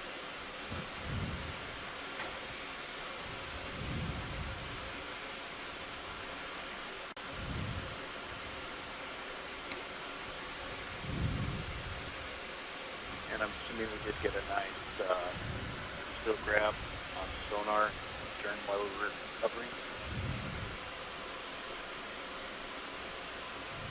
I don't know about that. Okay, I got the upper stowed and looking down, and then I brought them up until it wasn't lighting up your rock boxes anymore. Excellent. It looks pretty good to me. Okay, let's see. I'll start with the... There the... doesn't appear to be a lot of detail. I mean, it must have been, fairly complex to assemble and deploy these things, but that was World War I, and this ship spent a lot of time as a storage hull. And then coming down a little lower. There's nothing really behind me. I can actually come down quite a bit. Yeah. Just that thing directly below you. Yeah. You got a pretty good grasp of that. Yeah.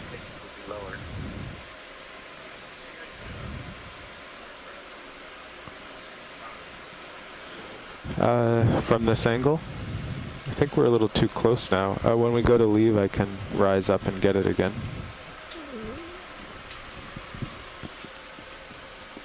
Yeah. Okay, setting auto depth here.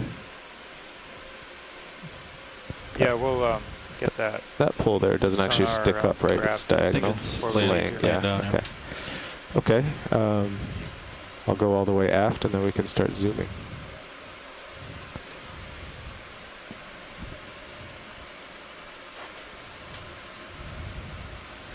Okay, video, you want to zoom?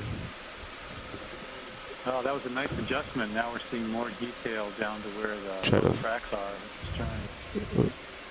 Yeah, try to focus on the bottom. Yes, perfect. Continuous into the hull. There's one more compartment here. Look real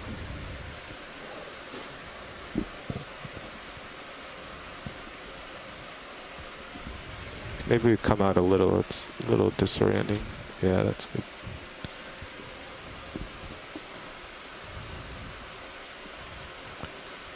I guess if we see something good, we can zoom in further. So I'm noticing a number of sponges. Are the lasers on? Yeah. Yes. We'd have to zoom out to them. Let us know if there's one you want to zoom in on and get a size, and we can. Yeah, there are a couple on the left side. They look like Atlanticella. The little balls here? Yeah, these little, sort of bases with the holes. You could come down a little bit if you, but it's up to you. I guess it depends on your camera angle. Yeah. Video, can you come out till we see the lasers? Might be on your skid. Oh, they're on the skid, right? Okay. Stand by. Go ahead. There we go. I was just going to say those probably aren't Atlanticella. Atlanticella tends to be deeper and not have that hole in there. I actually don't know what those sponges are. They could even be demo sponges rather than glass sponges. But yeah, they're really small too. Atlanticella is sort of a deep water, very petally kind of a vase, and this looks more formed like a sphere almost with a hole Okay, in the Lydia, we top. can go in on these sponges. But anyway, yeah, interesting. I don't know that sponge. Yeah, it is. It's quite Come small. back to them. So I just saw the shape. Oh, now it doesn't look like a vase anymore. It looks more like a bottle. There we go.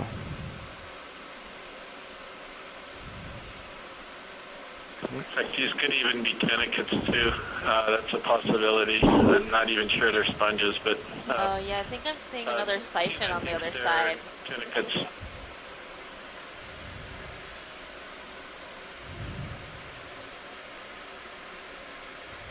I think we're good on these animals if you want to Okay. pan around. Yeah.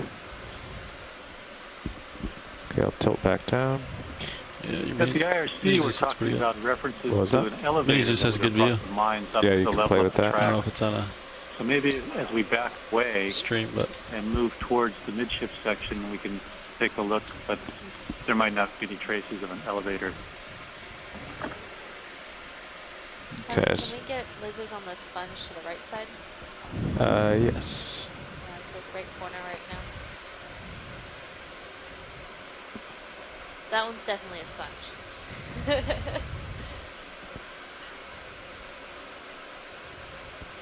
Yeah, that one on the right is a little more recognizable to both of us, I think. It looks like the Regadrella vase sponge, which is a glass sponge, one of the shallowest members of the glass sponge group, and not uncommon to see them on man-made objects. It's kind of down in the hole there. Is that the termination of the rail right there, Hans? Yeah, that's good.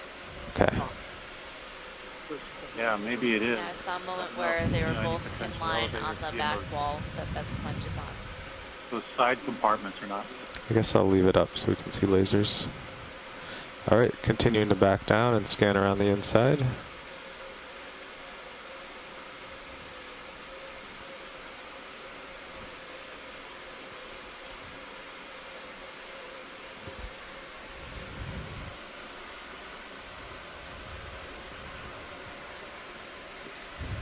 Well, Chris, I know we've had this question before about figuring out how old sponges are, and you mentioned that these shipwrecks might be a good way to understand at least the maximum age the sponge could be.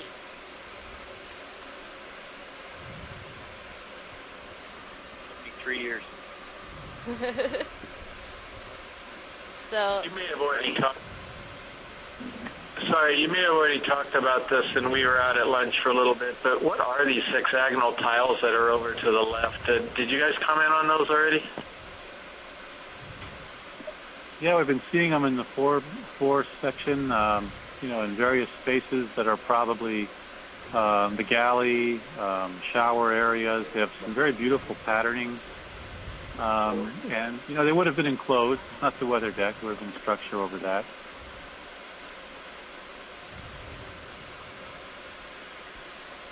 Are they actual ceramic tiles, or are they some type of rubber, or what would they be made of? They're ceramic tiles, showers, bathrooms. And we have brief zoom at hydroids with the actually laser.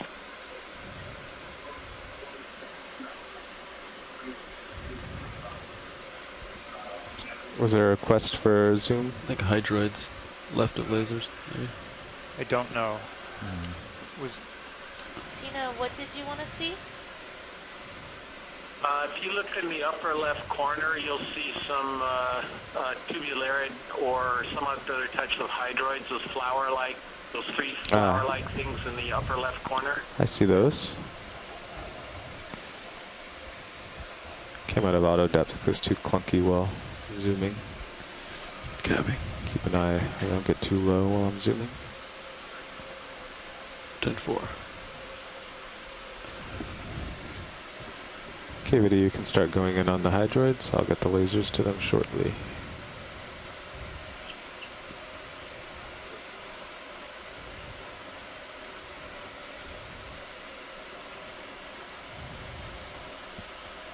There we go. Can we go out and get lasers while I'm here? Video, can we go out to lasers?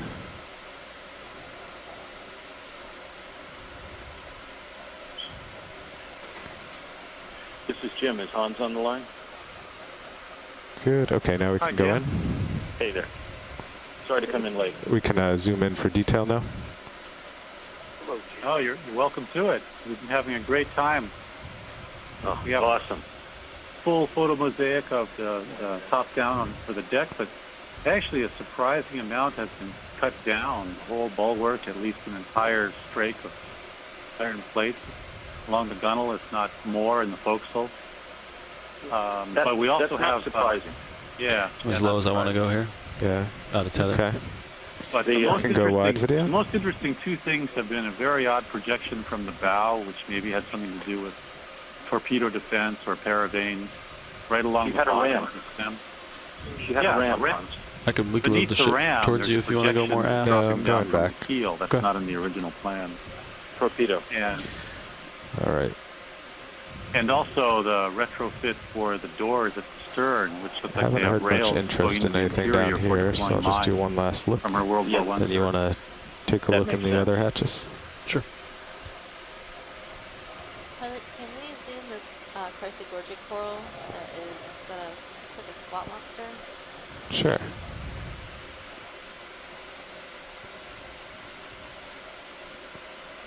All machine you've gone, I'm taking it. Okay, video, free to zoom.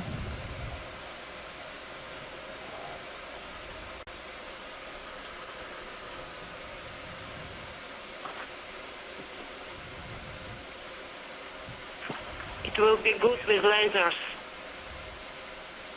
Yeah, Jim, we haven't got really down in the machinery space, but it looked like we saw an open crank shaft at one point. Oh, my camera's all the way down. Ship expansion. Next down. Yeah. Looks like a... Tina wanted lasers on this one? Yeah, we'll come out to lasers. From Babcock, You're in your skid now, I think. Oh. Yeah. Can make sure your drawers all the way in. We haven't got All right. There they are. Yeah. It's a weird operating mode to be looking down, but then trying to get lasers. Yep. Okay, backing up to get lasers. There we go, lasers near the base. Perfect, thank you. You're welcome. Early 19th century, like they did on, I'll call it the boat, fuel oil.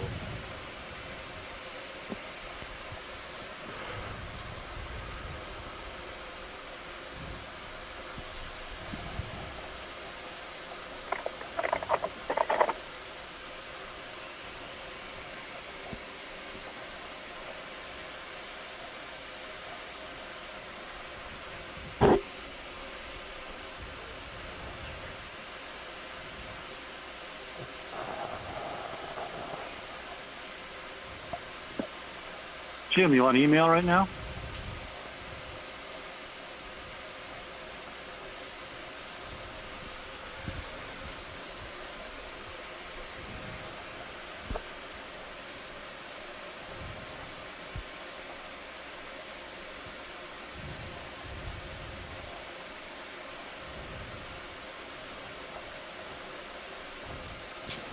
Okay, those were all the access points in the stern. That projection off of that we were looking at earlier. Todd. Okay. And if it's possible to zoom at the lapatas, this I am on email. start in the center. Okay, video, we going on go this ahead and coral email with lasers? Yep, stand by. Yeah, if we could zoom that coral right where the lasers are, that would be really great. That's one of the ones that Tina's particularly interested in. Thank you. It's interesting. Okay, we can go max zoom. There's an associate in the branches of that coral. Video max zoom. I think there's a squat lobster in it, and for those of you not familiar with these, this is a black coral. Even though it looks quite pinkish, it's black. Video, because can we the go skeleton max zoom is on this black coral? when all the fish is cleaned off. They come in all different sizes and shapes, and they have a lot of commercial value. Certain species of them are harvested for the jewelry trade. This one's not one of those. But anyway, this is a flower-shaped black coral called umbellapathes. There's a deeper version of this as well, and Tina's trying to figure out whether they're the same species. Image, and this may be the first time you've seen the shallow version of one, so thank you very much for that. You are welcome. Okay, if we could go wide video, I'll back up to watch it. Was it this coral also? Yeah, that coral also. There's two of them, it looks like. Yeah, we can just pick one. They look about the same size, so They do. I would assume they're about the same age. But we don't really know that much about the growth rate of canoid corals. Okay, so there's lasers, and we can go in might video. indicate that they grow a bit faster than some of our other deep water coral.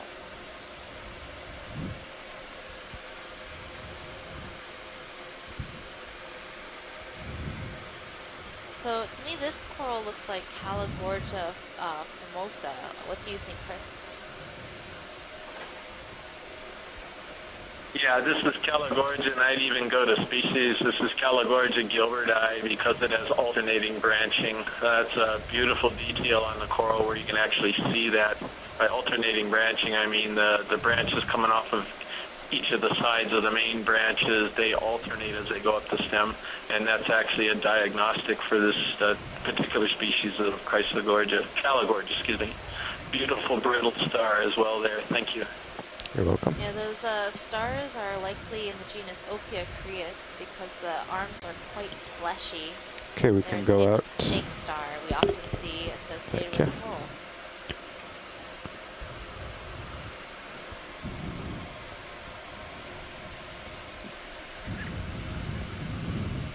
Okay, we can move to the next hatch, start moving forward on the ship. All right, is that good? Are we clear for the machinery spaces now? Yeah, we can go look at some ship parts.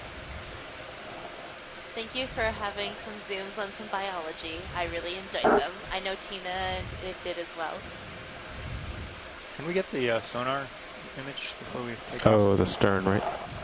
This is a good spot to do it.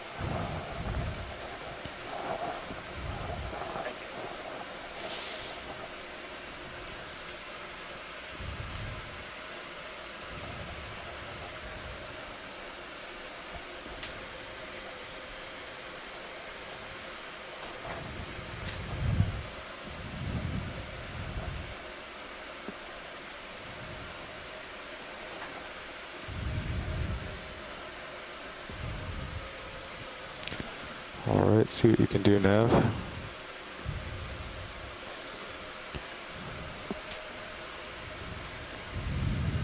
Be advised you have that thing below you, but it's it's a ways below you. There. And behind you now. Biology Thank team, you, this is co-pilot. Jim Del Yeah. Dello. I just want to say you guys are doing a magnificent job, and for me this really speaks to the power. Maybe, let's see, if you drag the gains down there, Nav, the bar on the left. The left click down. Over here. Yeah. Thank you guys, bravo Zulu. And then you can adjust the colors with the right click, but yeah. Yeah. I typically, I get the white bar right where the end of the yellow is jumping, and then get the color bar end it where the end of the red jumps. Works pretty good. Copy So that. like drag that one way up, or no, This guy. yeah, up. that guy up, and then the white one down. Yeah. Do the white one first. Yeah. Okay, so this White. one down here, and then this guy up Yep. here. Bingo. Gotcha. Got it. Is that what they're looking for? Something like this, or? And just trim it from there. All right, Jim, the picture's headed your way. 'Cause You we know, have it had on a the quad discussion split, when we were looking at it. so I think it's being not recorded, on the right? original plans, whether it I don't was know. Maybe. part of a retrofit for paravanes or... Biddy, do you know if we've been doing screenshots of these sonar grabs from our computer? Very bottom I of the don't know how they were projection. getting them. Maybe there were cables that had passed Are we through recording there, the but quad split or hadn't seen not? something like that before. Be interested in your Quad thoughts. split is being Okay, thanks. I'm going to open recorded it up. on. Take a look. All right. So they have the quad The split. ship, of course, being so okay. old, had a They're bunch of recording it over there. modifications made before I she think so. left. Yeah. Okay. He's recording the quad So, split. He's got it up with the just quad, come so through, stand by. I think we're good. Alright.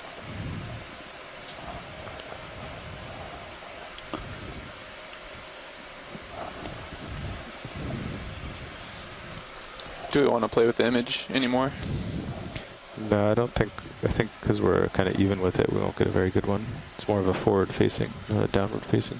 Copy that.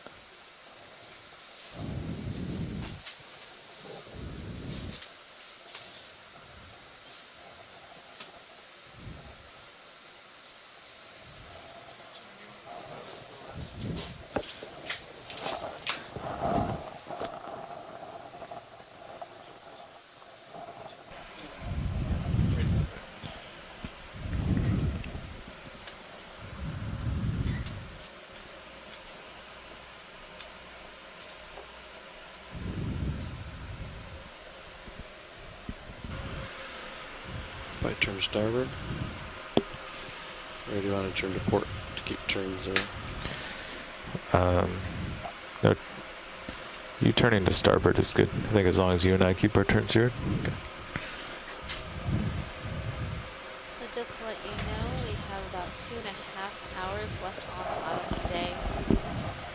So that's plenty of time to get more zooms, check out more details of this ship. We're not in a super rush. We'll be leaving bottom at 1600 Hawaiian time.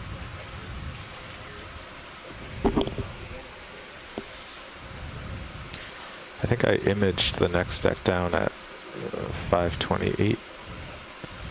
So you're a little, and I imaged this one at 524. So you're a little lower. As you can see, those are in your view.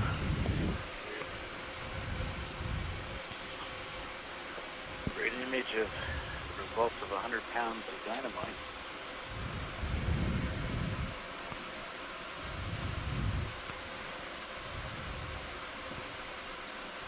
This is a nice shot from Sirius, Thanks, though. Okeanos. It's nice to have a good amount of time to do this survey. Look forward to some detailed inspections of the machinery spaces. And then we were talking about possibly from there coming back up, dropping down the outside of the ship in the area where we see the most extensive blast damage, where those boxes were deformed, where there were major cracks in the deck. Coming up with you. And let's see the Or as you turn of get the closer, build I should and say. see if we can see if those plates are blown out. It might be beneath the mud line, though. That wouldn't take very long. And then we would have time for our last objective we talked about earlier, some coverage, exterior coverage at the stern. What do you think, Frank? Frank just stepped out to take a call, but I think because of the sound logic in your proposal, I can't imagine you disagree.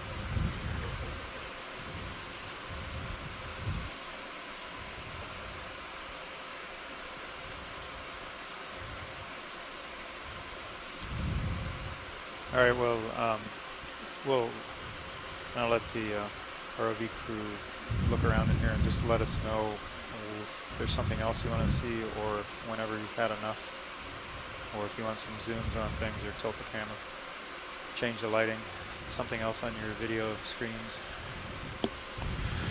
Roger that. Thank you. Seems like I'm in a good spot to let you look at this from a few angles. Into that, beneath that second deck, into that machinery space. But of course, we won't be able to go all the way down there. It can be entanglements.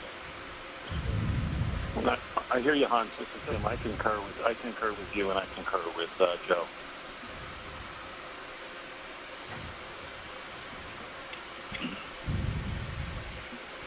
You see the collars there for the pass for the steam going up towards the stack? And Yeah. That's the main hole going right into the engine. Yeah. This also looks like the area, we've got some EOD specialists here and DPAA folks, where looks like it's the most distortion from the charges, so this is the area for the charges as well. It's a logical place for them. It's logical to put the charges here, and this is where they were on Independence. Yeah. See that structure at the bottom? That's worth taking a look at.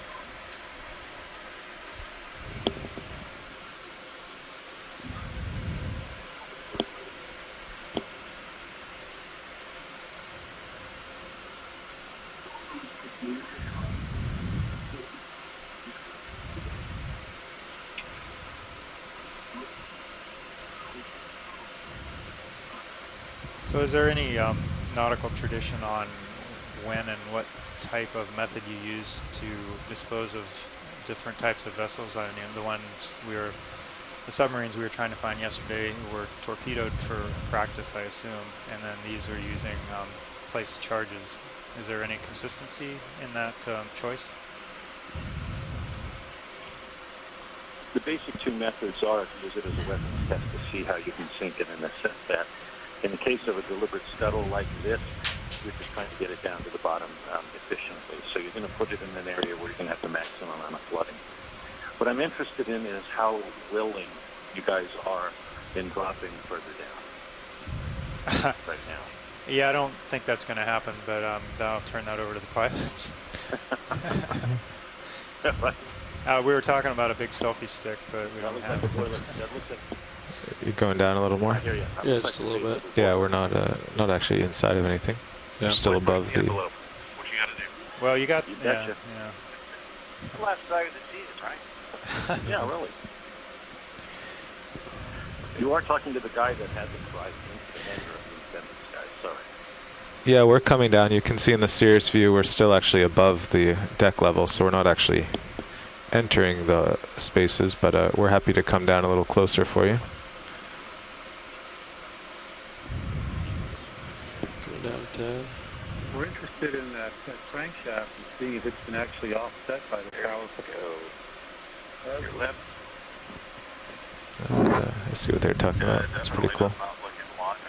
I'll come down a few to give you more tether. That's going to create a thumping noise.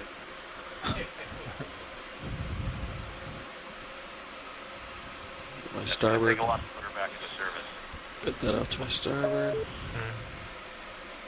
There we go. Going down just to 10. That's an amazing shot. That's pushed all the way out of the flange. Yeah, we definitely, that crank is there, and we may not be exactly in the area of the engine per se, but the crank is suggesting that we're getting close to it. What I don't know is if it's connected or if it's just a loose piece. No, there's more of the line.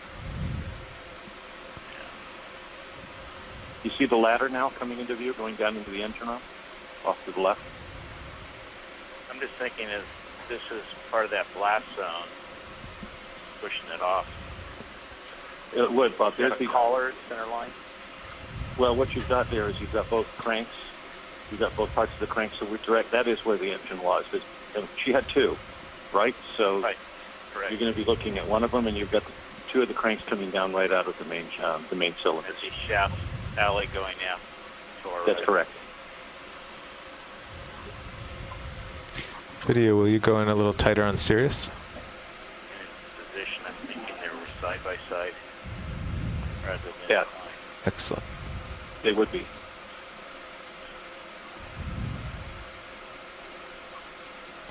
Great coverage. The water's not super clear for beauty shots here. Machinery and Salvage Company is salvaging machinery. Yeah, because we're right on the engine right now. You can see all three of the cranks. No, I didn't call you bridge. No problem. There's something directly below us too, which probably below the line of the hatch. Okay, video. Can we go wide on Sirius HD? Thank you. Interesting how the bearing caps were removed. Outboard. I was wondering if they were starting to salvage it. Or did you should have the bolts and the caps Looking. on the other side.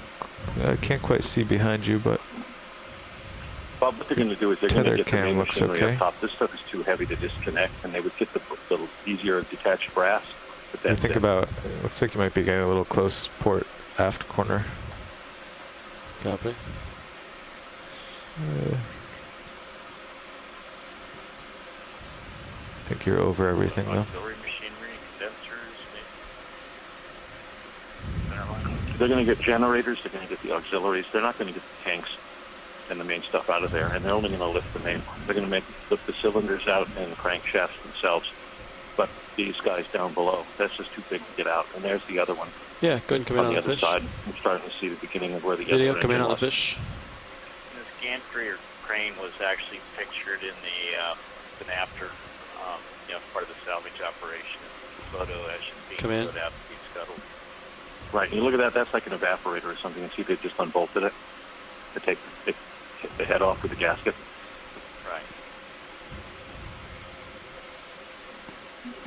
There's their other crank.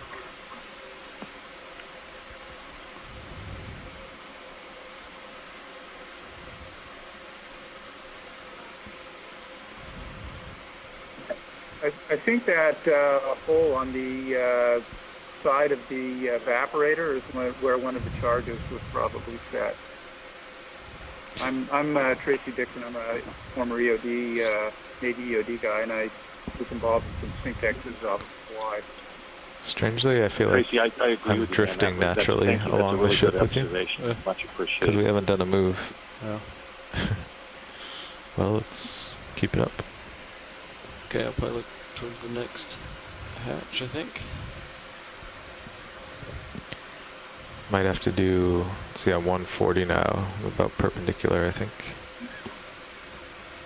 Alright. I'm Might going to have move forward on the ship to the next hatch, unless there's something else in this one we want to see. So we're just wondering here if there's another charge set on the other side of the keel in the same general area. But set that crane structure in the way a little bit. Yeah, I can go back. Shoreside, did you want to look more here? Or move on to the next one? That would be Shaft Valley, port side. Maybe 15 meters, 220, right to my starboard. Okay. I'll just So this is the port side they wanted to see. Yeah. And this is just about, so that's our biggest window there. Probably about as good as we can do on this angle. I can, try to get in there.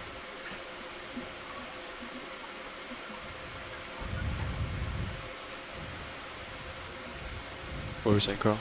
I was just talking about the move. I didn't realize they were looking for more here.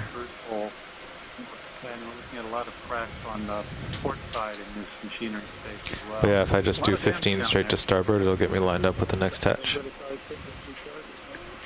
Copy that, co-pilot. Yeah, we're going to grab the starfish for science real quick. Video, you can come in on starfish as I center it up, and then we'll move on from here, I think. Come in. Yeah. I think this is the starfish. Looks like one. Have a request for zoom on the Sea Star.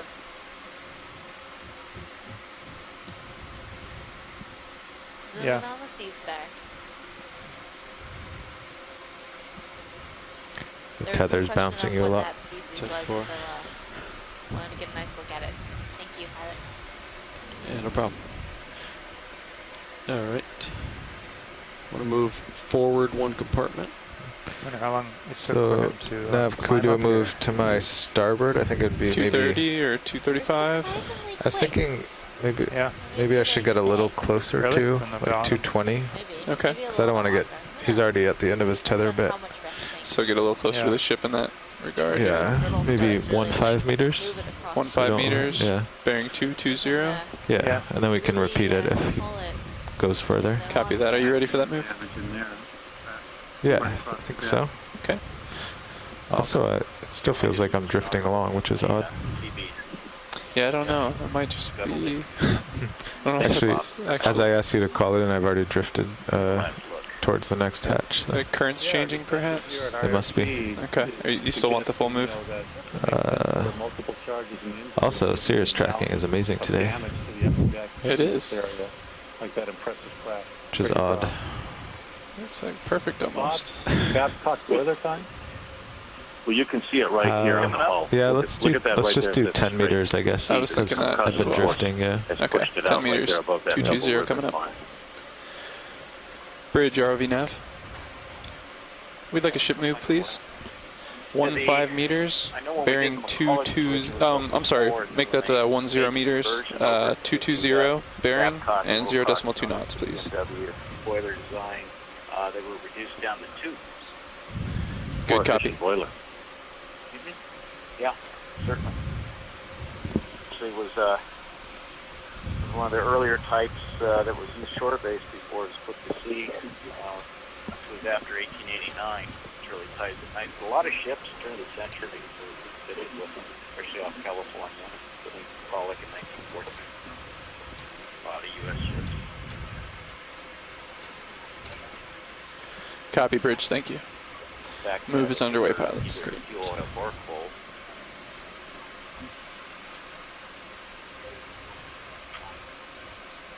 To the left there, Han, that round piece I was telling you about. Kind of curious whether those were skylights or not. You see that scuttle down there? Yeah, Just below the hatch.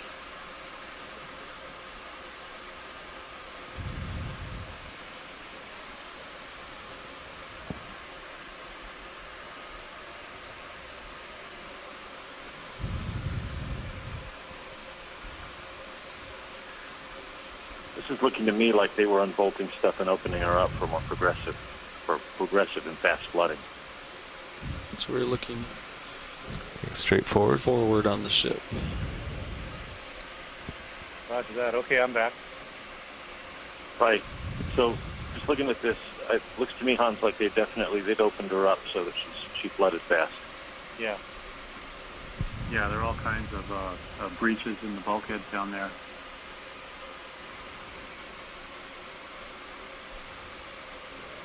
Bear in mind, I mean, while everything said in the historical record is about scrapping, at this stage, by the time the end war had ended, there were a number of older ships, including the ex-USS Oregon, Say again, that had been Sonar's taken producing a really nice museum image. ship status Oh, yeah. to be scrapped, quote Nice unquote, detail. as metal for the war effort. And that's what I think we're really seeing here is they took some stuff off, but not a lot. In the end, they didn't need all those old warships, and in some ways it really suggests that the old wartime scrap drives were more an incentive to whip people up and get them feeling good about the war and giving things toward the war effort. But, you know, as for the ex-USS Oregon, another veteran of this same period, like the Baltimore, stripped of a bit and then taken out and scuttled. And to this day, the people in Portland still lament the loss of the USS Oregon. And in the park there on the riverside, they have a few of the fittings from her, and that's it. You know where the high-ranking bunk bed is?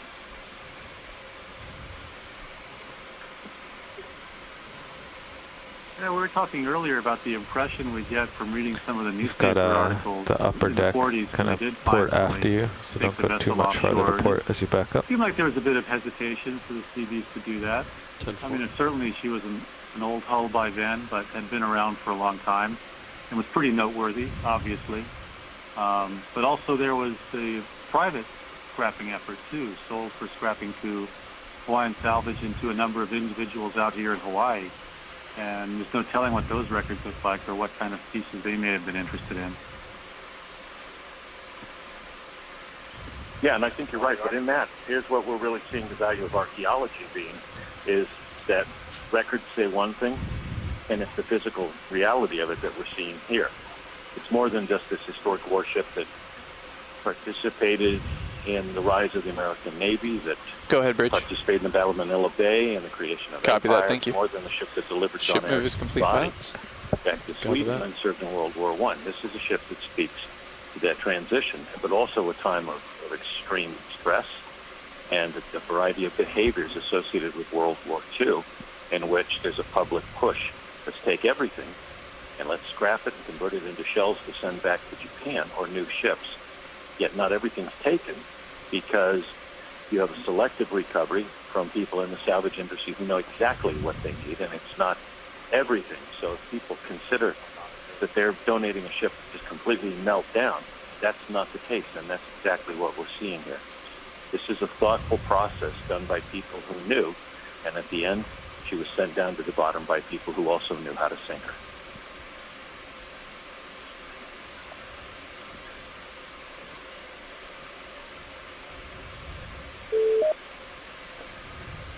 Looks like that coil of metal is below your starboard skid. I don't know if you have to rise at all. I think I see it in the nips. Coiled up. It's just, yeah, you're passing over it. It did stick up about a foot. Did it? Yeah. Copy.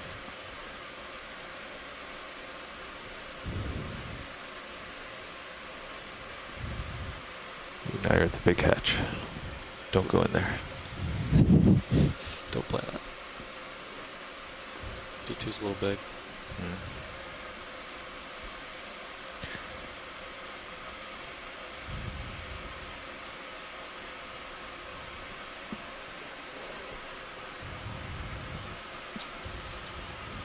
I'm going to come down, see if I can get a nice shot of this. Tether's behaving.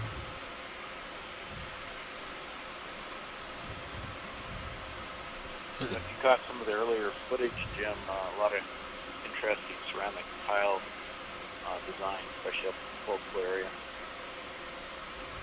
That makes sense, and we certainly were seeing that on Arizona when we were diving up her. This is a period in which they're building ships that still have a reflection in that 19th century way of being tied to things ashore. Yeah, much like the Cuba. And also like the Olympia, which is her near sister, which is still sitting out there, preserved, but in need of reservation assistance at Independence Seaport in Philadelphia. Great job, pilots. This is the face of the boiler that we'd like to get some coverage of. We can translate left a little bit and get a good angle on that engineering.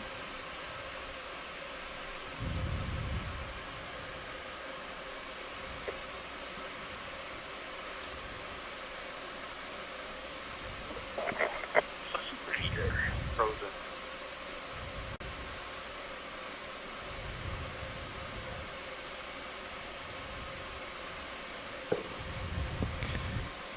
Video, can we zoom Sirius in just a touch? Get a nice shot. That's good there. We should come out a touch so we get all of D2 in the hatch. Good place to freeze, though. A good way to see if Thank it's you. really a problem is to refresh your browser. It should come back. But just give it a moment and it should come back. We're putting on our winter coats here at the ECC as well. You're we're so not funny. watching on our computer, YouTube feeds. We don't have the ability to refresh. We have to get the IT folks to do that. Whoa.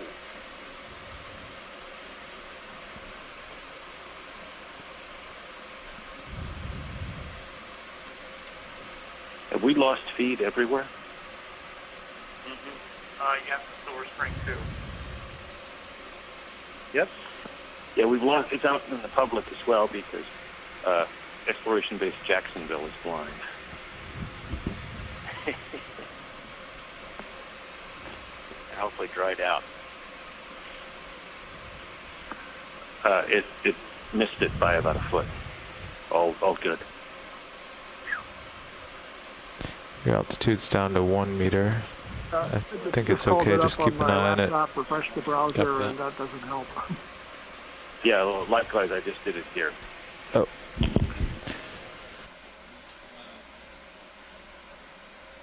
At least we have comms. That's good. Alright, we're looking into it.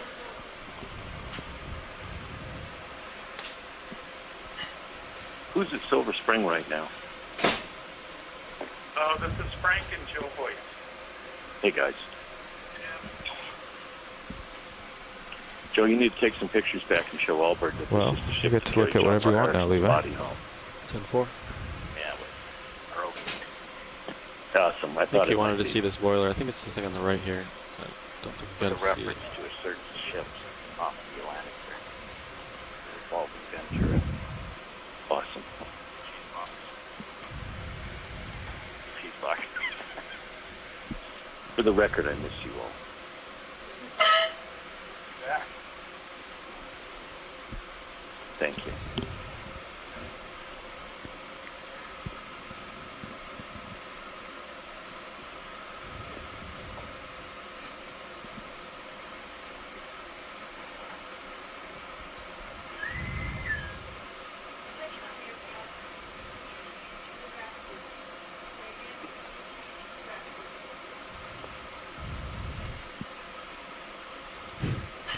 It is tempting to just center you up and have you. So what can we say about this boiler? Let's do Take so it. big it enough. hasn't moved. Well, you know, remember, boilers are the most constantly renewed element in any one of Still these swing European out first. ships. And as the technology for Fold in your boilers mirrors, gets better, and the as opposed Babcocks to and the car Wilcox wash. are, you know, that's state of the art, and that's the kind of boiler that's going to carry the U.S. Navy well through World War II. So what it shows is that while Baltimore may very well have been quote unquote obsolete, they continue to modernize and use it for a variety of reasons. And it's really only after World War I, when they have to press all sorts of ships into service, that they don't need her anymore except as a station ship. And there she sits at Pearl until she serves the need for selective scrapping.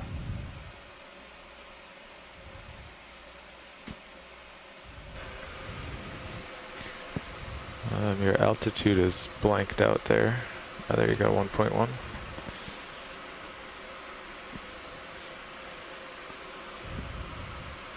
Well, we're all waiting. I want you all to know that last night, Don Francisco Candelas did an amazing job at the Spanish embassy representing NOAA for the opening of Spain's shipwreck exhibit. And they actually pronounced his name as Candelas, which was awesome to hear. Yes, that was a great experience. We can move to the next hatch, or do you want to wait?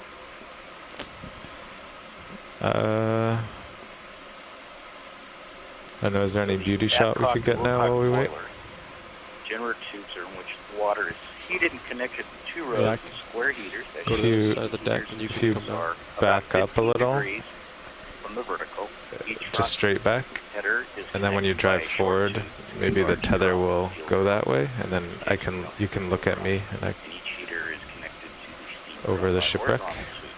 So you're just basically pulling the tether out of the way now. It might work, it might not. The drum's going to be an easy thing. And you to can take also off get the a little drum. closer to me once it's out of the way, just so the lighting's better. right on the right. Those Babcocks and Wilcox boilers are what you see on the Saratoga.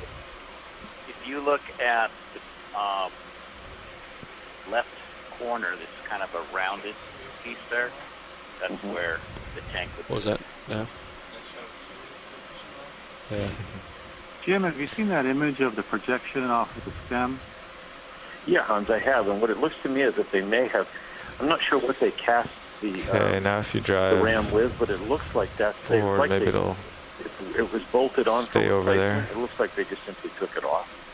It looks like the shoe for the ram. And the holes you would see would probably be where that was bolted in. That's my guess. Coming on C-Star video? Well, if we had a good profile shots and got full coverage up there for the photogrammetry, so we can make a 3D of that entire bow. The ram was pretty prominent, so it's there. It's to the right. This projection was, further towards the keel, with a couple holes through it. Don't know what it is. I think it's the ram. I think it's what's left of the ram. I've got it back, guys. I just got the stream back. After this, I'm going to show them the engine real quick. I believe this sea star is in the family Bracyngidae, and it might be a member of the genus Novodynia. Well, since we're set up with the tether over, we can do a quick look at me. Okay, video can come wide when you're clear. And we'll go. So drive forward fairly steadily so you can get ahead of the tether. Yeah. Yeah. Okay, video. Just before we look at the boiler, we're going to do a quick shot of D2 here. If you want to zoom on Sirius to what you think is good. This is all for highlight. So drive ahead and turn towards me more. Hopefully the tether will stay out of it. It's kind of coming with you. So Hans, what can you tell us Yeah, about you can go in further.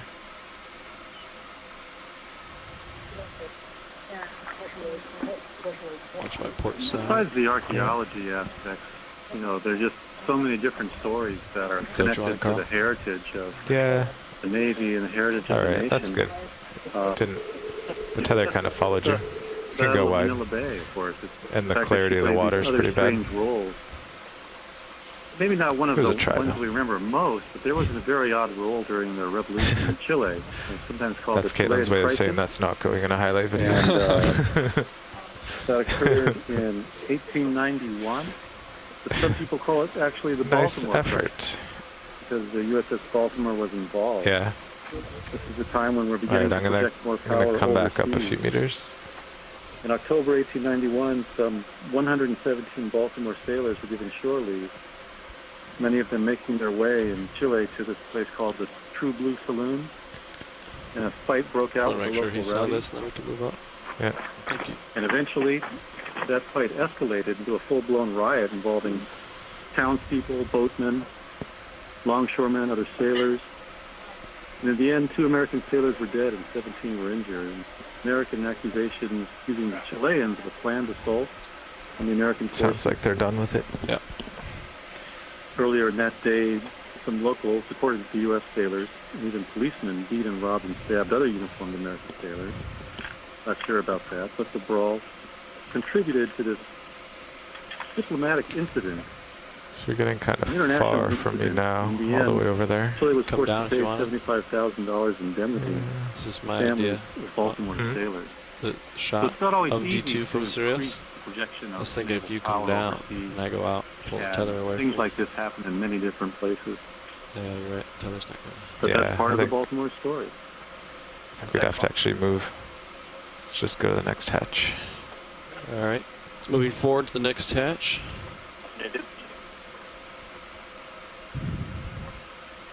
Probably get a ship move to get there. All right, shoreside will be moving up to the next hatch Yeah. forward. So Okay, very good. let me Our get perpendicular D2 again just to camera is live see. again. Yeah, so 140. So last time we did yeah, we could do 220 again, I think. Although maybe I'm getting a little further away. Maybe we should do 210. Just keep creeping closer. 210. How? What was the distance on that again? Maybe we'll do 20 meters. Keep moving. 20 meters, 210.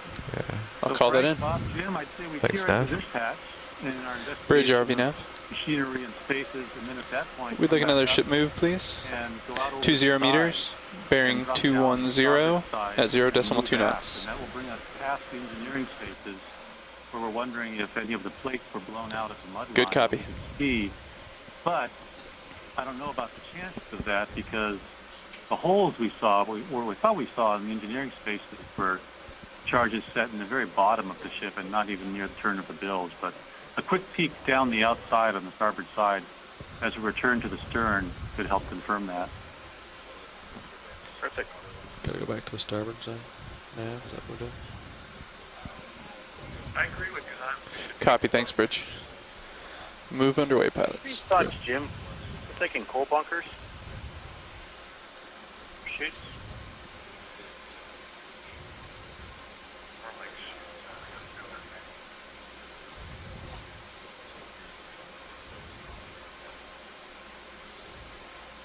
It would just put it outboard. Close to the boilers.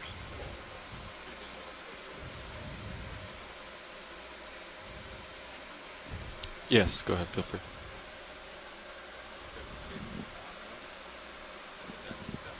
Yep.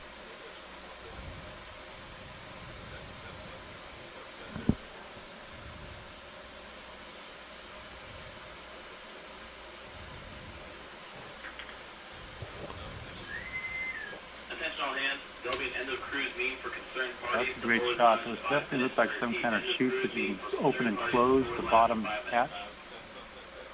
Drop the coal, maybe? Yeah, thank you.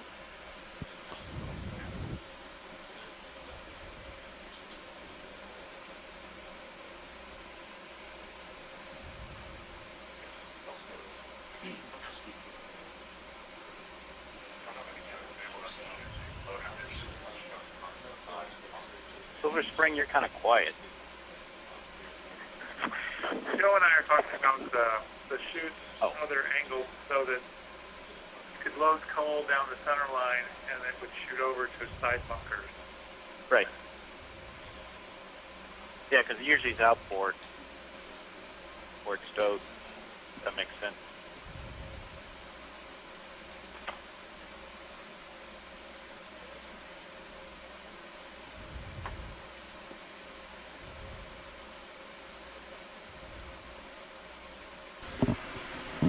Co-pilot? What about these Pilot? tanks below?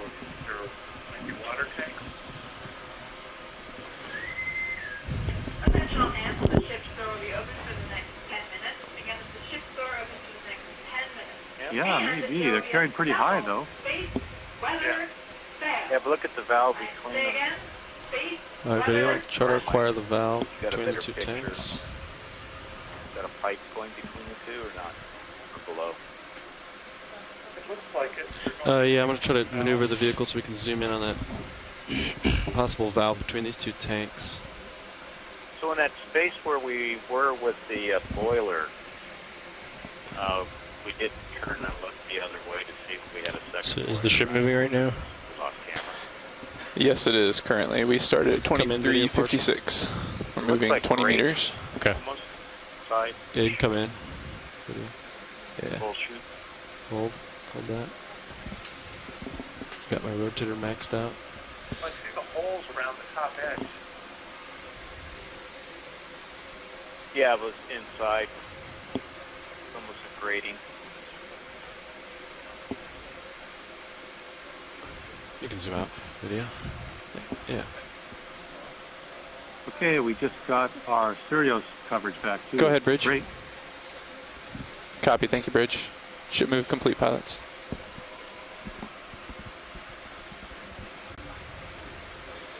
So those round things that look like valves on that joiner pipe or whatever, I could actually read the word stop from my screen. I don't know if that helps you with anything. I was just wondering if there's... Can we go tight on that? Wow. Yeah, I'm maneuvering the vehicle. It almost looks like gauges. Obscured. Yeah, it looked like a gauge, and I saw stop, and then there were some other letters I couldn't read, but I could read stop. Telegraph? Yeah, it did look, it looks like a bunch of gauges mounted. The face is missing.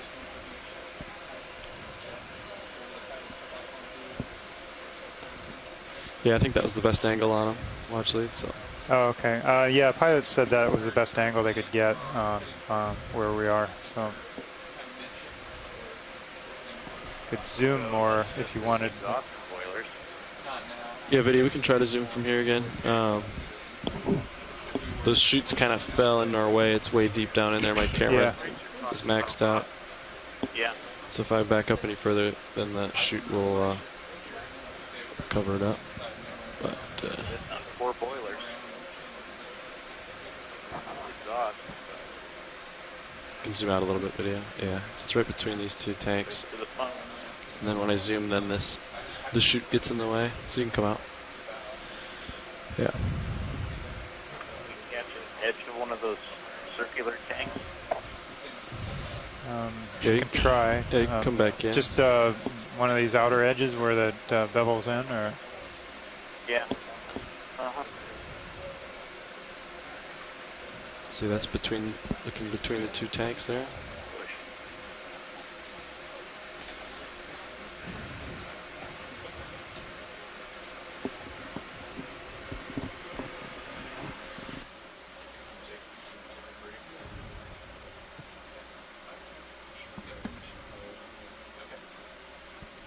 Okay, video, you can come out, I think.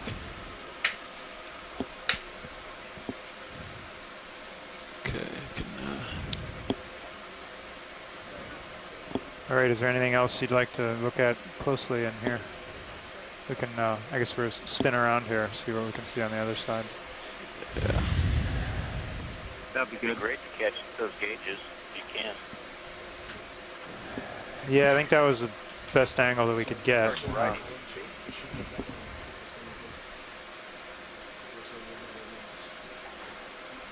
Maybe these on the other side, maybe they have some.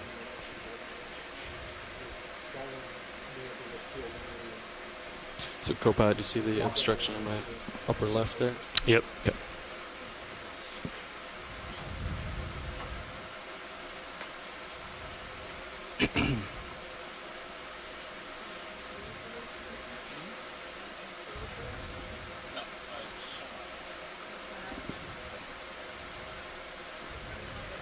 See where something bolted on. Inspection. Okay, video, come in. valves. This is the starboard side between the tanks. Forward being the left, aft being to the right.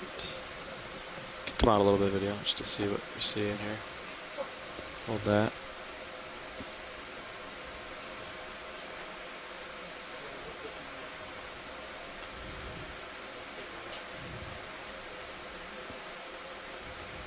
Look like any type of pressure tank, maybe, like you said, Frank, could be water.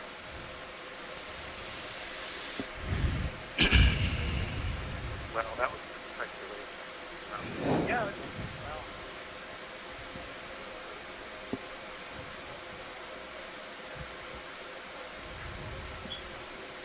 Telescoping coal scuttles, that's also speculation. Okay, we'll see what else is in here. Well, she could burn both coal and or oil and fuel. Maybe that's your fuel tank here.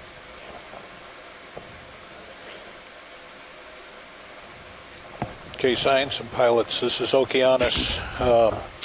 Be advised that the loss of video that you experienced on shore was a sun outage, sun transit, and it took out the satellite. That was at the receive site in California. Before we finish this dive, we expect to have another outage, possibly 5-minute duration, somewhere between 40 minutes past the hour and 45 minutes past the hour. So if you lose it again, stand by for 5 minutes and it will self-correct. Thank you for that. So Hans, where we were on that boiler before we moved, are we still near? John will be back in 5 minutes or so. I think that's just the next path through one bulkhead. You want to drop back? We never got a chance to spin around and observe the other side. We've got a second boiler. All right, pilots, can we move back aft one hatch, look at that boiler area again, and do a quick spin? Yeah. All right, Dan, turn left. Yeah, I think they said we could do that. Turn left with me, Dan. Sure, We're gonna got go it. back. Quick. Not wasting any time here. We did move the ship 20 meters, so I tether. So, question for you guys, since we're talking about this, I guess it was so a the last that move could burn was both coal and bearing fuel 210. oil. So I assume that required separate containment areas, the tanks, and then the fuel or the coal So we were moving bunker forward for that. down the Could ship. They Now basically going aft alternate just to look fuels for something. easily, or was there some change that had to be done? So you're just looking into this hatch, right? Yeah, to the infrastructure to change over to those, or could they be done pretty quickly? Because now we were looking aft. I know the answer, Yep. but I know that the cases, the McCulloch, which is the revenue cutter, later Coast Guard cutter we just discovered, the concept, it worked up off the Pribilof Islands up in Alaska, and they had both depots for both fuel and coal, and it seemed not to be a major issue burning your fuel. Okay, so this is looking aft. I think this is what they wanted to see. But yeah, I don't think it's so complex. All right, is this a view?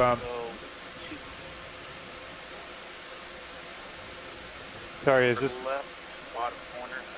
Oh, spin to the left. Got a top of boiler. Okay.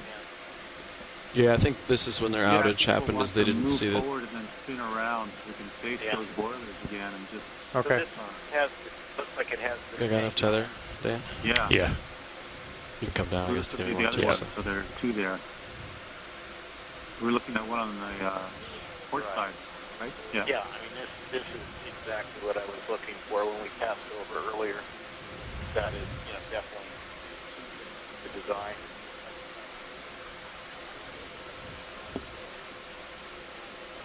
Okay, come down a little So more, when we but were looking at first, Do you want to move in that direction, maybe 10 meters?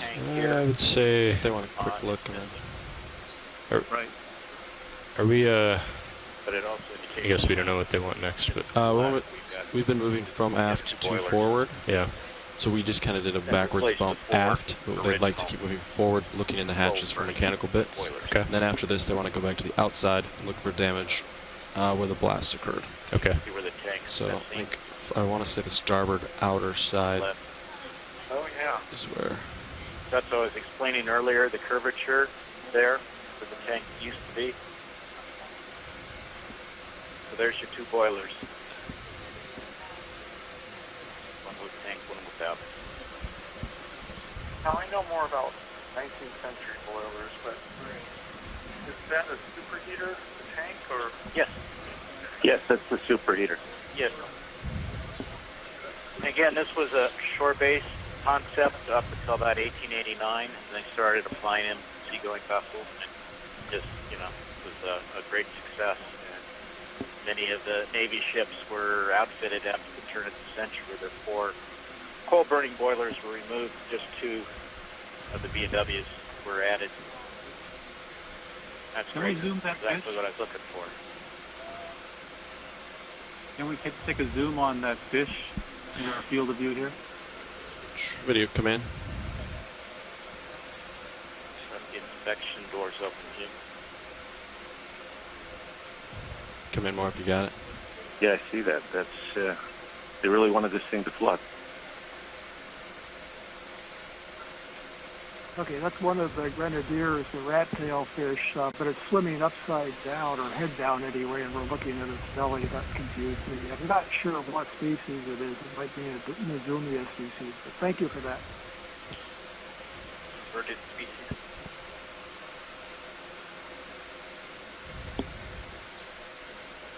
Okay, watch leader, we're gonna clear to move forward on the ship. Oh, that's great. Let me check. Shoreside, are you done with this hatch, and can we move forward?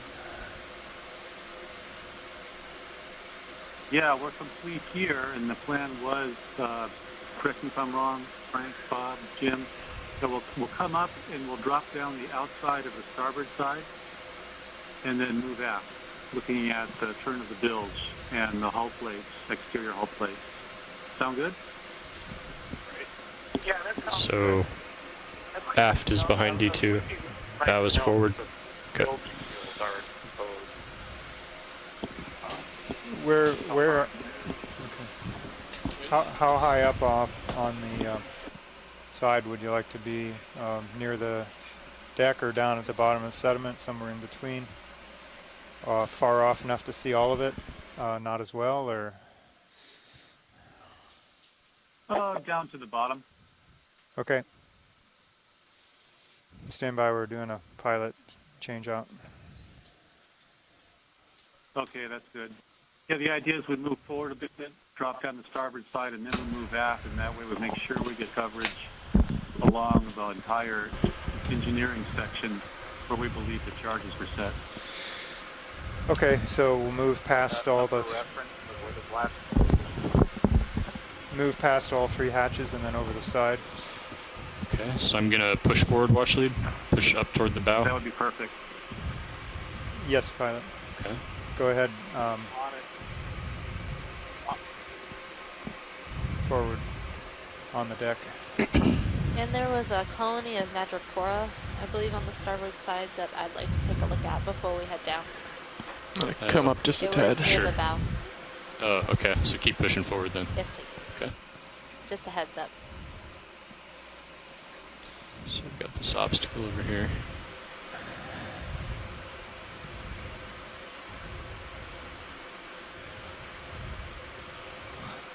So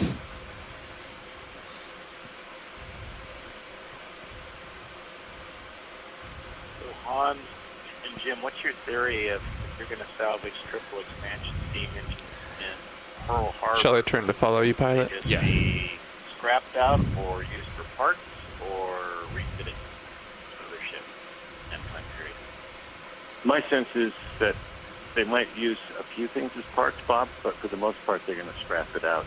Triple expansion at this stage, these older ones that these guys have on her, not quite the same and had a lot more wear than maybe the more move modern Sirius down the ships bow that and were maybe newly away made from the for ship a little expansions bit. that they're putting into the Liberties and the Victories. Copy that. So what And bearing more would that ships are going to be? need turbines. So down the bow would be my guess is mostly approximately 220 or so.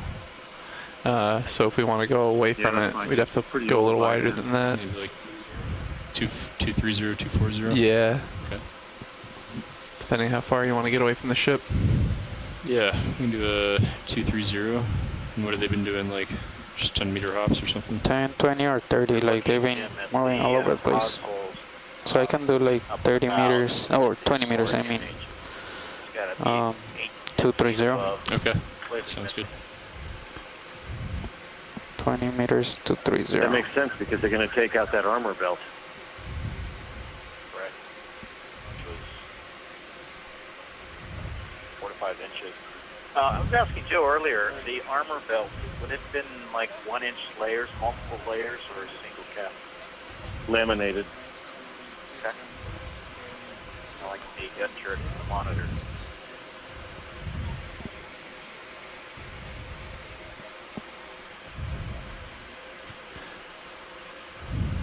And just for your awareness, pilot, it does look like I have a we just had turn in the cable. I need to turn that out at some point. From the lower straight. Certainly nothing like the impressive sponsons that they were.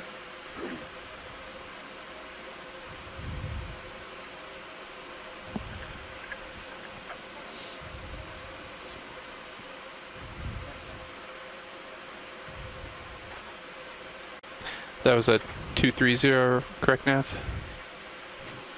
That is correct. Thanks.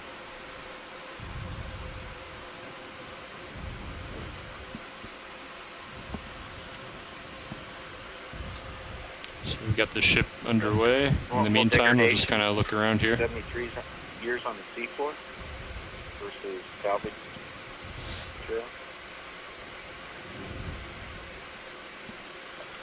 It looks pretty regular for deterioration. I'll have to take a look at that picture from when she's just about ready to be taken out. I might have to pay a visit to the CD museum and Fort Wayne. All right, go ahead, video. Yeah, the original publication. You can zoom in.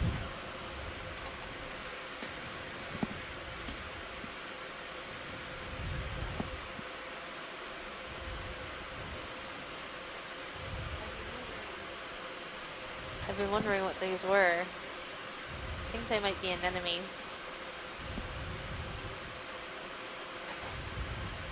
Very interesting. Thank you. Okay, zoom out.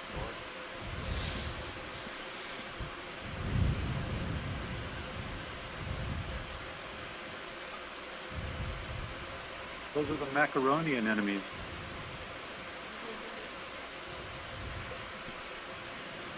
I bet they go well with cheese.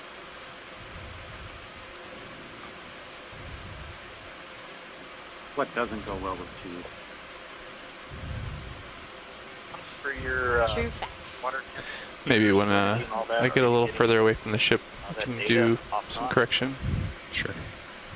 I think they're continually recording. Yeah, that data is recorded, and normally it's spit out every 5 minutes in the chat room, but because of this is one of the restricted dives that's not coming out, it is being recorded, and you can get it all later. And we could post the profile on the video feed, I believe, and or give you numbers as we're going, though I don't have access to them myself. Yeah, I'm fine getting it later. Okay, this would be a good spot to drop down and do a survey along the sediment line along the turn of the bilge. Oh, okay. Okay. We can do that. All right, pilot, you got that. We'll. Is this where they think the impact was? It was on this side? That's what we're kind of looking for. Oh, if there okay. was any damage in the engineering spaces on that's obvious. So drop down to the sediment line and move. How much left in that move? Aft. Probably about 3-4 meters at most. Okay. Yeah, we should just move Sirius away from the ship then. Here pretty soon. Bridge, this is Nav. How many meters do we have left on that move? Alright, copy. Thank you. Do you want to move Sirius away just like 20 meters? Even just like 5 or 10 is fine. Okay, I'll move it 10 meters, 10 meters, yeah. in 310. 310. Yeah, 310 would probably be good. Copy. Thanks, Nav. Do you want to start here or further aft? Damage. Those things were set so close to the keel, but we thought we were looking at maybe 1 or 2, but there were 3 charges used, so it'd be interesting to see if we see plates blown out. Oh, move aft. Okay.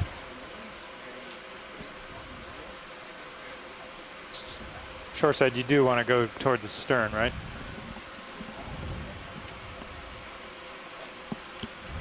Near the engineering spaces. Yeah, I've got a pretty substantial delta above you, but I don't want to come down too much at the Yeah, moment. that's fine. Okay. That's fine.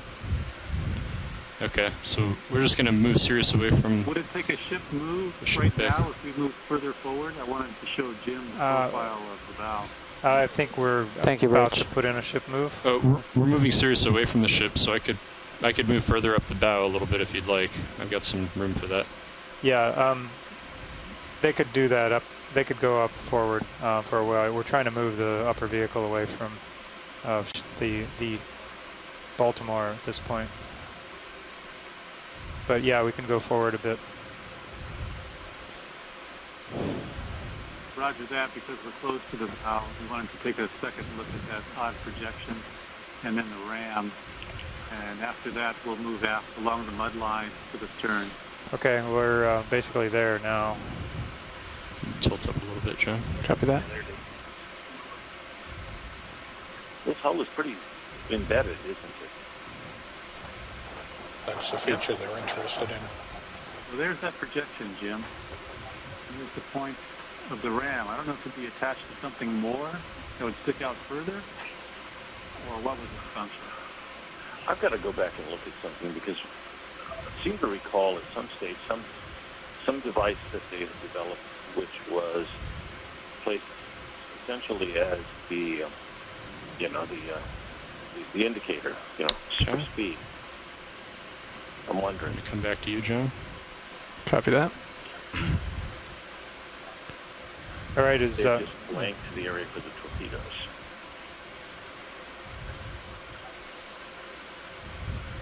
Yeah, maybe. I know they designed for torpedoes. Did they install the tubes and everything?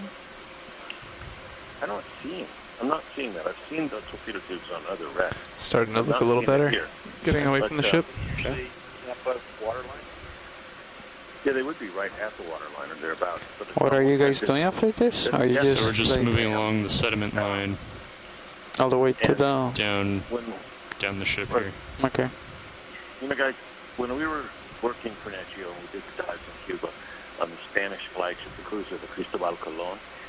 All of this was above the mud line. And I'm wondering, I've got to go back and look at the pictures. Go ahead, Bridge. This is striking a bell for me. How you can feeling, you... John? That looks a little better, huh? Yeah, definitely better. Good coverage, pilots. We're ready to move out. Okay, we are currently Roger moving that. aft. I'm sorry. Moving aft now.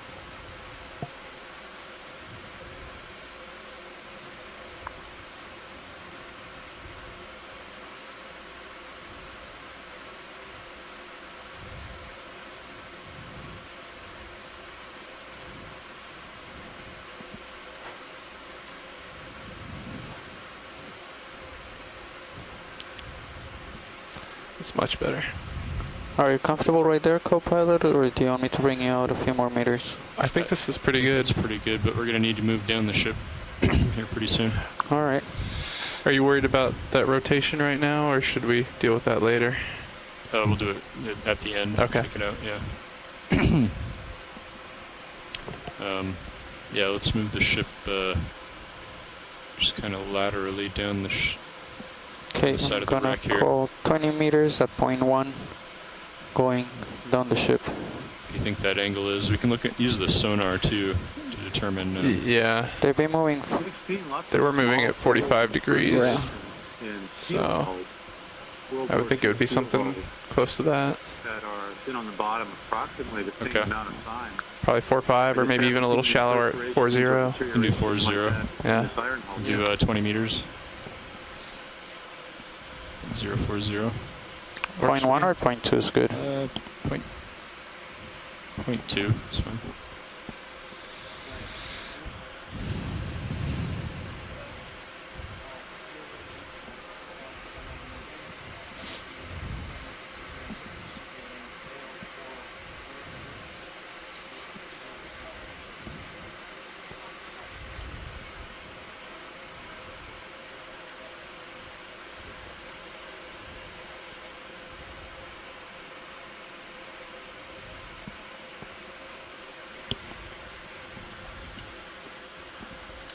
So we're getting a ship move in. Watch lead. I'm just gonna kind of look around here momentarily. Roger that. Pretty much settled in.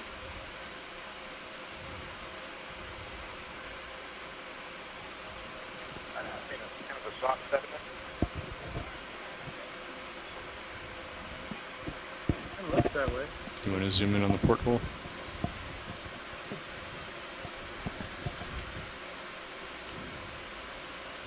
We're only seeing actually the top of rudder here. That could be another 6 or 8 feet of upstream.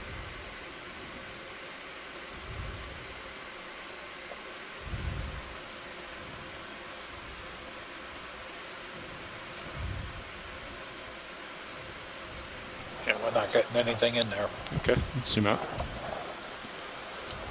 Come back down. Ship should be moving here.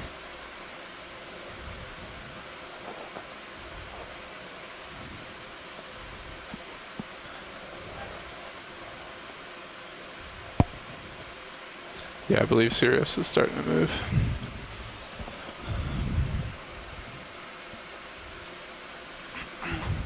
We're definitely moving.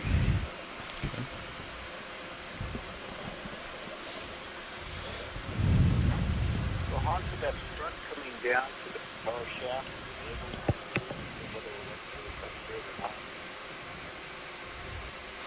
One was cut off right at the substrate line to me. And from what I could tell from the elevation drawing, if there had been a propeller, it would have extended above the mud line. But I don't think we peeked around on the other side, on the port side, to see the same thing. Did we? And we can do that once we get down there.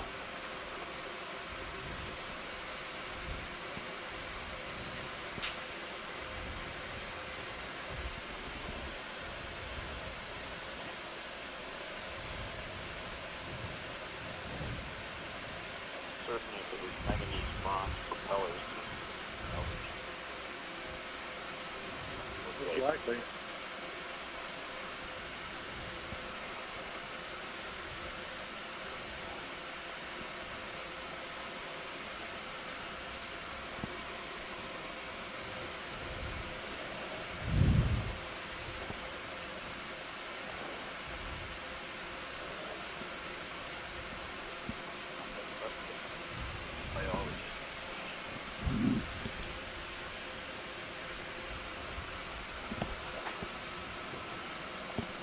Pilots, can we pause and zoom in on the top of those rusticles? It just looks like they're kind of in an odd line.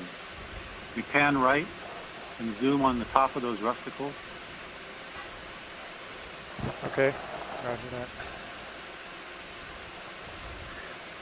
As we're looking at this, guys, one of the things that's striking me is So they want to look up? still traces of Down. paint here. They want to look That down? was- yeah, What the we saw, mud I think line. we just independent, and it's not a complete coating of Yeah. like an coral and algae. And those rusticles That's between dark. the white stripe and With the growth mud line. it, I think Okay, some zoom level in. it's not as bright as it would be, but I think we're looking at some level of paint Like the line with this because we've got brittle the star clarity to the left. of the seams for the various strakes of the hull still visible. Where you've got some corrosion, closer to seabed and more growth. Is this what you're talking about, Bob? Definitely obscure, but there are Yeah, places right along where that line where this brownish growth is. Oh, I see. Okay. Is this what you wanted, Hans, this view? Yeah, that's good. We can pan left along the top of this rustical bunch. It was just kind of odd why they were all, lined like that and that kind of curve. I was wondering if there was actually stress in the plate or a crack that was causing this kind of differential corrosion, but not really seeing it. We can zoom out and continue out. Okay. Do you want to reestablish where that blast area is, top side? Go ahead, Bridge. For reference? Thank you. I think we might still be forward of that, I'm guessing. I was just wondering if there was kind of a crack in the plate right in there, but I can't really tell. Looking at the curve of the Looking at the curve of the hull, I think you need to move further aft. Yeah, we're still forward of the engineering phase. And how far down does I think we're past the engineering space. They think that they're forward of it. I think we're aft. If we want to come up to the top and show them where the plates are missing on the side. Yeah, no, we haven't been. That'll just give them a reference. Before. All new. So watch lead, we're going to come up a little bit and see where we're at relative to the wreck. Looking over the edge here. Okay, roger that. And are you sure that what you were looking there at it was is. rusticles or was it biological growth? Coming up with There's you. one. Yeah, I'm using that term pretty loosely. You're right. I mean, but it definitely there's See, we're the aft. green and the yellow cast to it, and it sort of has. We're that aft. If you look to it. But it turn- might just be biology. It, in some turn ways, to the reminds right. me Sure. of the kind of moss that you see. So there's the growing hatch we were inside looking the down tree. earlier. Right, and I Forward think one. where they removed all the plating on the side is off to our right. Ah, okay. So does this help orient us, watch lead? Yeah, shore side, we are at the forward hatch. We just came up to see where we were. And then you want us to drop back down and continues? Very good. Okay. Yep, sounds Okay. perfect.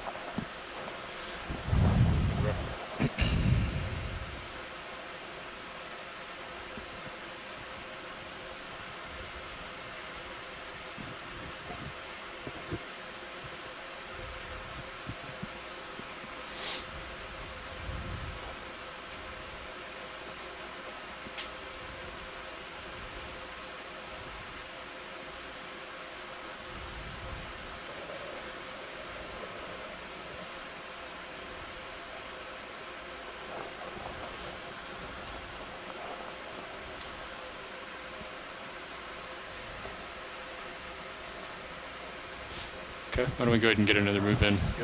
Did that bearing work for you? I think that was pretty good, yeah. Okay. Depending, I don't know how much further away from the ship we want to get. I think this is a good distance, so do you want to do like a 050? Either 045 or 050, yeah. Pilot, can we zoom in right on the rustical line there with that white? It looks like it's So difference in the 045 is plates. good?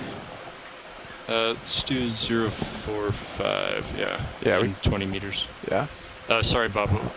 Right at the rustical line, you can see the horizontal line running through. It looks Yeah. like it's a shift in the plates. Okay.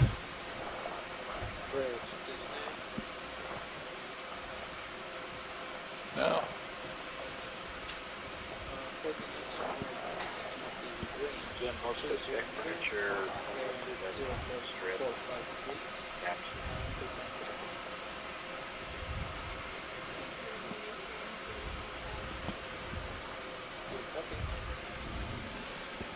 nothing real telling.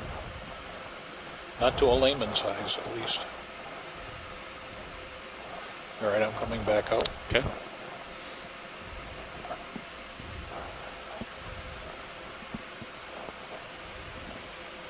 Can we range down on D2 sonar to 10 meters? Hans, at this stage, how many Thanks. wrecks have we characterized off of Pearl and in this area? Alright, sonar range down. Wow. I don't know, at least a dozen. Yeah, no, I think we're really starting to get a good sense of what this junkyard looks like. And the more I look at sites like this, I'm very hesitant to call this a junkyard. This really, to me, and always chime in here, but I think this is really fitting more and more of a definition of the kind of landscape that Nathan was talking about with deliberate abandonment as well as discard. Yeah, I agree. I mean, the method in which this was dismantled systematically is indicative of some of the dangers you were mentioning earlier. And so I think it really what it begs in terms of like management purposes and the rest, and just even in terms of characterization, and Hans coming back to the study we did for Bohm, it's very different than the whole idea of the defensive zone being a dump.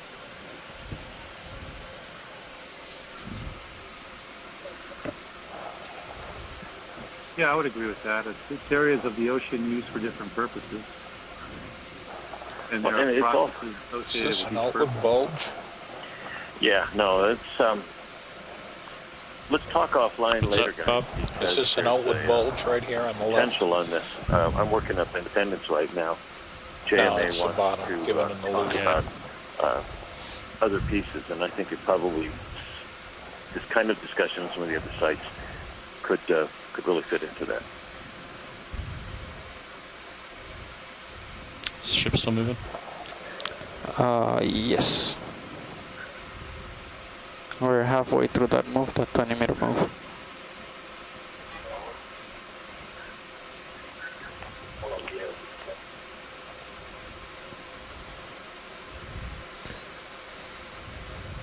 You've still got tether, and I can come down if I need to a little. Just trying to keep it away from that football. Yeah, I think it's fine. I'm slowly moving with you.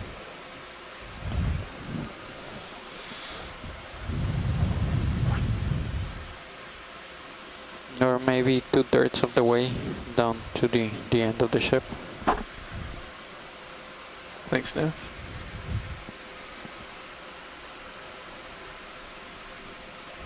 It seems like maybe some of the layer of incrustation has fallen off in an interesting pattern there that's not completely unlike looking at a crack in the hull, but it's not.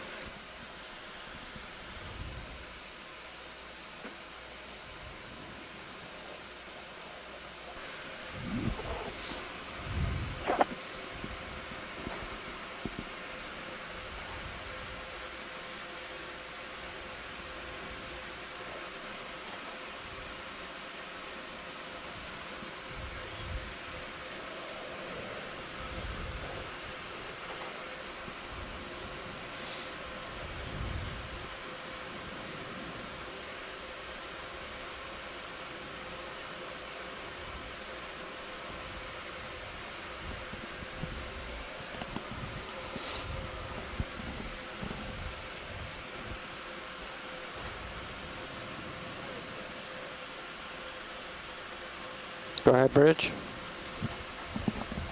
Copy. It looks Co-pilot like on. we're coming up on a couple of glass non-vase-like sponges. I think Can we we should take a move look again. at those? Alright, sorry, I had dry latched. Do you guys want to keep moving? Yeah. Okay. Yep. Another 20 meters bearing 4045 is okay? Yeah, 045. Where those Yeah, it works. Where those Yeah, at, this Nolan? is Copy. very interesting Thanks. Okay. damage.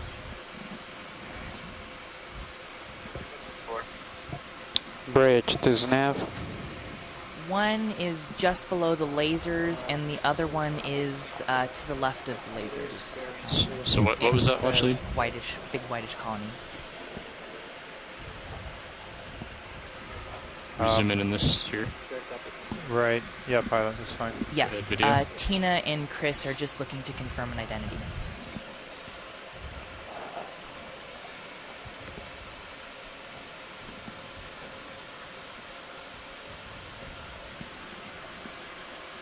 Yeah, I'll just mention this real quick so we can get back to that damage there. This is a glass sponge called Faria Thank near you. Oka, because we only think it's close to Faria Oka, that species. Beautiful glass sponge, and I'll let you get back to your wreck damage. Thank you very much. Okay, let's zoom out. Was there a crack up a right from? Well, we got this crack. crack to the, sorry, the Well, left? actually, get some good data on this. Like at least go up top side, get a reference point. Where are you looking, Bob? I think they're talking about this Yeah, crack that right now, sounds but I good. think I saw But, one you know, running at pan 30 this area with degrees some on the upper get a left from here. Understanding of this damage at the turn of the bilge. Then when we're done with that, we'll pop up to the gunnel, get a landmark. Well, right there. Can we zoom in on top center? Sure. Well, there's a hole cut there.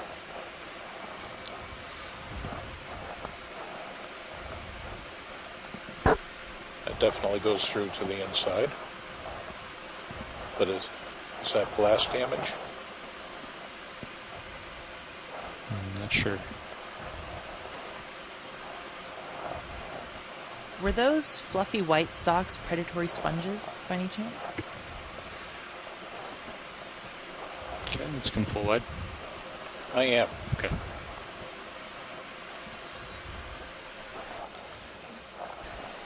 I did hear some chatter from shore about rising. I'm not sure about that at all. That's a good guess, but not sure. Okay, watch lead. Are we interested in Good coverage looking down on the here, crack. or? Time to pan back down, drop down a bit. Yeah, they want to drop down. We They can wanna- look Yeah. inside, Yeah, let's go ahead blown and out area from one of the charges. This is what they want to see. pilot. Yeah, go ahead and look at, take a look at this as you can fit. Okay.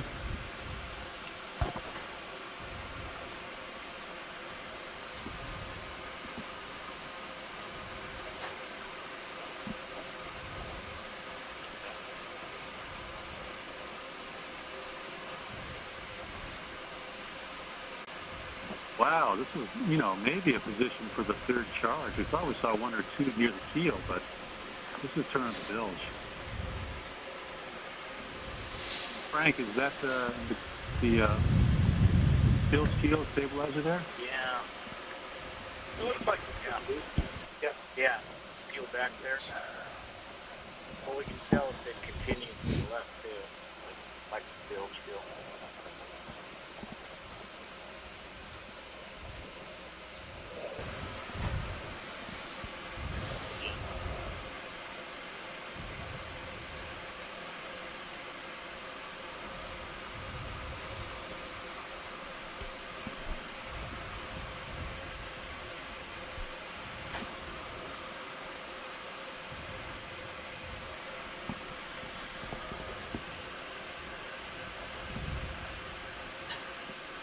That's interesting. That's obviously very distinct and contained to that one point. I don't see anything further on. Could this be but there's maybe the rest of that bilge keel right there to the right. Could this be a good spot to pop up and get a landmark? Yeah, if we center back on. Yeah, we can do that. Back in there, just go straight up. Okay, I'll come back. Roger that. Roger. Do that. See if it mimics what we saw top side.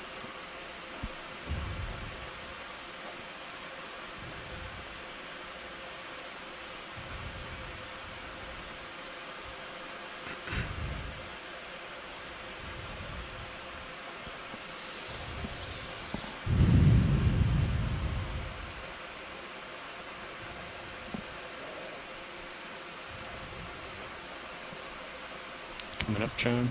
Copy that. Could also be where the bilge keel again.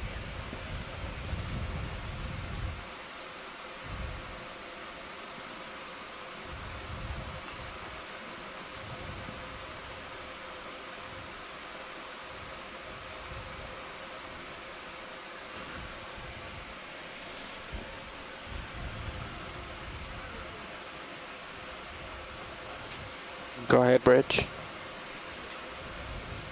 Copy.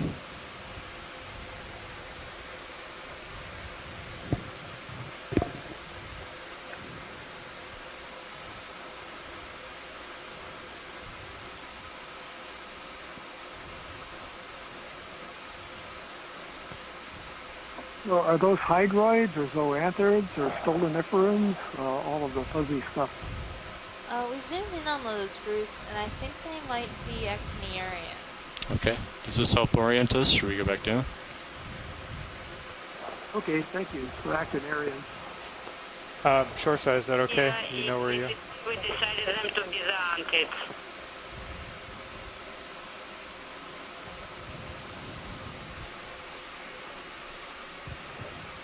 Great. The classic anemone zoanthid battle is now in play.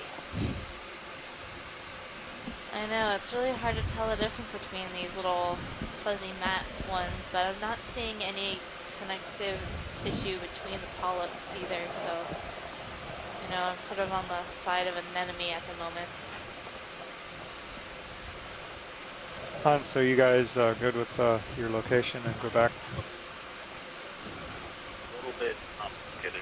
Can we come up a bit more and then veer down? Yeah. Okay. Pilot, can we come up? Sure. Oh, so we're where that gantry is.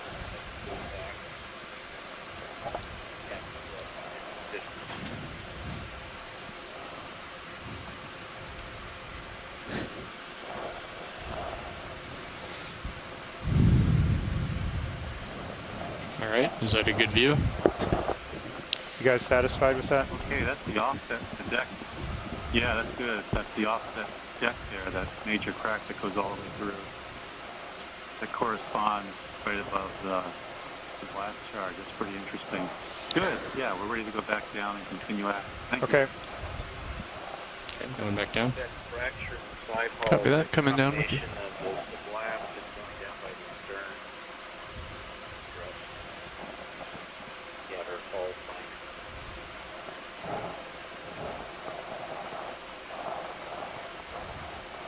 At least we know she started down by the stern, so by the time she gets people up.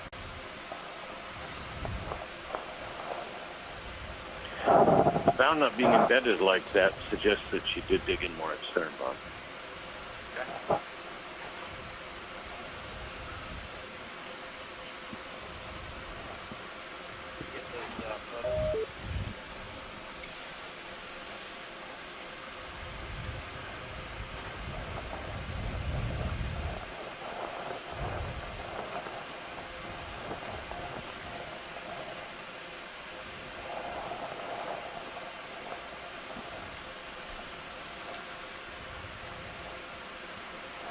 Okay, settling down the side.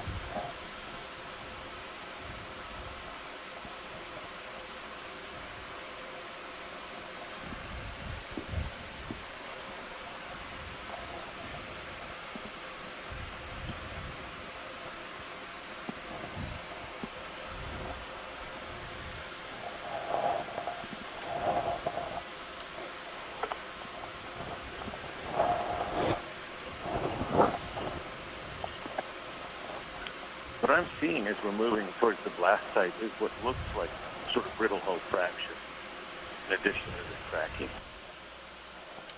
which might make some sense if the gases of the blast vented up and out as well as out through that hole. Okay.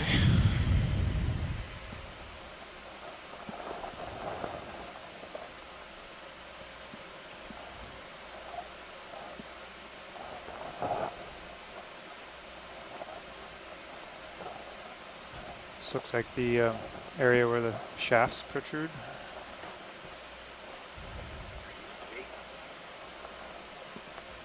I pulled the shaft and propeller.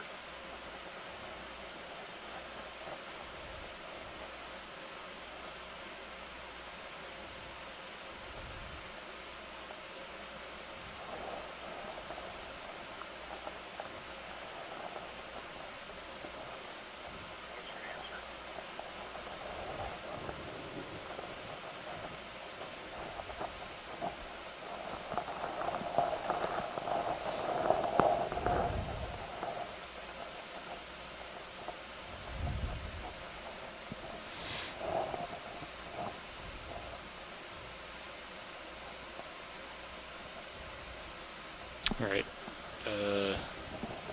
Another move. Yeah. Okay. I think the 045 is working pretty well for us. Okay. All right, another move coming up. Bridge, this nav.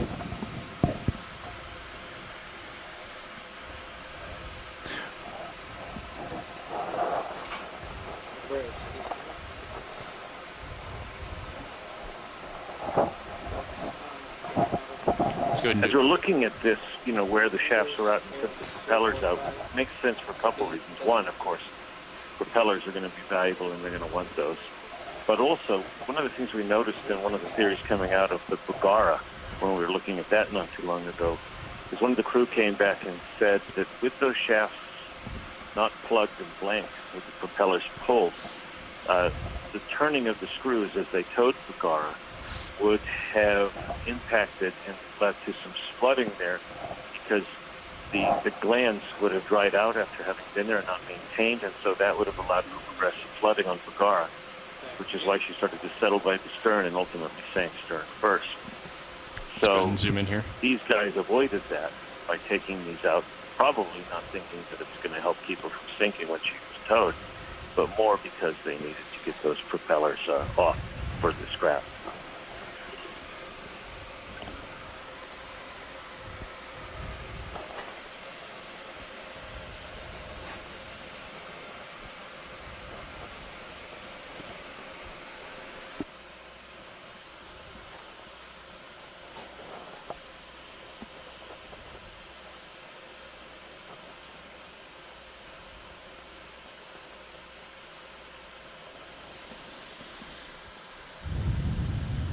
Okay, let's come out.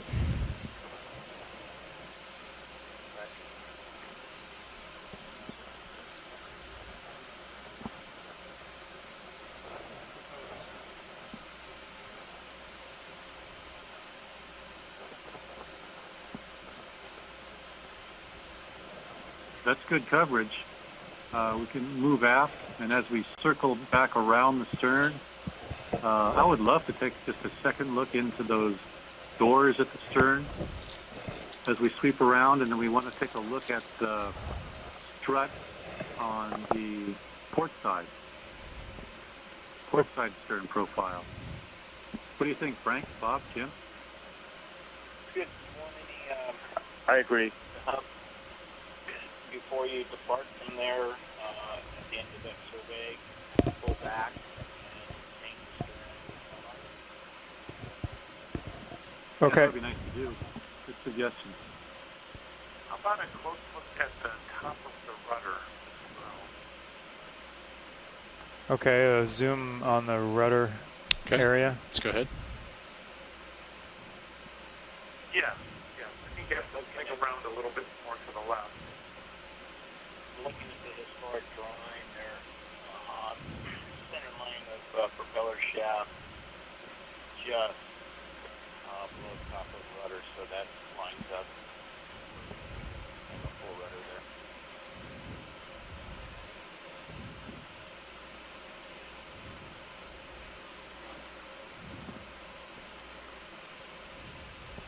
You can see the rudder stock going up through the hull there.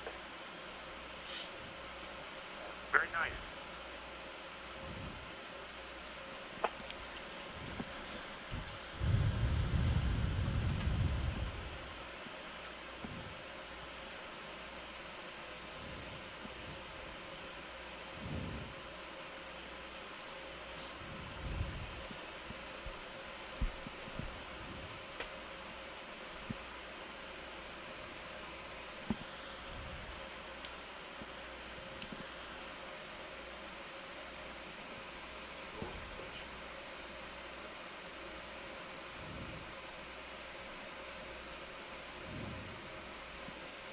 That's great. I think we Ship's still moving.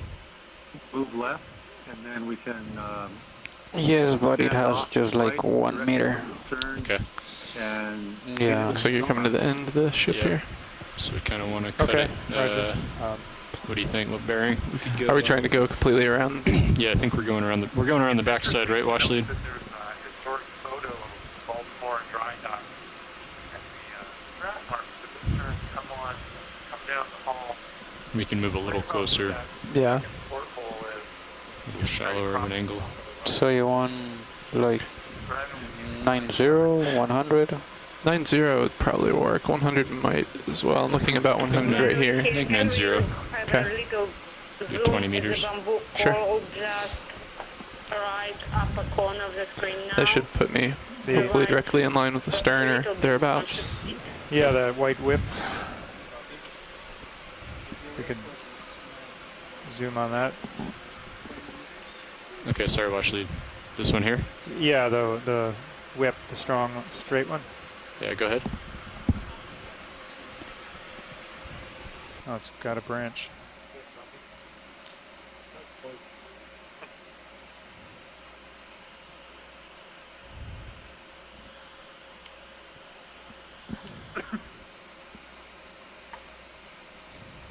Okay, Chris.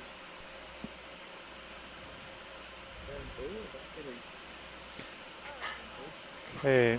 So this is a bamboo Thank you. coral. I'm trying to see if there's a nodal branch or an internodal branch, but the polyps on this coral are quite dense, so it's not letting me see that. Also, the color of the polyps is quite white, so that might be indicative of a certain type of coral. I'll have to look at my notes about the bamboo corals to see what clade this might belong to, but that's a good observation.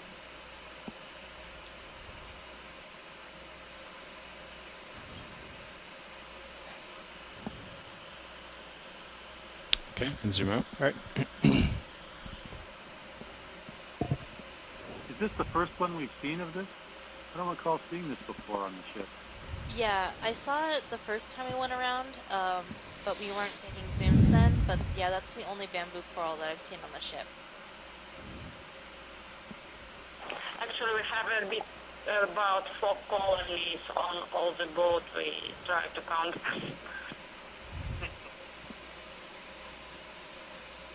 So, pilot, yeah, they want to back up, get a sonar image, and also then video image the rear hatch again for the open area. Sure. We'll get around there. We're underway. So Hans, just a time check. I guess we've got about an hour. Yes, Yeah, we that have sounds 1 like hour. time enough to go with the stern. Sounds like we have good time for the stern stuff. We'll go over to the port side, look at the strut. Probably be a mirror image of the starboard side. And at that point, you know, we could either go up above, but we've got a lot of plan view. We could conduct. Oh, go ahead.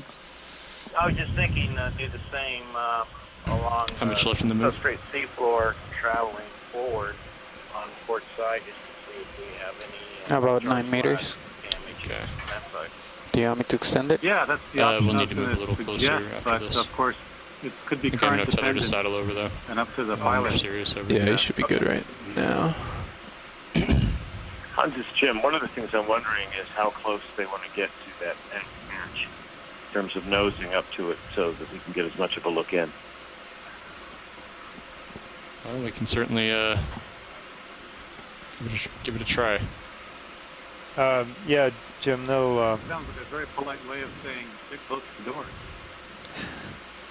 they'll work on it. Door's open. That's a great shot. Video, could The I go for a current's partial zoom on fairly Sirius? favorable, so. Yeah. Thank you. Maybe just, yeah, a little bit out. That's perfect. Is there some curvature to that rail where it's higher in the center? It looks like that. It'll launch something out of it. Okay, do you want to zoom in? Momentum going out. The mines roll out and tumble, so that I think the curve is part of that. Yeah. Not sure we're going to see It anything looks inside. like after that, although the railing doesn't continue, It looks like midwater. Yep. Okay, we can come out. They'd have to. They're going to have to have done that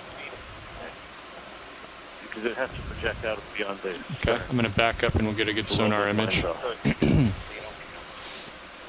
Yeah. Can we come full wide on Sirius? Bob? What's that? Full wide on Sirius, please. Thank you. Well, according to the All right, the document, ship that's somewhat of a record by pretty deploying much 900 stopped now. mines over the period of 10 nights. Okay. Baltimore was escorted Should by we 2 just get destroyers. Sirius over D2 It's here? not clear if those were mines deployed as Yeah, I part think of the so. barrage itself, 20 meters toward one. During the training period, Where were you at? Oh, prior now you can go a little. 160, I think it was. Go Before. back. Turn back to 160. I do have northern barrage my horse. That would put us right over the stern, probably. Yeah, we can do like a 150 maybe. Okay. 150, maybe 10, 15 meters, or you want Go to ahead, 20 Bridge. again? Yeah, let's just do 20. Okay. That'll bring us on the other side. Copy that. And then, So for shoreside, you said after we, I guess we've done what you wanted, except for the, I guess we're getting the sonar image now. Yeah. Soon. But did you wanted to move along the port side? Okay, now, was there can any we interest, range out on D2 sonar? was there any interest in doing that photogrammetry thing on the stern at all in your remaining time, or just move on to what you had mentioned?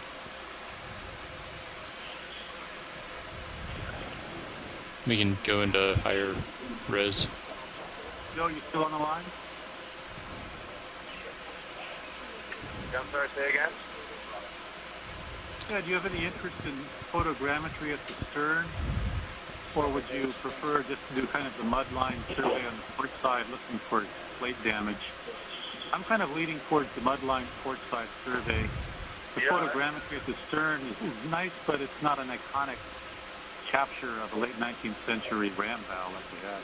Yeah, I agree, and I think that to do it to the same level that we did now, we might be kind of running up against. As we come around the stern of the ship, it'll continue to turn the tether. Okay, Are you that's okay fine. with that, or Just should thought we I'd ask while try we're to here. take the turn out? We'll take care of it at the end. Okay. I just noticed it's keeping the tether in kind of an interesting configuration. So that's in the 6-8, yeah. Close a look as we can, Yeah. and we'll be done. So when we Okay. get in, before we come up, get information for recovery, we'll spin you around and take out those turns. Copy that. Okay, I think we've got some good sonar images of this. Okay. Maybe we'll come up and take a peek over.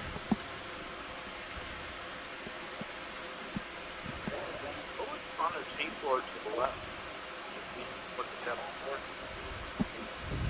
I'm wondering if that was one of the doors. Yeah, that's what I'm thinking. Where was that? That The sediment just off the port border. okay. Stand by. Coming back down, watch lead.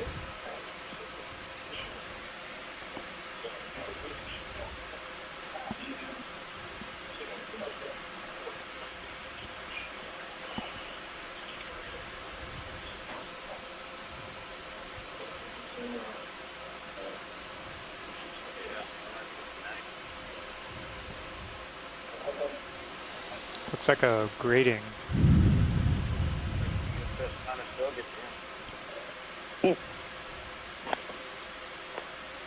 So, pilot, they want to look at the, besides this debris, the strut off the Sure.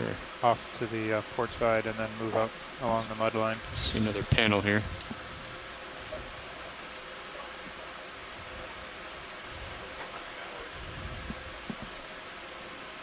I wonder if that's one of the doors right there, closer to us. Could be part of one. It doesn't look big enough to be an entire door, but unless it's buried, I guess. Certainly possible. Yeah, I'd expect they'd have some curvature to them. Zoom in a bit.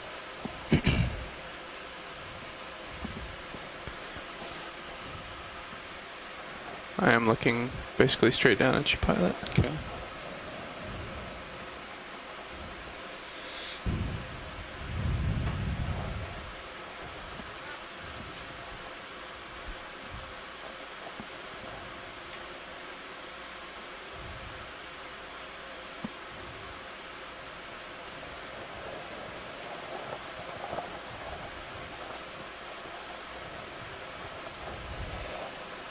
Okay, let's come out. If you'd like, I think I'm in a good configuration to just turn here. Yeah, don't do that. Don't worry about it. Okay. I feel like it's turning our tether slightly as well, is why.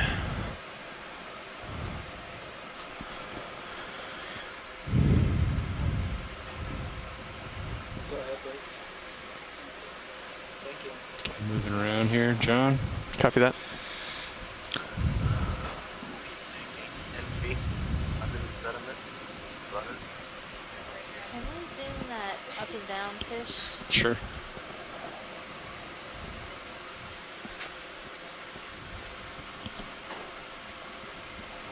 Okay, go ahead, video.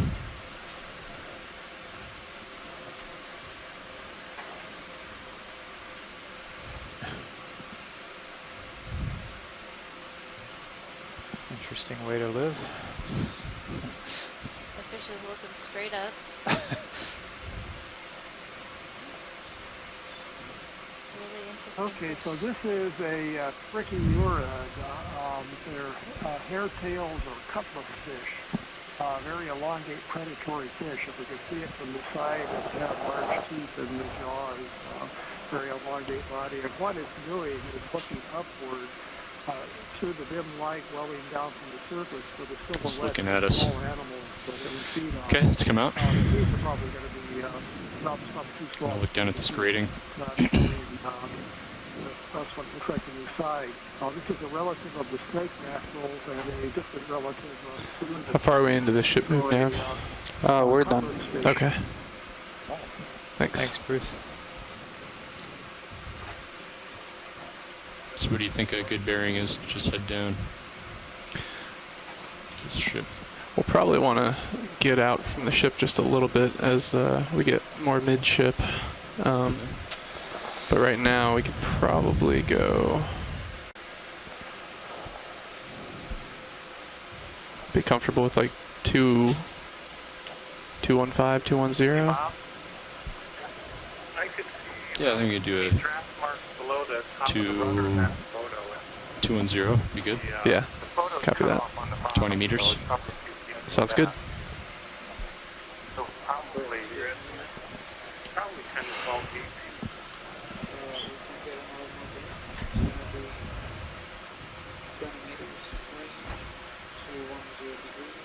Okay, are we good here, guys?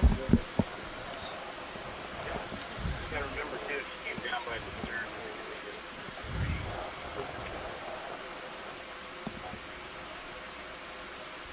All right, you ready to move along up the hull? Yep.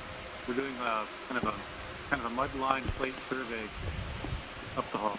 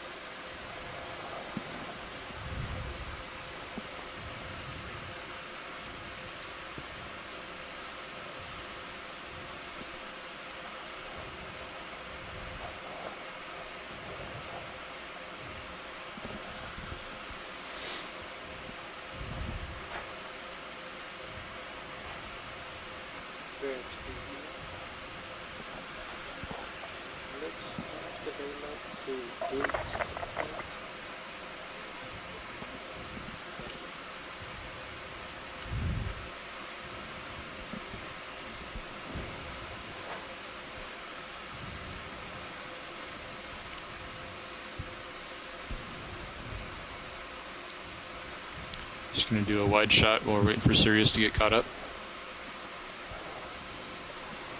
Okay.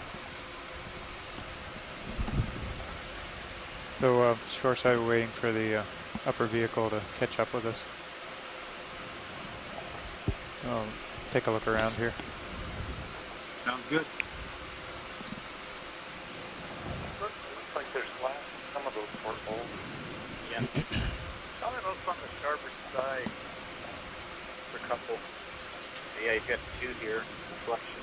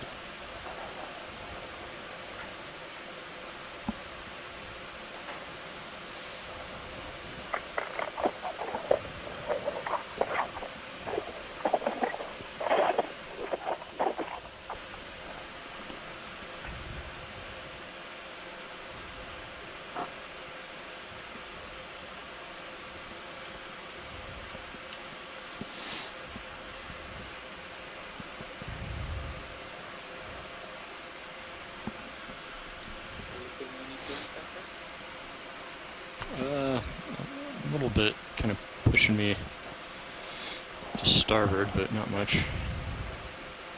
Does this shaft have, does this tube have the shaft? No, it does. No? You can turn your head a little shallower there.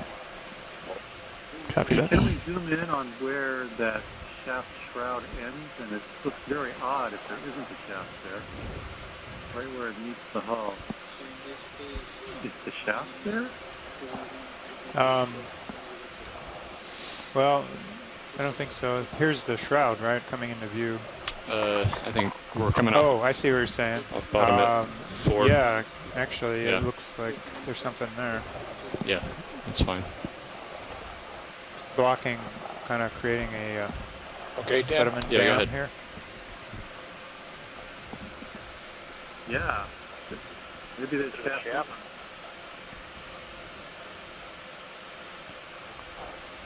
Looks like it's bent. Yep. That's interesting. Why pull one and not the other?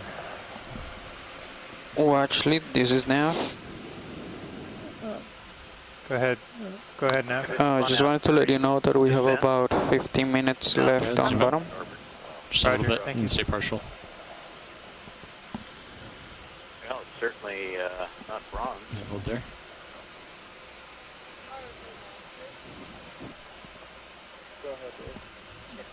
All right, let's do another one. Shaft And steel. It would only be potentially powered. what was that at? Steel bronze. 2.5. What was that? 210. Yeah, last one. They might want to go a little wider this time. Yeah, like a 190 Yeah, that could work. or 200.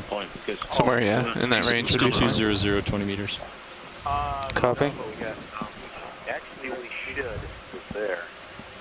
Yes, I think they just cut the drop off. And then put it in the ships in place and everything, try to extract it forward. It'd be interesting if we acquire a bilge kill on port side. There we go. So here you see some damage. Let's come full wide. If you aren't already. Yeah.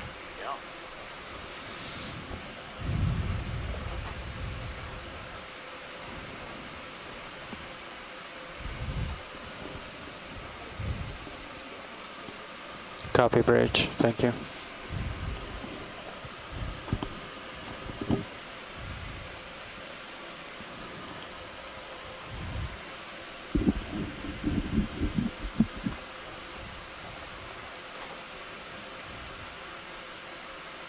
Okay, you want to do a partial zoom?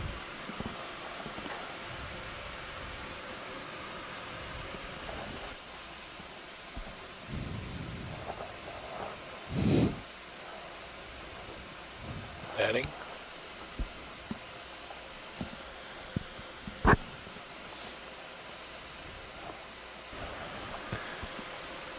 Are you okay with the lighting there, pilot? Yeah, yeah. I don't know if we're going to do much better. Guides come out. Looks like the charge certainly vented more here. I mean, look at the side. See how that strike is completely bent I'll back out? off if you want to come Running full away. wide. Separated it right at the seam and pushed it.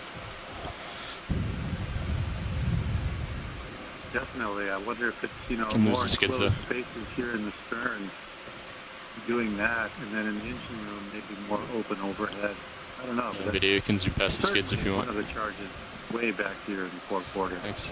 Absolutely. We still have our expert online? You have to go to class. Feeling movement.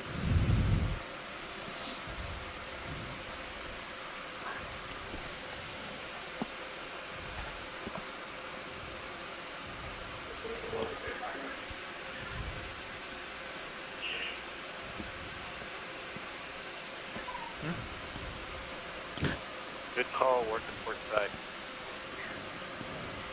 I'll be sure to send him some images of this, though. He'll enjoy it. Yeah,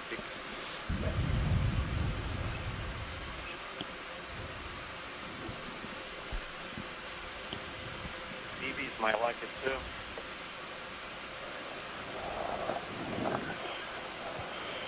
So we're just kind of getting blown toward the ship, huh?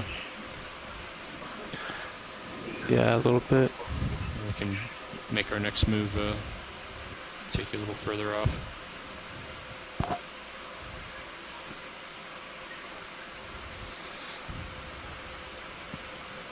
You can even see the rivet holes.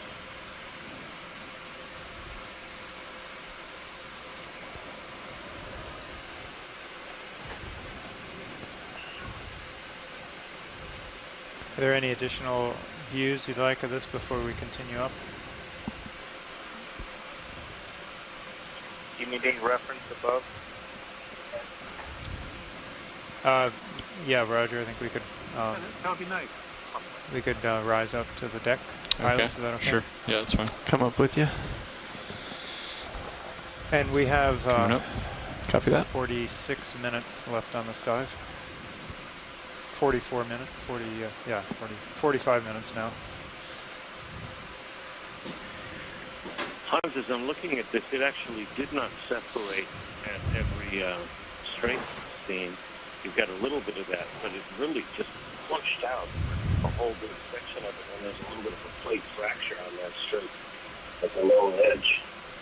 That blast not only went out, but it looks like it lifted up, but it might be the expansion of the bubble of the blast. Yeah, and that's also a testimony to the strength of the riveting, isn't it? Yes. Well, it's going to be double, and it's going to be overlap. Certainly testimony of that, and also the strength of the blast.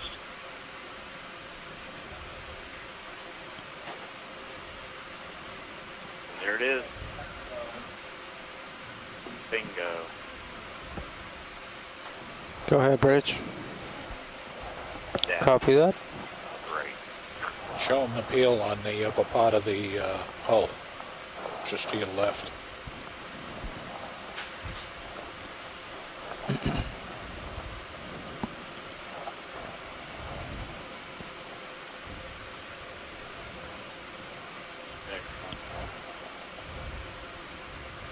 Hello, Megan and John. This is Chris from the UATCC. Hi there, Chris. Oh, no. I'm doing good. We've got a whole bunch of visitors here again today. These are graduate students from all over the place here, and back down, some John. of them have got Copy some that. questions. Would you be able to Coming down entertain with a you. few questions at this point? Of course. Ask away.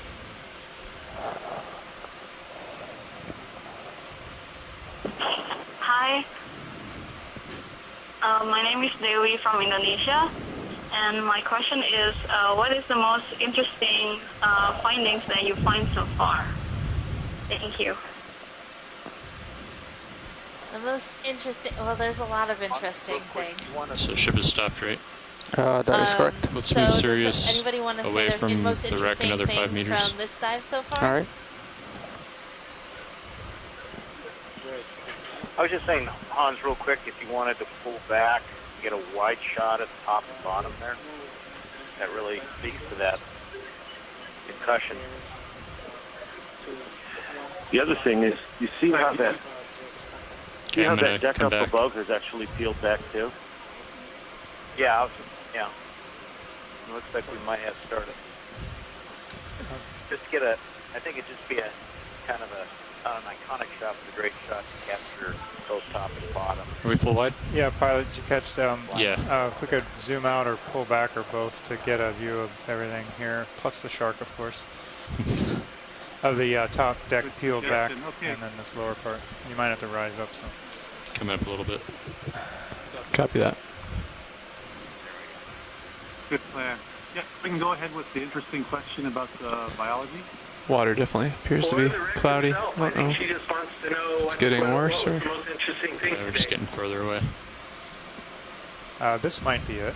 No, I can tell you for me, there are a couple things. One was the iconic bow, the ram bow, which is really a throwback to Roman times.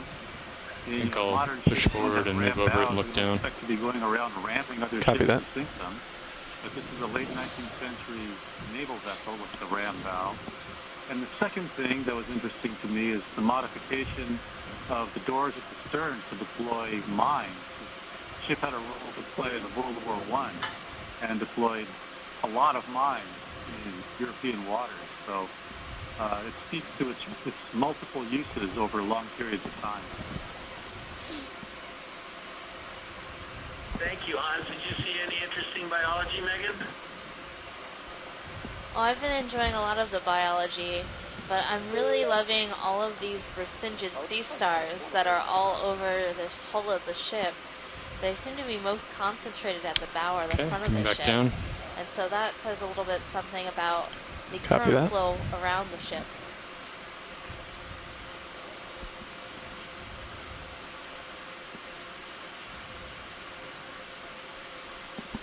And of course there was a shark. That's it.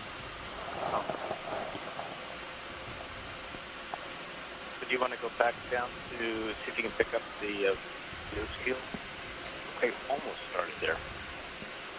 CG to left, lower. Yeah, we can continue the mudline plate survey. That's great. Thanks for doing that.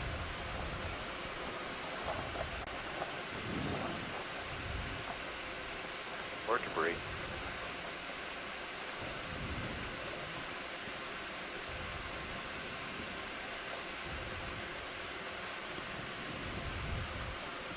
Is this a good time to ask another question?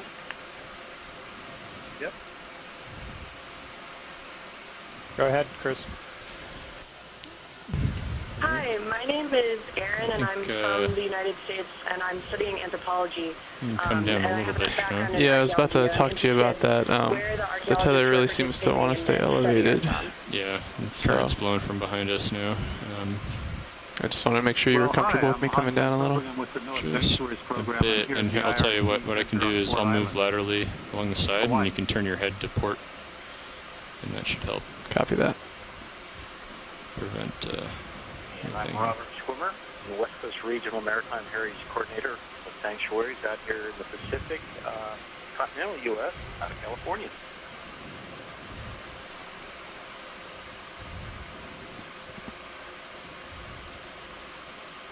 Over spring. Oh, sorry. This is Frank Centellis. I'm with NOAA's Office of Ocean Exploration and also doing a detail with the Office of National Marine Sanctuary. It's looking a little better. Maritime Heritage Program. We also had Okay, should we get another move in? Yeah, I think so. Toward what, 200 again, or actually 19 or 210? Take a look here. Can we look at that? Actually, first let me just inquire the break. Yeah, can you zoom on the area and pop up for landmark? We did you guys catch that? Look at this bump on the right and then go up. Okay. Coming back. All right. Can you turn your head, John? Copy that. I was taking a look at our direction there. Sorry, Joe.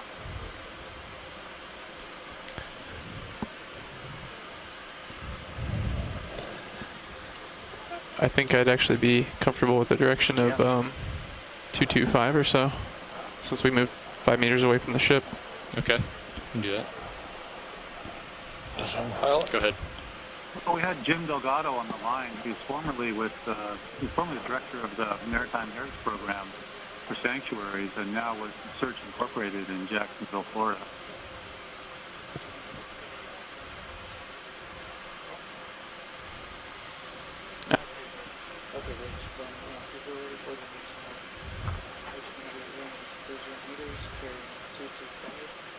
And Aaron, there's a few folks here from the Defense POWMI Accounting Agency. We're just here in and out observing this. Go ahead and zoom out, Bob, and I'll this was come up. intentional thinking, so there was no casualties associated with this, but it's very interesting for several of our forensic archaeologists with underwater backgrounds. Thanks, Nav. To kind of look at this from a marine forensic perspective.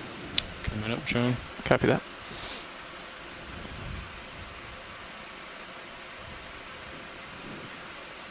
Does that look like explosion or damage from impact to the seafloor? Thank you. Yeah, it wasn't peeled out like the other spots, was it? I'm just wondering if it was weakened from the blast. Kind of broke its back there.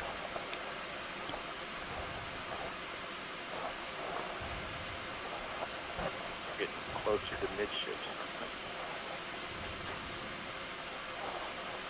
I see a little hump in the deck right there. Yeah, a little bit, huh? A little distortion. Certainly no signs of upward explosion here. Yeah, interesting. That's good. I think it's shaped charges. Coming back down. But that was the photomosaic. I think we're seeing less damage midships because it's a shaped charge.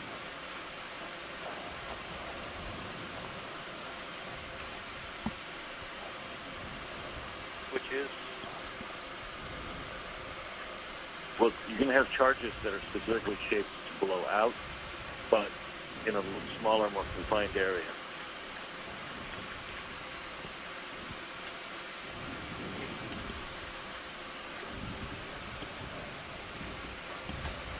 Okay, so ship is underway. Is that a crack right along? Yeah, the, that is midline? correct. Yeah, we can take a quick look here. Down. Great habitat. Down. Right there. That line. Hard to determine. Yeah.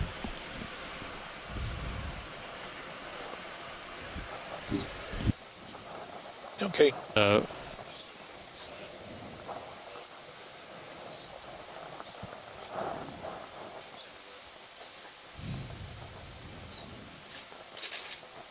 Interesting, Hans, to take a look at those hose holes leading up to the hose pipe, port side, see if they were plugs. We terminate. Nav, co-pilot. Yep, we'll get there. Pilot. We're good here, right? Yeah. I am keeping a healthy delta above you, just FYI. The tether's awfully floaty at the moment. Trying to keep the football away. So is this about the distance you've been keeping and just looking at the hull? That's been the general trend as of late. Okay. Well, I'll carry on.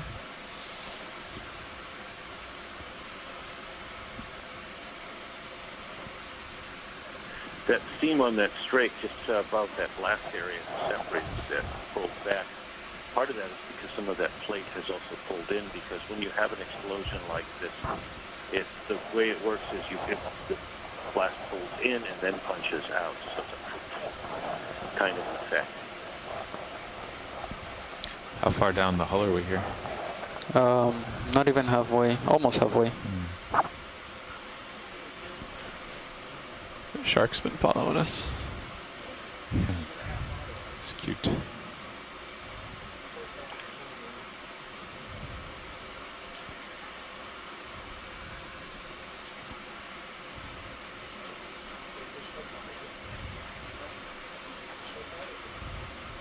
kind of shark?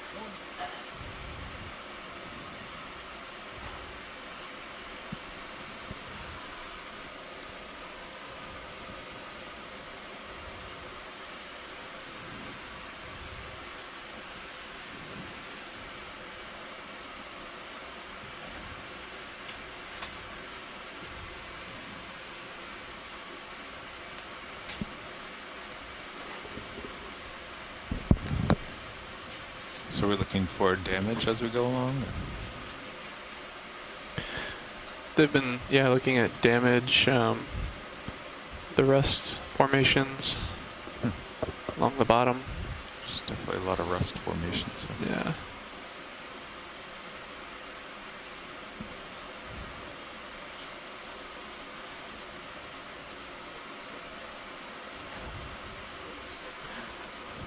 Are we still moving, Nav? That's pretty interesting. We should be still moving, but you should only have about maybe 1 meter left. Was not a Copy hole that. at the bottom near the keel. They reported 3 charges. Do you want to keep moving in the same bearing when this one's done? I feel like I'm getting a little bit too far. See if we find another little one. too far from the ship. Maybe not. Maybe that's I want to bring it in a few degrees. Do you want 5 degrees, so it would be 230? Yeah, maybe 230. Okay. Okay, I'll pause here while you make your move. Video, you want to zoom on this line in the plate? I would love to zoom on that. Just get a close view here. Partial. Excellent. While I wait for Sirius, we can just take a detailed view.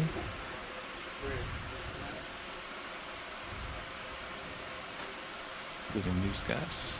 I like that one on the right. The shrimp. Mm-hmm.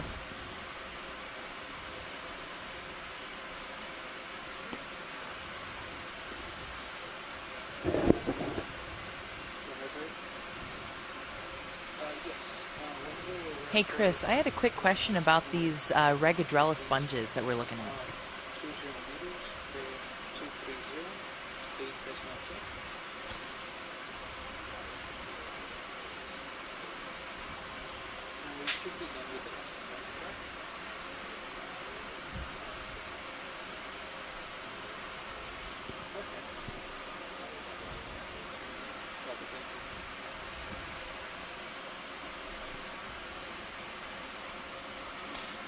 Back to port.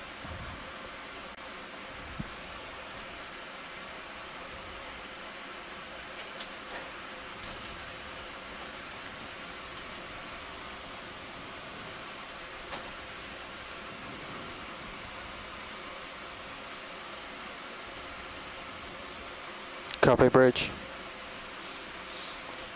Zoom is very jumpy.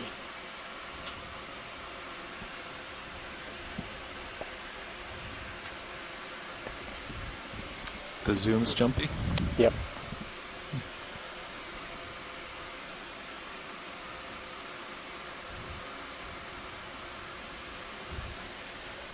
Sure you're not just antsy to get to shore? Nope, I'm antsy to get to shore, but still want my image to look good. If you want to come out a little wider, look around. Might be getting just a tad stretched out. Yeah.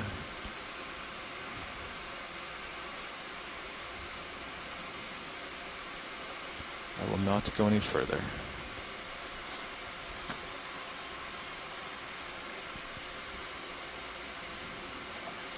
At this point, are we only exploring the bottom? Yes, that was this transect was along the line in the sand.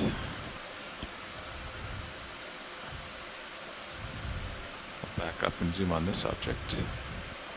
It's hard to pick out rivet patterns. Jim, are you surprised that we're not seeing very many rivets?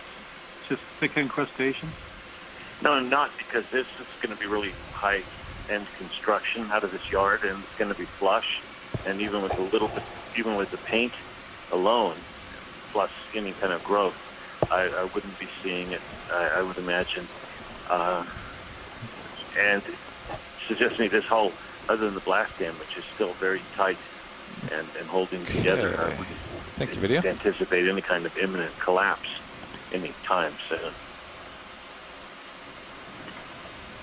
Good to know.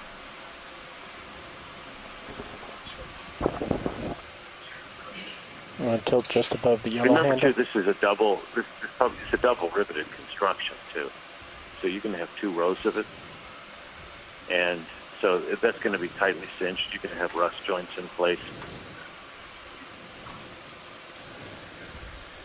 Yeah, we made some out on the internal spaces, but not anything out here.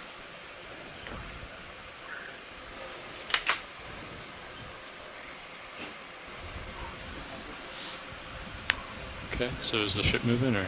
I think, yes, I believe it is. All right, shore side we have. We put in a move at 230. Bottom time. Sorry, 230. We're changing out.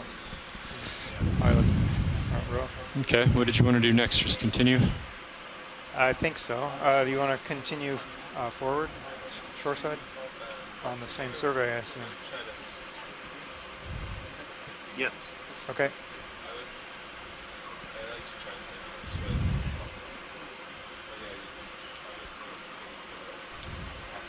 Right now you're zoomed just above the yellow strap. Pushed just past the yellow strap, or was. Hey, Roland. Hey. Everything external, by the way, too, Hans. And you can see it on the inside. That's more common. Outside, it's going to be very flush because they don't want to create a surface that's going to snag water. Even at this stage, they figured out hydrodynamics.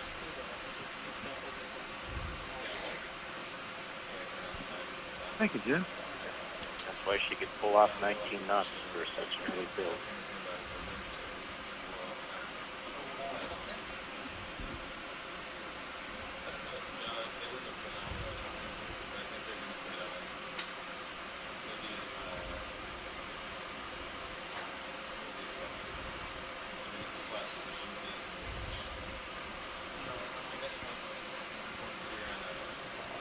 We're coming up to an actual crack there, the white, below the red rust. We can take a look. Go ahead. Nope, just a darker rust.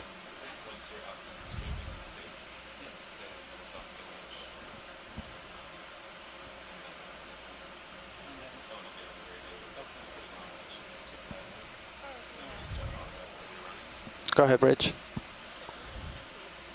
Did that bring you further away? Thank from you, the Rich. ship? Say again. Did that bring you further away or closer to the It should bring me a little closer to the ship. Okay. You want to do the same bearing? Yeah, I think so. Fernando, when you're ready, we can do another move the same bearing. Copy that.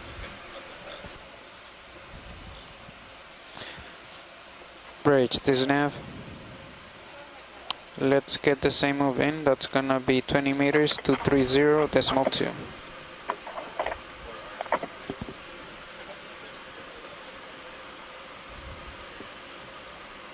Thank you.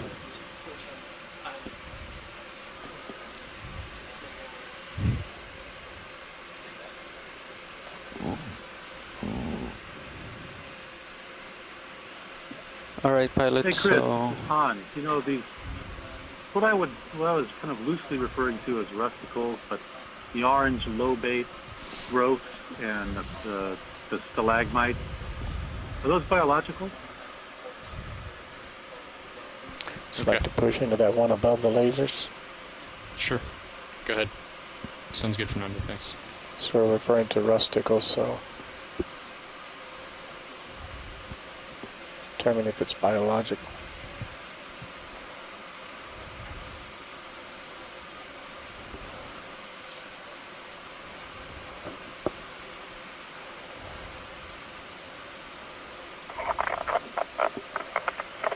Hey, Hans, while you're waiting for Chris, these brown spots, that really looks to me like that is where paint has just simply fallen off or the rust has come through. I think a lot of the dark we're seeing is actually still paint, and the brown is rust. Okay. Yeah, I agree. Down near the turn of the bills, we have much more of that kind of orangish lobate form, scallop form, yeah, and then larger dripping stalagmite, like the one there on the right. Yes. Yeah. Possibly biological? Probably, I think possibly biological, but what I'm looking at, I guess, presuming by some of these, there's rust coming through paint. I think that is definitely paint as I look at it. And it's bubbling a bit as the rust is forming behind it.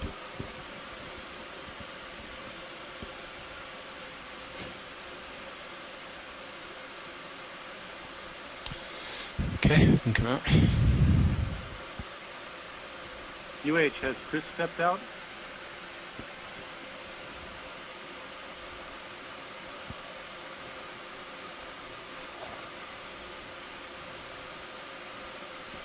Snap zoom on one of these little dark grenadiers on the bottom. We haven't really had a chance to zoom in on it. Probably there's Do a quick zoom. a number of those, but it could be informative just to have a better look.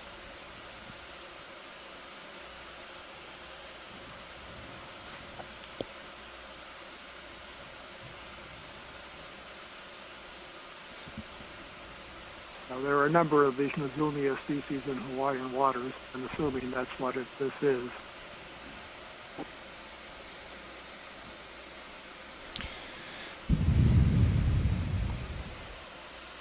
He did have a small barbel.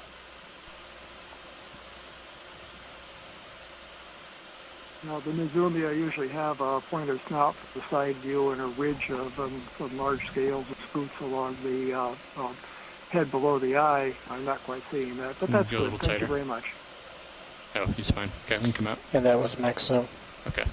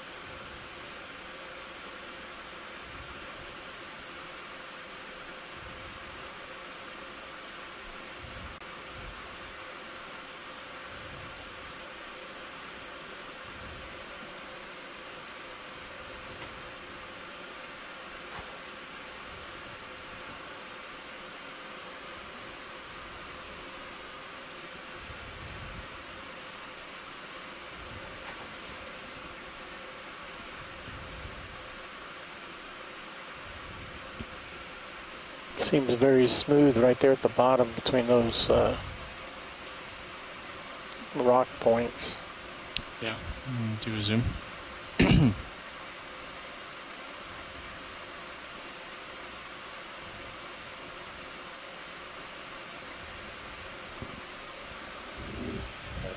then after we finish with this zoom, if it's still there, maybe just go to the right and look at that little fish that was on the bottom. It may not be there, though. It may have moved on.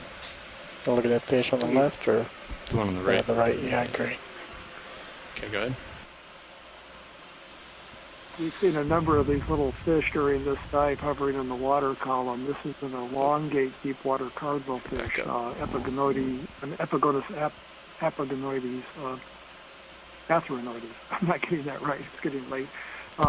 They're named, species name is after the shallow water silversides. These are more silvery, iridescent, blue and green. A lot of the Epigonus species, which are usually black or dark brown. So thank you very much.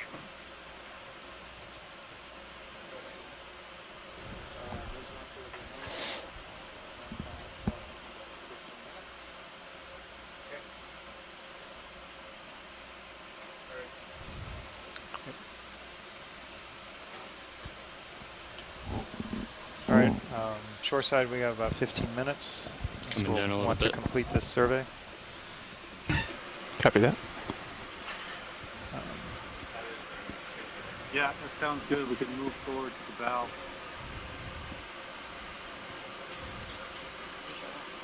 All right, pilot, I guess you heard that. I did not. We'll move forward to the bow. Oh, they want to go back forward. Up. Oh, continue. Just continue. Continue okay. the survey Gotcha. to the bow and try to finish this in the next 15 minutes. Yeah, I think we'll get there. We're almost there. Get another ship move underway? Yeah, for sure. Are you good with the heading? Seems to be working pretty good. Can't hear you, Fernando. Do you want same bearing or do you want to get closer to the ship?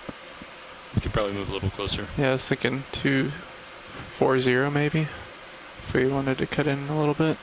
Okay. Coming up, 20 degrees 240. Copy that, thanks.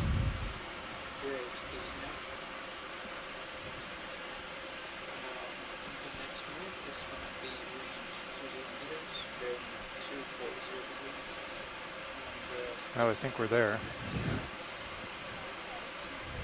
Is that a purple crinoid? What is that purplish thing? Chris at UH, you back online?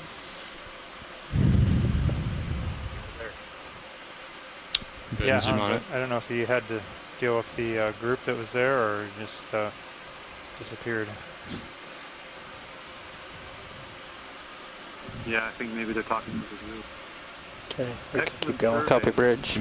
Bob, Frank, I mean, at this point, we've really completed more than we even imagined we would be able to. We've really got a complete survey of the sides, the plan view, bow and stern, details in the interior, steam engine room, boilers, damage from the charges.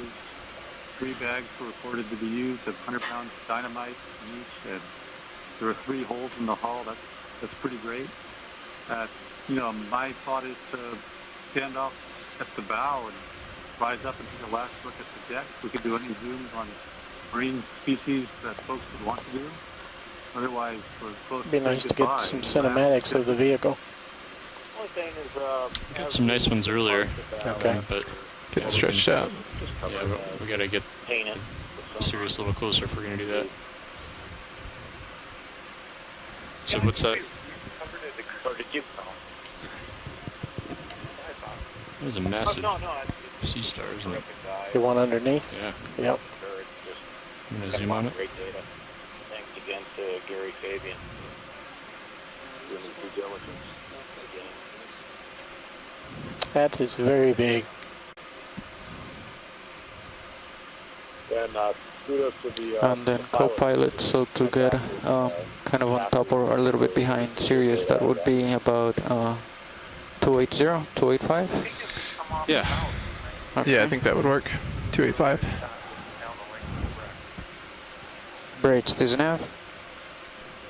Yeah. Cindy would like you to zoom in on the octopus. We're still looking. That was mean. That was really mean. No, it's so mean. Been looking for an octopus all day. Still haven't seen one. I saw one last time.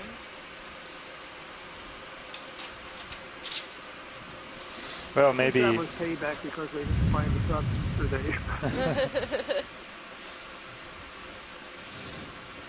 Well, maybe as we rise up, Top of bridge. rise up to the top, maybe one of you gentlemen might like to give some fitting words to this fine vessel as we approach its most dramatic point.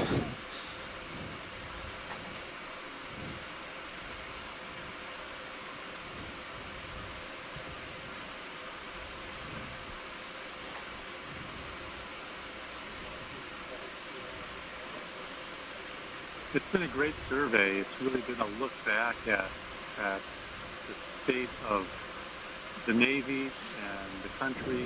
I'm going to tilt down a little bit, John, and we can get a nice late 19th century. shot there. I'll move over to It's quite a heritage site. It's quite a resource. There's been move over to archaeological starboard, and that'll light it up a little better. Copy quite a that. bit of some of the history background, some of the stories that go along with the ship. And How's that look? It's good. And Or maybe tilt down a little more. nice that Yeah, vessels tilt like this down and sort of don't lead end up the going ROV, to so it's just in the upper left corner. Copy that. We're gonna have some tether interference, unfortunately. and become habitats for all these amazing marine species.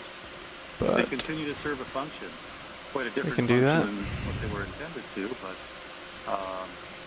you know, we've done a complete I survey. can and push in a little bit on the focus or zoom. It's been great. I'd like to thank the Okeanos. yeah, if you Explorer. can come in just a little bit. Thanks. Okay, thanks, Hans. And yeah, it's been, this is the final dive of the final cruise of the 3-year capstone project, which is a very big team effort of a number of organizations and many people in those organizations. And maybe Megan can pull up the list so that we don't miss anybody, because there's quite a few. I'll turn it over to Sort her. of She's lose got it the handy. more of the blackness at the top. So first Copy and that. foremost, Yeah, I'm trying to thank fight the all heave a of little our bit. partners, especially those with the Global Foundation for Ocean Exploration, which includes our entire ROV team and our videographers. How's that? Without them, That's good. we couldn't do all this. That's for sure. It would just be John and I talking to each other in a dark room. And then we also have our wonderful watch lead, Mike White. Without him, we would never find these areas that we dive in. Been counting on him throughout the expedition to find high-density coral Yeah, I've communities, come up, and he's John. never let Copy us that. down. Yeah, I'm coming up Along with you. with his teammates out here and at UNH, University of New Hampshire. They're the mapping group for OER. And we have the whole Okeanos Explorer crew, the officers and the deck crew and the engineers and the galley and the medical people and everybody else that keeps the ship running. There's 47 of us out here currently. Then other groups within NOAA, such as NOAA's Office of Ocean Exploration and Research, the Office of Marine and Aviation Operations, which runs the ship, the National Marine Fisheries, Marine National Monuments pretty good, John. Program, Copy that. Deep Sea Coral Research and That's a good shot. Technology Program, and then of course all of our top Okay, I'm gonna come back toward the bow. scientists Okay. who have been participating How about throughout just these passing past 3 over the years deck? with us, from the Sure. comfort of their Maybe own just a homes, little or bit from, higher. Coming up. Exploration Command Center. Without Coming them, up with you. we wouldn't have quite the exciting dive to share with you, and having experts from around the world chiming See, in. now both At your weird vehicles are times of lining day the and night. ship Exactly. forward and backwards. To share their knowledge about what we've been viewing and seeing, and Go ahead, Rich. really adding an Copy extra that. element to this exploration. It's been really great. So pilots, dive soup informed me that we're gonna Okay. USS Baltimore. Okay. Copy that. Yes, thank you.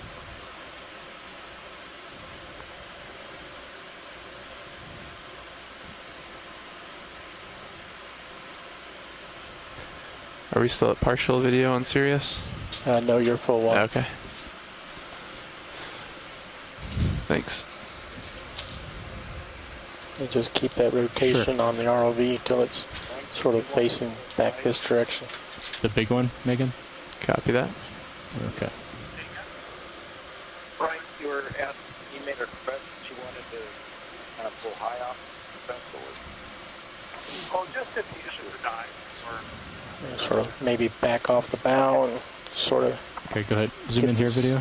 Megan wants to look at that coral.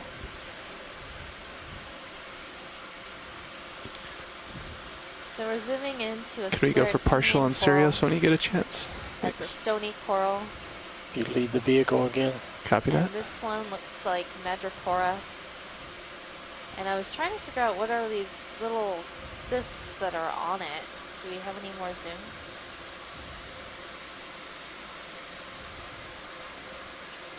I think they're single polyp scleractinians, Megan. We still have our visitors here. We've been talking about what Capstone's been doing. That's why we've been a bit quiet here. Looks that's good, all Roland. Chris. Yeah, I just saw those little sort of flowers, and I was like, Continue to lead a little bit more. Sure. So we have stony corals on top of a stony coral. Sorry so for the heave. They're both in the same group, but we have single polyp versions versus come this out. whole colony version. An amazing coral. I never expected to see this on the wreck, so that's really interesting. Chris, have you seen madrepora on other wrecks? Thanks. Yes, there's some very large. Maybe our madrepora final clumps like parting this shot on could the be EX1708. sort of fading away the ROV's main camera, Approximately the same depth, fading off the tip of the bow. Okay. You know. Do you want to put in like a slow move, just reverse of Sirius, and then back off of it?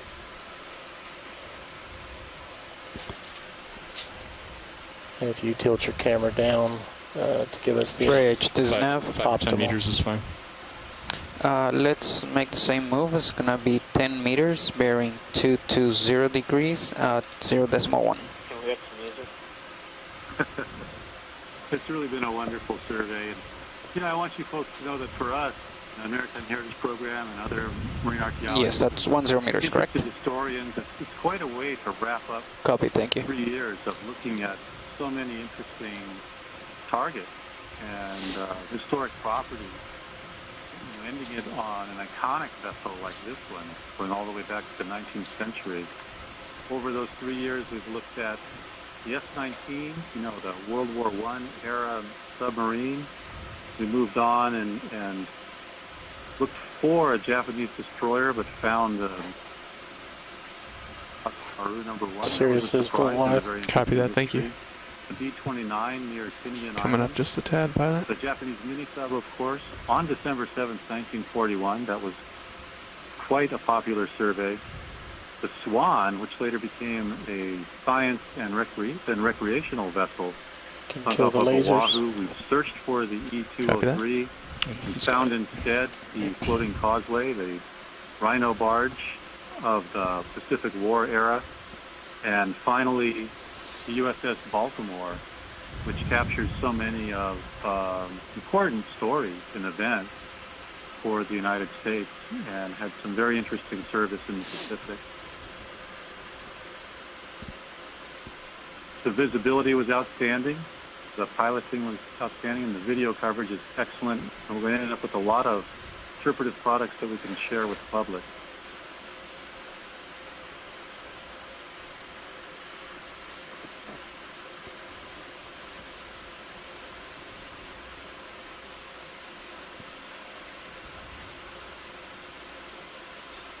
Now can you just sort of fade up instead of out?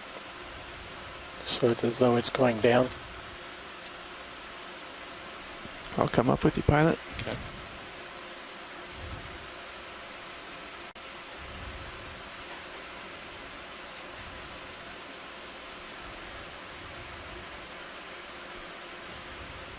Now we say farewell to the 19th century.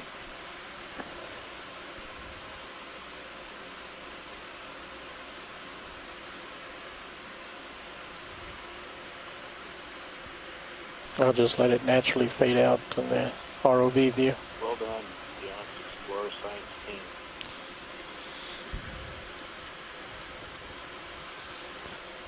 All right, Okay. co-pilot, when you're good, you can start stowing everything. Yeah. Copy that.